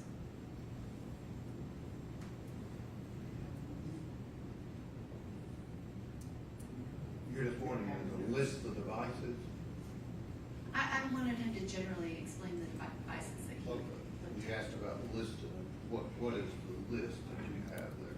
So it's just a snapshot of some of the devices that were turned in, that were owned by him or used by him, by Detective Reese. Is there additional case material on the notes? I think it's Gene's material. I don't know what notes he has. Nothing was given to me. I don't have them. What is your question? Just wanted to know what devices What is you your received. question? What devices did you receive related to Blaise Taylor? We received a Microsoft Surface that was owned by the Titans that was in his possession. We received a iPhone 15 Pro. We received a GPS tracker. We received 3 different iPads. We received 3 more laptops, another Microsoft Surface, and 2 thumb drives. And the cell phones that you referenced, did you receive any of those close in time to February 25th of 2023? No. The Microsoft Surface, is that the one device that you received earlier on? Yes, the one that was owned by the Titans, yes. And can you describe what, if any, information was on that device? It was only work-related information that we could look at. And can you describe what, if anything, did you do with or receive related to an Apple iCloud? Yes, so Detective Reese, when he received his response from Apple, he submitted a search warrant to them. And in return, after a period of time, it takes them a while to consolidate the information that was requested. They submit that to him within the time frame that he requested in the search warrant. So they follow all the rules of the search warrant. Apple is pretty strict on only giving you exactly what you want, and they really only give you exactly what you want. So we don't receive the search warrant that they submit to Apple. We receive the data that Apple provides to that detective. Again, we will plug that information into our software that processes it just like a cell phone. It ends up looking a lot like a cell phone when it's done processing, or at least the software makes it look a little bit like that. Primarily because most of the information that's backed up on most iClouds is backups of phones and iPads, which again is like an iPhone. So we received that and we processed that information and gave that to Detective Reese to start looking through. And this page is 111 of your report. The next image is 112. Can you describe what's shown here? This is another consolidated bit of information that I obtained from a number of different sources when it pertained to his iCloud return that Apple provided us. You can see that we have the name that was associated with the account was Blaise Taylor, with his address listed as 1903 Ashton Avenue. A handful of email addresses that were associated with his account, along with a series of devices that were associated with his account, along with phone numbers that were associated with his account, so on and so forth. And you listed off an iPhone that you received. Did you receive an iPhone 7 or iPhone 12? No, nor iPhone X or an Apple Watch or anything from that list. So you did not receive the actual cell phone device or any of the devices connected to the Apple iPhone? Some of these iPads very well could have been those iPads that were listed in that line item, but no phones that were related to this iCloud. Did you receive any devices that had activity related to this time frame of November 2022 to February of 2023? No physical devices. And the next page, which is 113, can you describe what's shown here? This is kind of a cover page, if you will, that Apple sends with their return data. Basically just saying who the account is associated with, name, phone number, address, email address, so on and so forth. And does it list a time period? That the time period, it says 1/1 of 23 to 7/4 of 23. And is it correct that Apple sent data that they associated with that time period? That's correct. Again, I didn't see the search warrant, but the assumption is that's the search warrant that, the time frame within the search warrant that Detective Reese submitted to Apple, which is why they would have listed that there. And do those generally include language related to backups? Yes. And the next page is 114. Can you describe what's shown here? Yes, this is a series of entries into the Apple Wallet, and it could have been on any number of devices that were backed up on his cloud. But ultimately, these were just ways to further identify the information found in this cloud as associated with Blaise Taylor. Similar to what I was doing with Jade's phone, I do the same thing with clouds. Again, trying my best to identify who the owner or user of that data was. And did you ultimately give that data to Detective Reese? Yes, Was it somewhat voluminous? very, very. And Over 5 million messages. is Detective Reese a little bit more familiar with kind of the contents of that iCloud return? Yes.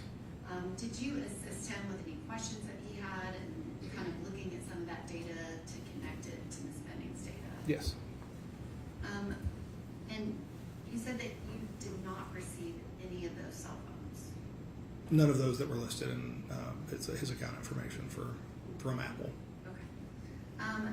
The next kind of topic I want to get to is the blink camera that I pointed out in one of the photographs. This is page 115.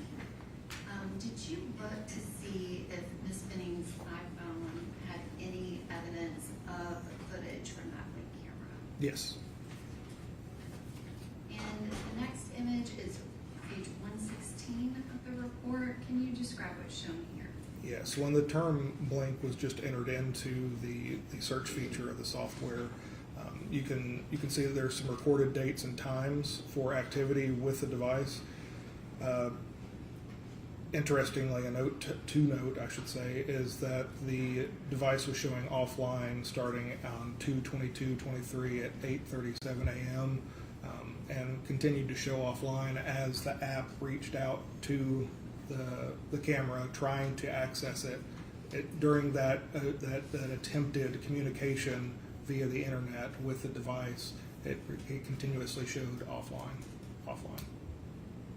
And what's the next date after the 2/22/23 where there was anything in Ms. Benning's iPhone related to that camera? The next date is 2/26/23 at 7:08 p.m. And that's indicating that motion was detected with that camera. And the next page, which is 117, can you describe what's shown here? Again, it's further detail into the motion that was detected on 2/26/23 at 7:11:31 p.m. And the next page is 118. Can you describe what's shown here? This is a still shot of the view of that camera inside of the kitchen, kind of looking over the stove there. It was created on 2/22/23 at 2:48:40 p.m. And this image is on her phone, correct?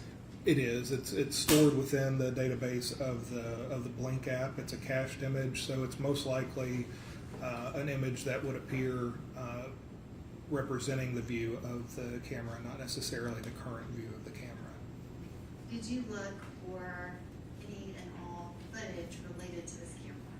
Yes. And are these the only things that existed as an artifact on her phone? There was a snapshot of the application being open, of the Blink application being open at one point when we downloaded her phone. That snapshot still existed there, but that's also very expected as well. But between these and that, that's all we could find in relation to Blink.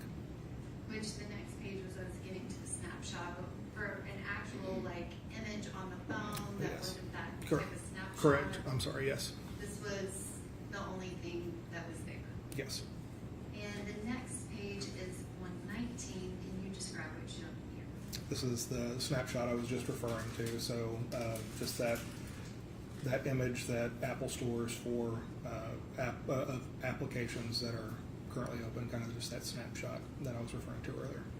And can you read the created date and time here? 2/26/23 at 9:37:01 p.m. Okay. And do you know anything about kind of when this image was captured as compared to when that KTX file was made? When this image, this is the KTX image, Right. correct? The KTX image. Can you describe how reliable is that created date and time and access date and time? So that's actually going to be a very reliable image, or date and time for that image, for that application state. And can you explain the next page, which is 120? So this is going to be the phone, the native phone application on the phone for an Apple device, specifically highlighted on the recent phone calls portion.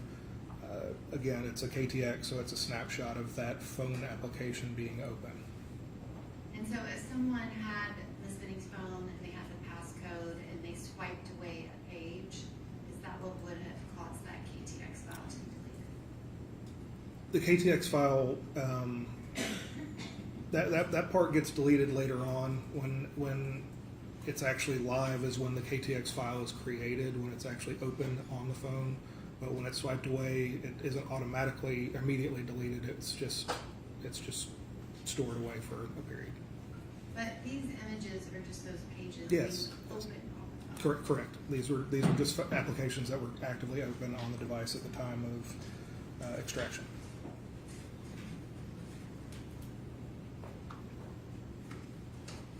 I can have just one moment.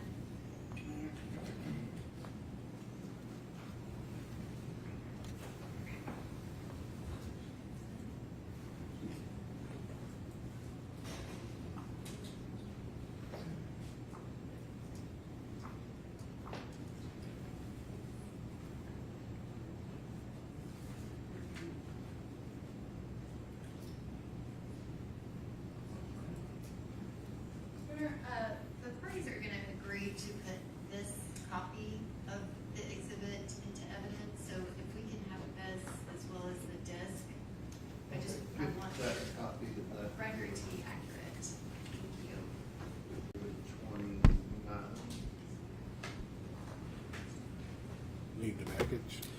I think that one's edited. Okay.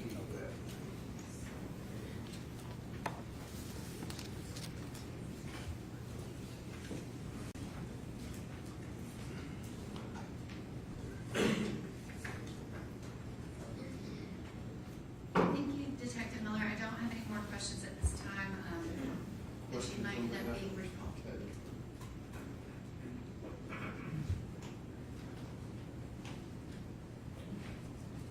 Yeah, when we approached briefly for some cross-examination.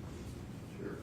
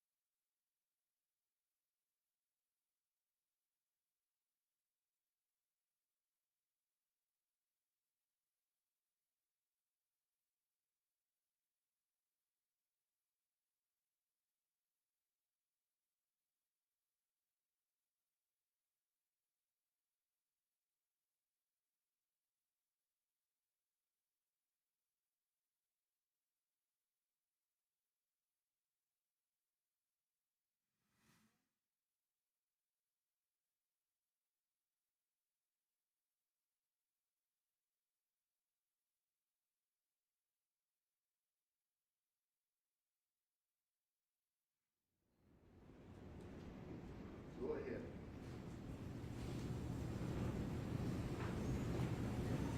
Thank you. Can I see exhibit 29?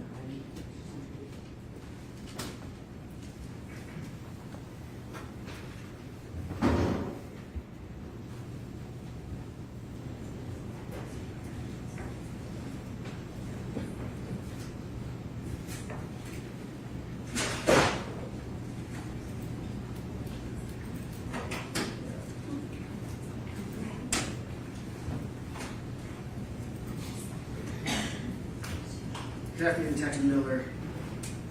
Kaufman.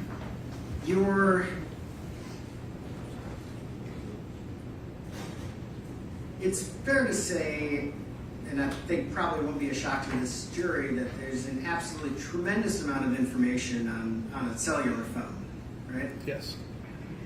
And you described a little bit of this during your testimony, but the way you conduct a review of a cell phone is you're not just kind of scrolling through information, are you? To an extent, that's what you're doing, but there is somewhat of a method to the madness. So you referenced search terms, right?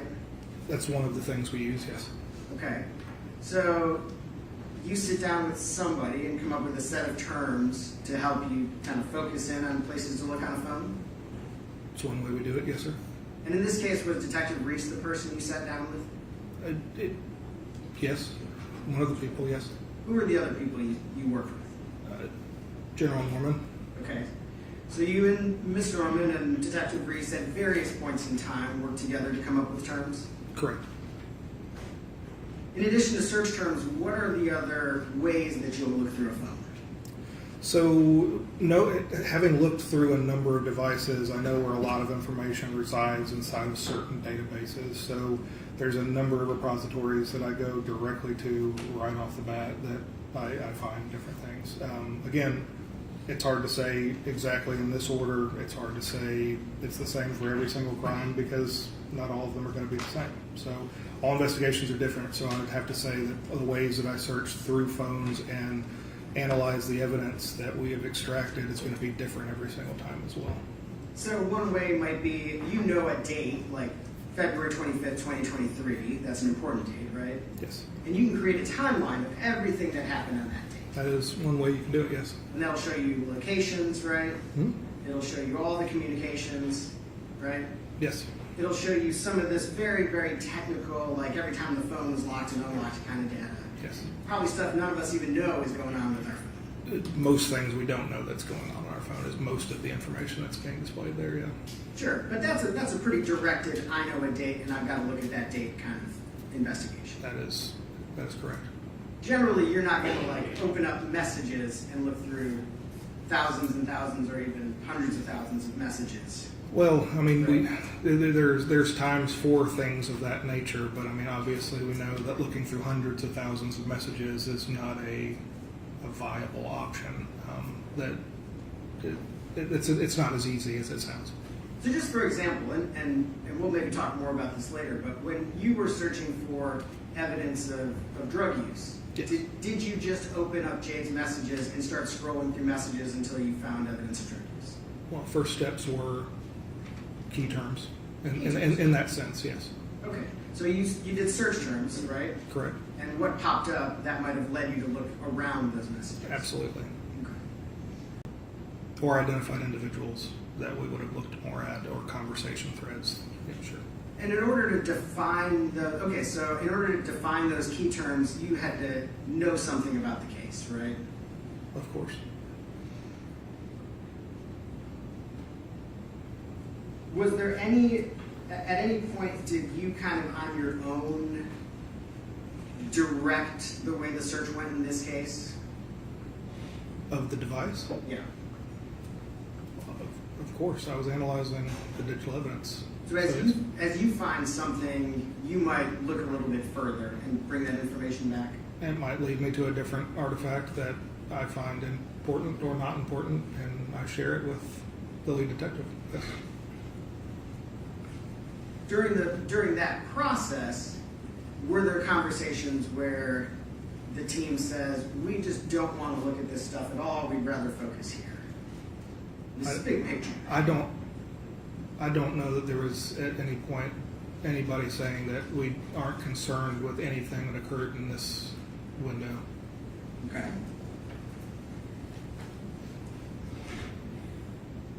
Let's talk for a second about I want to go through a couple of the things that you that have been in your, I guess it's not really a report in this presentation that is Yes, sir. kind of prepared.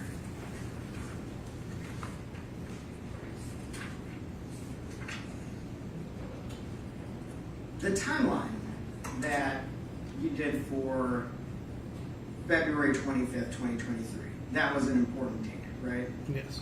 And so did you, during the course of your investigation, review kind of every single thing that happened on February 25th, 2023? Most things. Most things? Yes. Were there some things that you specifically did not look at? Yes, as it relates to some of the processes that applications are completing underneath the hood that have zero to do with the input or use of the device that the owner or user of the device would have had anything to do with. So really, the really technical, kind of nitty gritty stuff, you didn't worry too much Yeah, about. when you get to a granular point, it's so minute that it really doesn't have any bearing on you as the user. But in terms of communications, you looked at all of those communications. For that day, Yes. I would say yes. I've looked at all of this stuff a lot. Yes. Okay.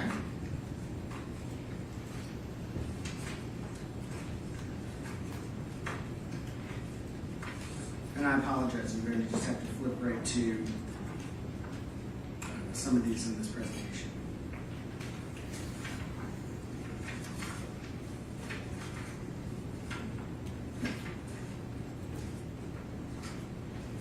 Do my best not to get these out of order.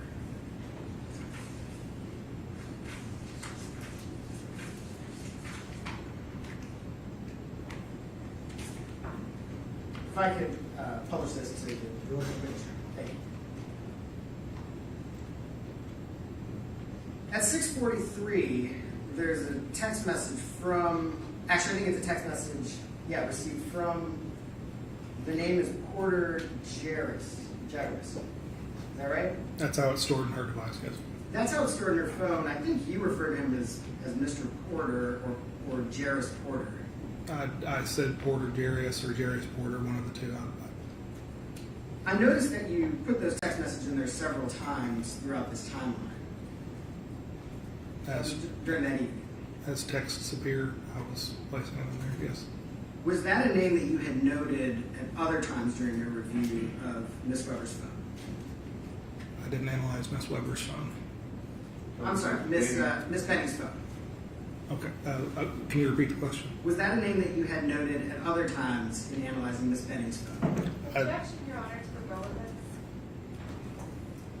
Go ahead, did you search that name? I did search that name. Yeah, on that date, yes. Just on that date? I'm sure I looked for it and saw it in other times throughout this extraction. Did you note a significant number of communications between Miss Benning and Jarris or Jarris Porter? I don't recall ever identifying a number of messages between them. Well, I wanted to ask about some of these messages that we have. It was slightly less than 20 minutes after she receives a text from Mr. Taylor, she talks to Mr. Jarris, right? Well, she received a text from him. Receives a text. And are there additional communications that you noted throughout the evening from Mr. Jarris? I believe there's a few more, yes. So at 6:55, she responds Yes. back to him? Yes.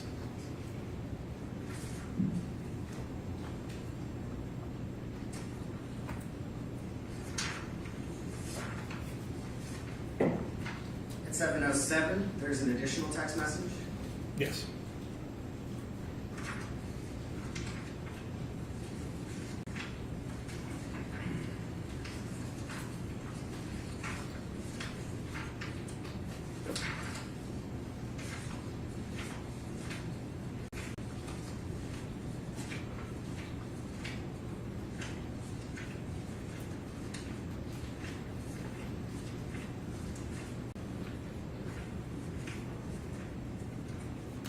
Were there any additional messages that you noted or were able to identify from Mr. Jarris after Miss Benning was in the hospital? Yes, he sent a handful of messages, yes. And when were those? I don't recall the exact date. Remember if they were immediately after she was in the hospital or a day later? Like I said, I don't recall the exact date or time. And you think you did review all of their text messages during the course of your investigation? I reviewed a number of things. I can't swear to saying I've looked at every single text message between the two of them. Okay.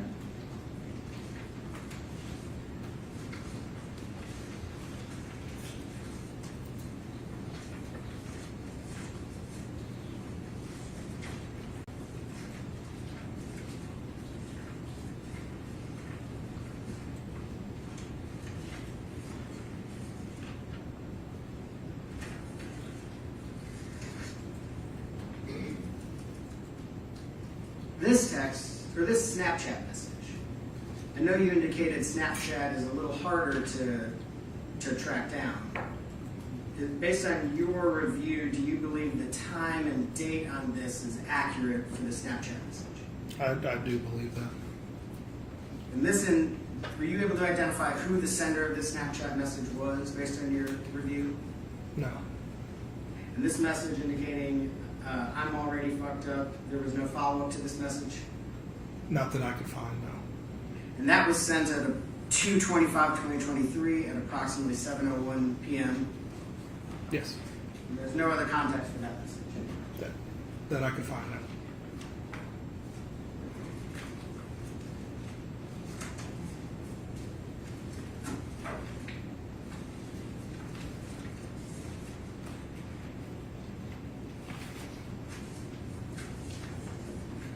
Just hitting a couple things I noted. You testified about this location information that you believe was a Walmart, Yes. and that's because it says Walmart on that map. And I'm familiar with that exact address and location. Like you've been there, or you had to Google it, or something. Like I was a patrol officer in that zone. Okay, so you have personal familiarity. You've been there before. Yes. This location information, does it provide or is stored how long Miss Benning's phone was at that location? This is a parked car location, so it's not a time frame. It's just stating that the car was parked at that location. Okay, so it just is like marking that the car was there. So there's no indication of whether it was there for 30 seconds or there for 20 minutes, anything like that? Not based on this artifact alone, no. And you didn't find in the phone any sort of receipts or messages relating to going to Walmart? Nope. So we don't have any information from this phone as to why she would have gone to Walmart? Not from this device, no. And from this device, we don't even know if she actually went into Walmart, do we? That is correct. I do not.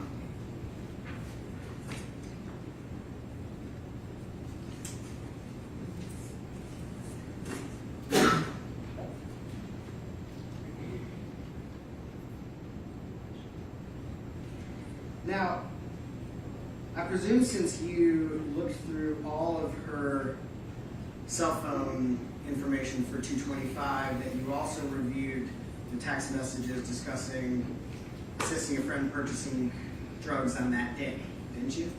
Earlier in the day, yes. Yes.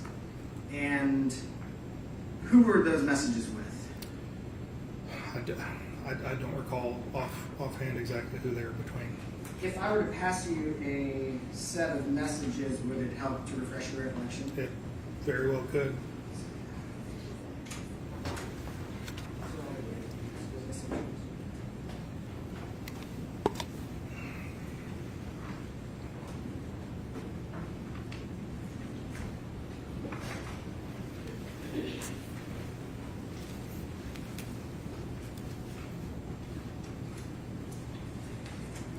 Judge, the state is objecting to the relevance of any of the messages prior to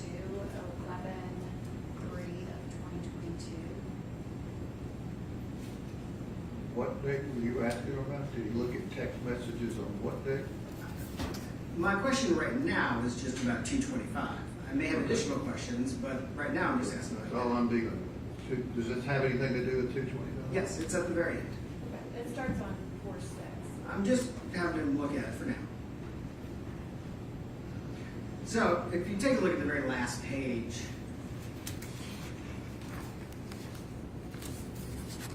I think it's the last or second to last page. Yes, Do you recognize those messages? I do. And what are those messages? Text messages between Jade and a contact that she has stored in her phone titled Danny, and in parentheses, weed. And those are messages that you reviewed in the course of your investigation of this phone? I reviewed a number of these messages, yes. These specific messages between her and Danny Weed? Yes, And there's other messages as well outside of this? yes. What are the nature of the messages? Well, let's just talk about the 225 messages right now. What were the nature of the messages on 225? Attempting to obtain some items for a friend. And what is she asking for? Specifically on 225, hey, my coworker wants to get a half from you. Okay. And so that's the day of this incident, right? Yes. And there's no specific follow-up in those messages, right? Other than Danny texting back saying, I'll get back with you when I get back, or I got you when I get back. I got you. Right? Okay. So that was, I mean, that's all the way up to the day that she was meeting with Mr. Taylor, right? Correct. And there were, as you noted, a significant number of those kind of communications, right? There was a few, with large gaps in between them as well. Okay. What's a few? A few conversations. Yeah. I don't want to put a number on it. I can't say for sure, but I do know that in this text string, they would have 3 or 4 messages, and then go 2 or 3 weeks, sometimes a month, sometimes 2 months, and then 2 or 3 messages. It was a sporadic text string. But she was at least somewhat consistently obtaining or helping friends obtain drugs. Is that fair? Depends on your definition of consistently, but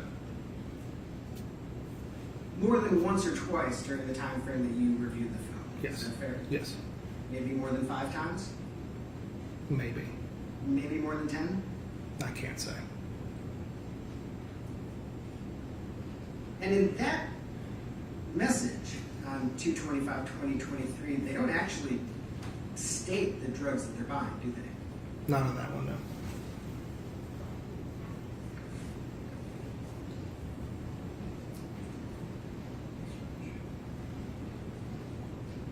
Let's talk for a second about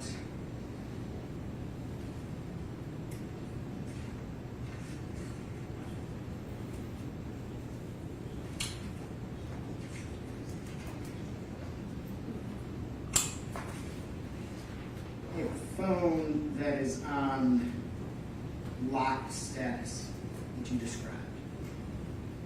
When a phone's on locked status, can you open it without the PIN? It depends on what you mean by open it. You can make a phone call, right? Like if someone calls you, can you answer the phone? Yes, somebody could answer a phone that is locked. And you can open the camera function and take a picture, right? From the lock screen? That is correct. But could you open it up and manipulate the phone otherwise? Not without the PIN, though. You would need the PIN. So you noted that, turn the phone to the right page here. Page 35, that Miss Benning's phone was locked at 9:35 and didn't open again on 2:25 and didn't open again until 6:44 a.m. on 2:26. Is that correct? I know it's not the highlighted one, but it's Okay, that's what I wanted to make sure we were Yeah, on I the think same there's- page is all. Well, not literally, but figuratively. There's We're on the another same page, but instead of me flipping through a bunch of pages, I'm just going to use this one. So, Fair enough, fair enough. So up near the top here, it's actually the one that's highlighted. Yes, So on 2:25, it says it's locked at 9:35 and does on 2:25 and doesn't open again until 6:44 at 2:26. that's correct. So other than answering a phone call and potentially taking a photograph, that suggests that the phone was not opened or manipulated in any way. That does suggest that, correct.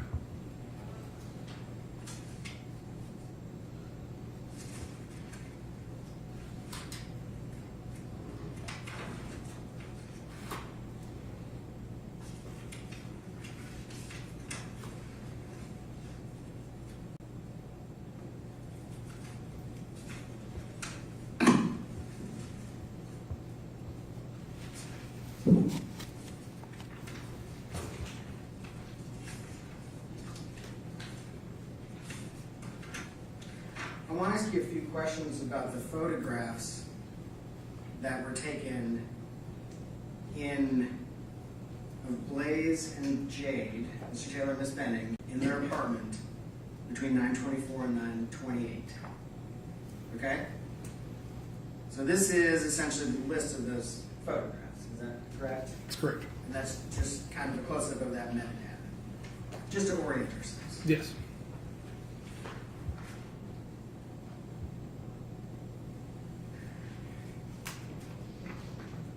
Sorry, I don't have the great digital versions of these. But all of these photos were taken in about 4 minutes, is that right? In a short period of time, yes. So if we go back to this. If the first photograph was taken at 9:24 and the last photograph was taken at 9:28, it's about 4 minutes? It's about that, yes. Okay. So that's the first two. And these were all, none of these were deleted, right? These were all still on the phone? That correct. Just to make sure I got it. These were still on the phone? Yes. These were still on the phone? Yes.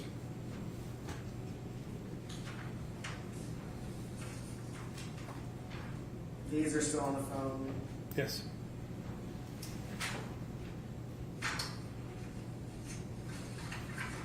This is the only one that you've indicated was found in deleted photos. Is that right? From that series. And the information here is that it's deleted about just under 30 seconds after it was taken. Is that right? Yes. Were you in your investigation able to find any information as to why it was deleted? No. Text messages, no notes, no nothing indicating why it was deleted. Suggesting that I would find a text within 30 seconds Yeah. that she texted somebody else that she took a picture, deleted a picture she just took? Yeah. No. So nothing on here is suggested why it was deleted, right? It was just deleted. That is correct. Things happen, right? People delete pictures. He doesn't know. He doesn't. I got it. Just making sure there wasn't some suggestion.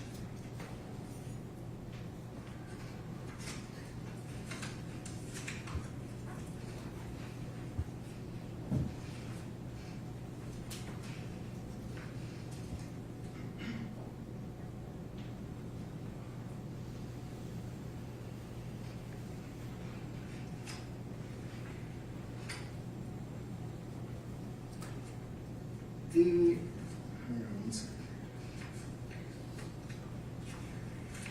I want to ask you a couple questions about the blink.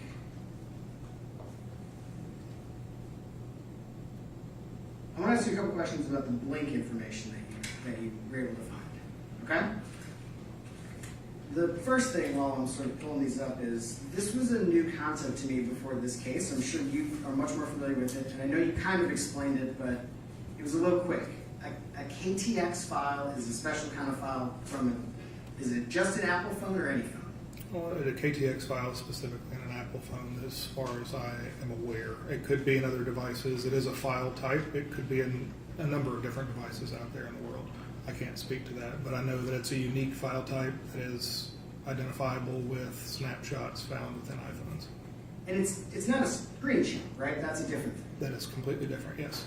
Is it the kind of thing, and tell me if I'm explaining this wrong, where you like swipe up your phone and you see a bunch of windows hovering there? Those little windows are the KTX files? That is correct. Okay. So those are the temporary files, kind of what we're talking about. Yes. In order to create a KTX file, does someone have to be using the phone?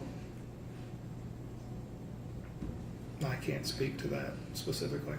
Do you know if a KTX file can be created when it is in locked status?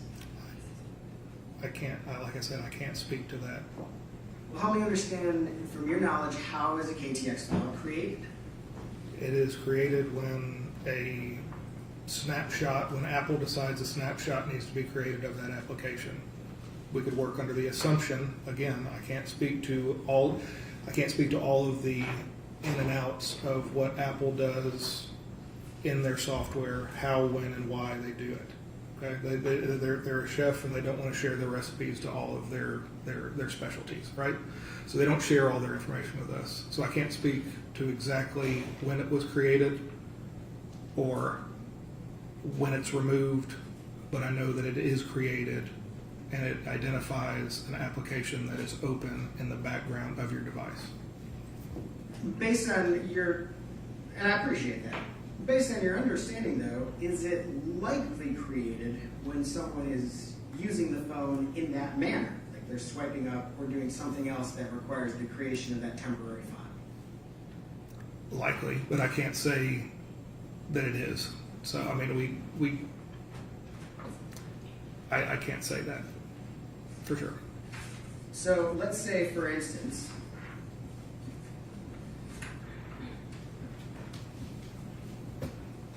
on this 2/26/2023 at 9:37 p.m. KTX file, which appears to show the Blink application, right? Yes. And is it accurate that when you have an artifact on the phone where the created date, the access date, and the modified date are all identical, that's a good indicator that that artifact, that picture, KTX file, whatever it is probably accurate as to that timestamp? It's indicative of software creating it, Okay.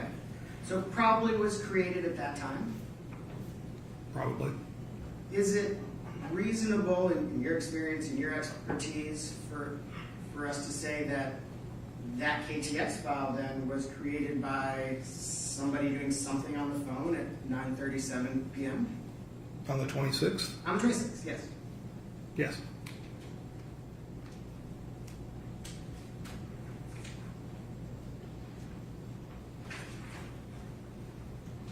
Now we have another KTX file. I did these probably backwards, but this is 9:27 and 39 seconds p.m. on 2/26. Yes, And the creation date, the access date, the modified date, they're all identical, right? that's correct. And this is another KTX file of kind of the call log, right? The recents in the telephone app, yes. So again, since that's a KTX file, that's like maybe from swiping up, looking at the phone, we know probably how that's created. Is that fair? Yes. So this is a good indicator of somebody accessing the phone somehow at that time. Yes. And just for reference, that's page 120. The one I looked at before is page 119.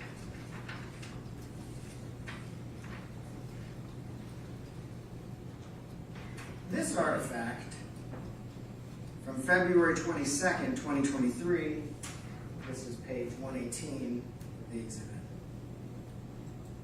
This is not a KTX file, right? No. This is an actual picture. I wasn't totally clear. This is something that Blink itself saves? It's something that was stored inside of that application's database. Inside of Blink itself. Inside that database, yes. From roughly 3 days before the 225 incident. Correct. Approximately the time that it went offline. Okay.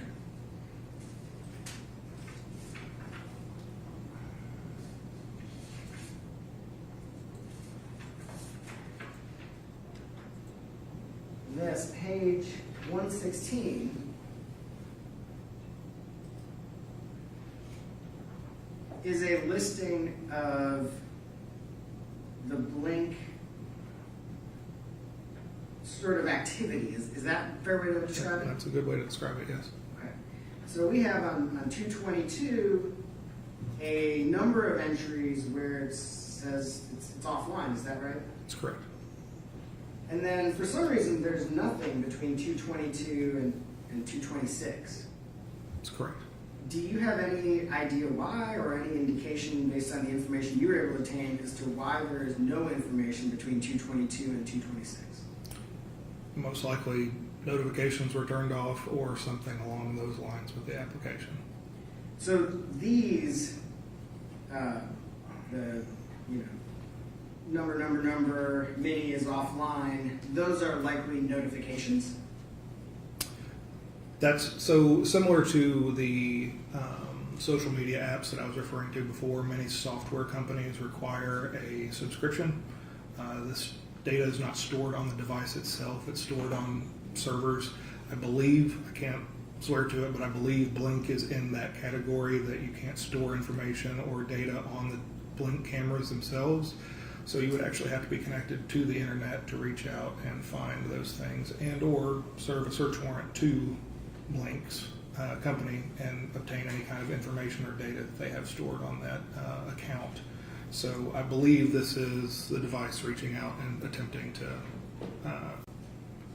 see if there was any motion or activity or anything like that, but when it tried, it showed that it was offline. So, do notifications on a phone, are you able to see those in any sort of specific way? Yes. Do you know Blink's notifications, did they come up like this? Did they look like this? I can't speak to that specifically. So that's kind of your best assessment, is that this is probably a notification? This is probably something the software noted. I can't say specifically that it was a notification that the device received a blurb that popped up on a window specific to Blink saying that your device is offline. I can't say that specifically based off of this screenshot. So you don't know why there's that gap in there. You don't know for sure that it's because notifications were turned off. That's like I said, it could be that. Okay. It could be a number of different things. Do you have any idea why there is not an indication that the device is online again before we have a 226 indication that motion is detected? Again, no, I can't speak to that. But like we have on here, it's all of a sudden motion is detected, and we have several entries like that on Yes. 226. Correct. But no real explanation for that. No. Not based on the data found in the phone.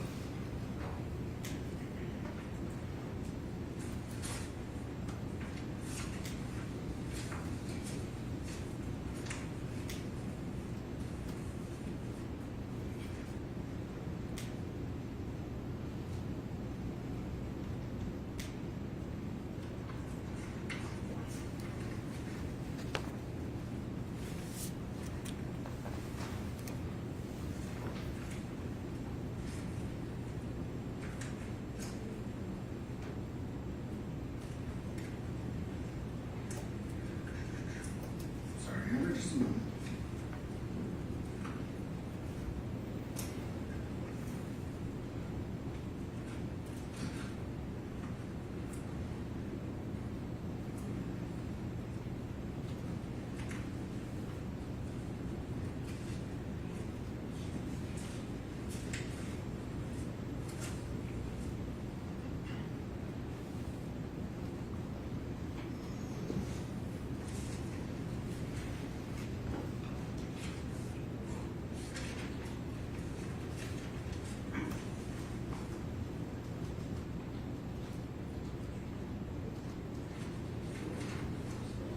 The picture, instead of me flipping my way through all these pages, the picture you indicated that you found of Miss Benning having a mocktail, Yes. was that something you just happened to stumble upon, or did you find that on during a specific search? I did not search the term mocktail, so Were you doing any kind of specific search for Miss Benning with alcoholic beverages or anything that looked like alcoholic beverages? we did have alcohol or some variants of alcohol, I think, in our search terms, yes. Did you note or did you find the video that she sent to someone named Dez of her in a club holding a beverage? I can't recall that specifically, no. You don't recall that video? No. Would have been around November 20th? I can't say if I don't recall it. Just wanted to sort of orient. Okay.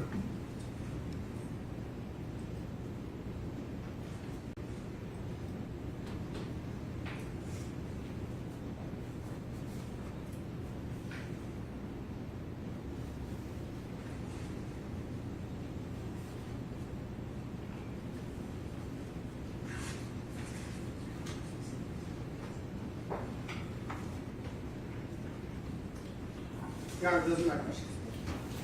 You need to redirect. Yeah, you can do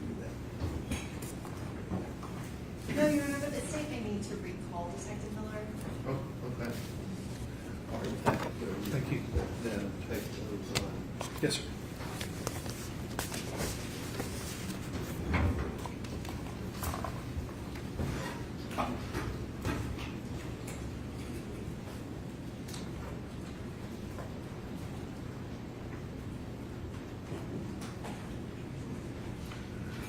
All right, ladies and gentlemen, the jury, rather than getting into the next witness, which may be the medical examiner, we're going to recess for the day instead of splitting up the testimony from that witness. Remember what I said about not discussing the case, forming any opinion about it, looking things up, viewing media, anything like that. Leave your notes up here. That room will be locked. Tomorrow, if you report like you did this morning, downstairs, 8:45, 8:50, we'll get you here. When you're all here as a group, we'll bring you up and resume the trial. You can step down the hallway with the court.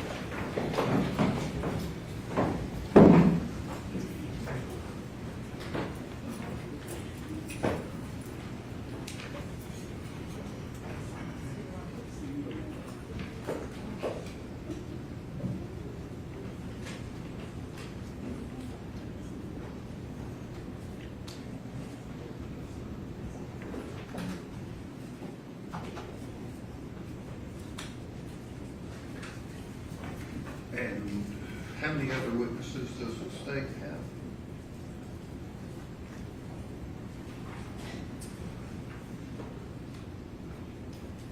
Dr. Carney?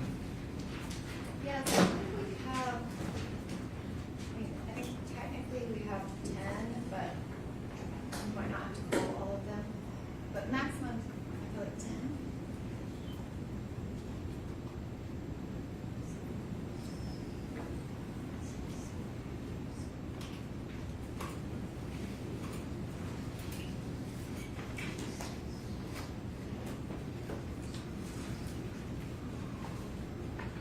And is one of those witnesses going to be Apple Denny? Yes. When would that happen? I do not know that specifically right now, Your Honor. Tomorrow?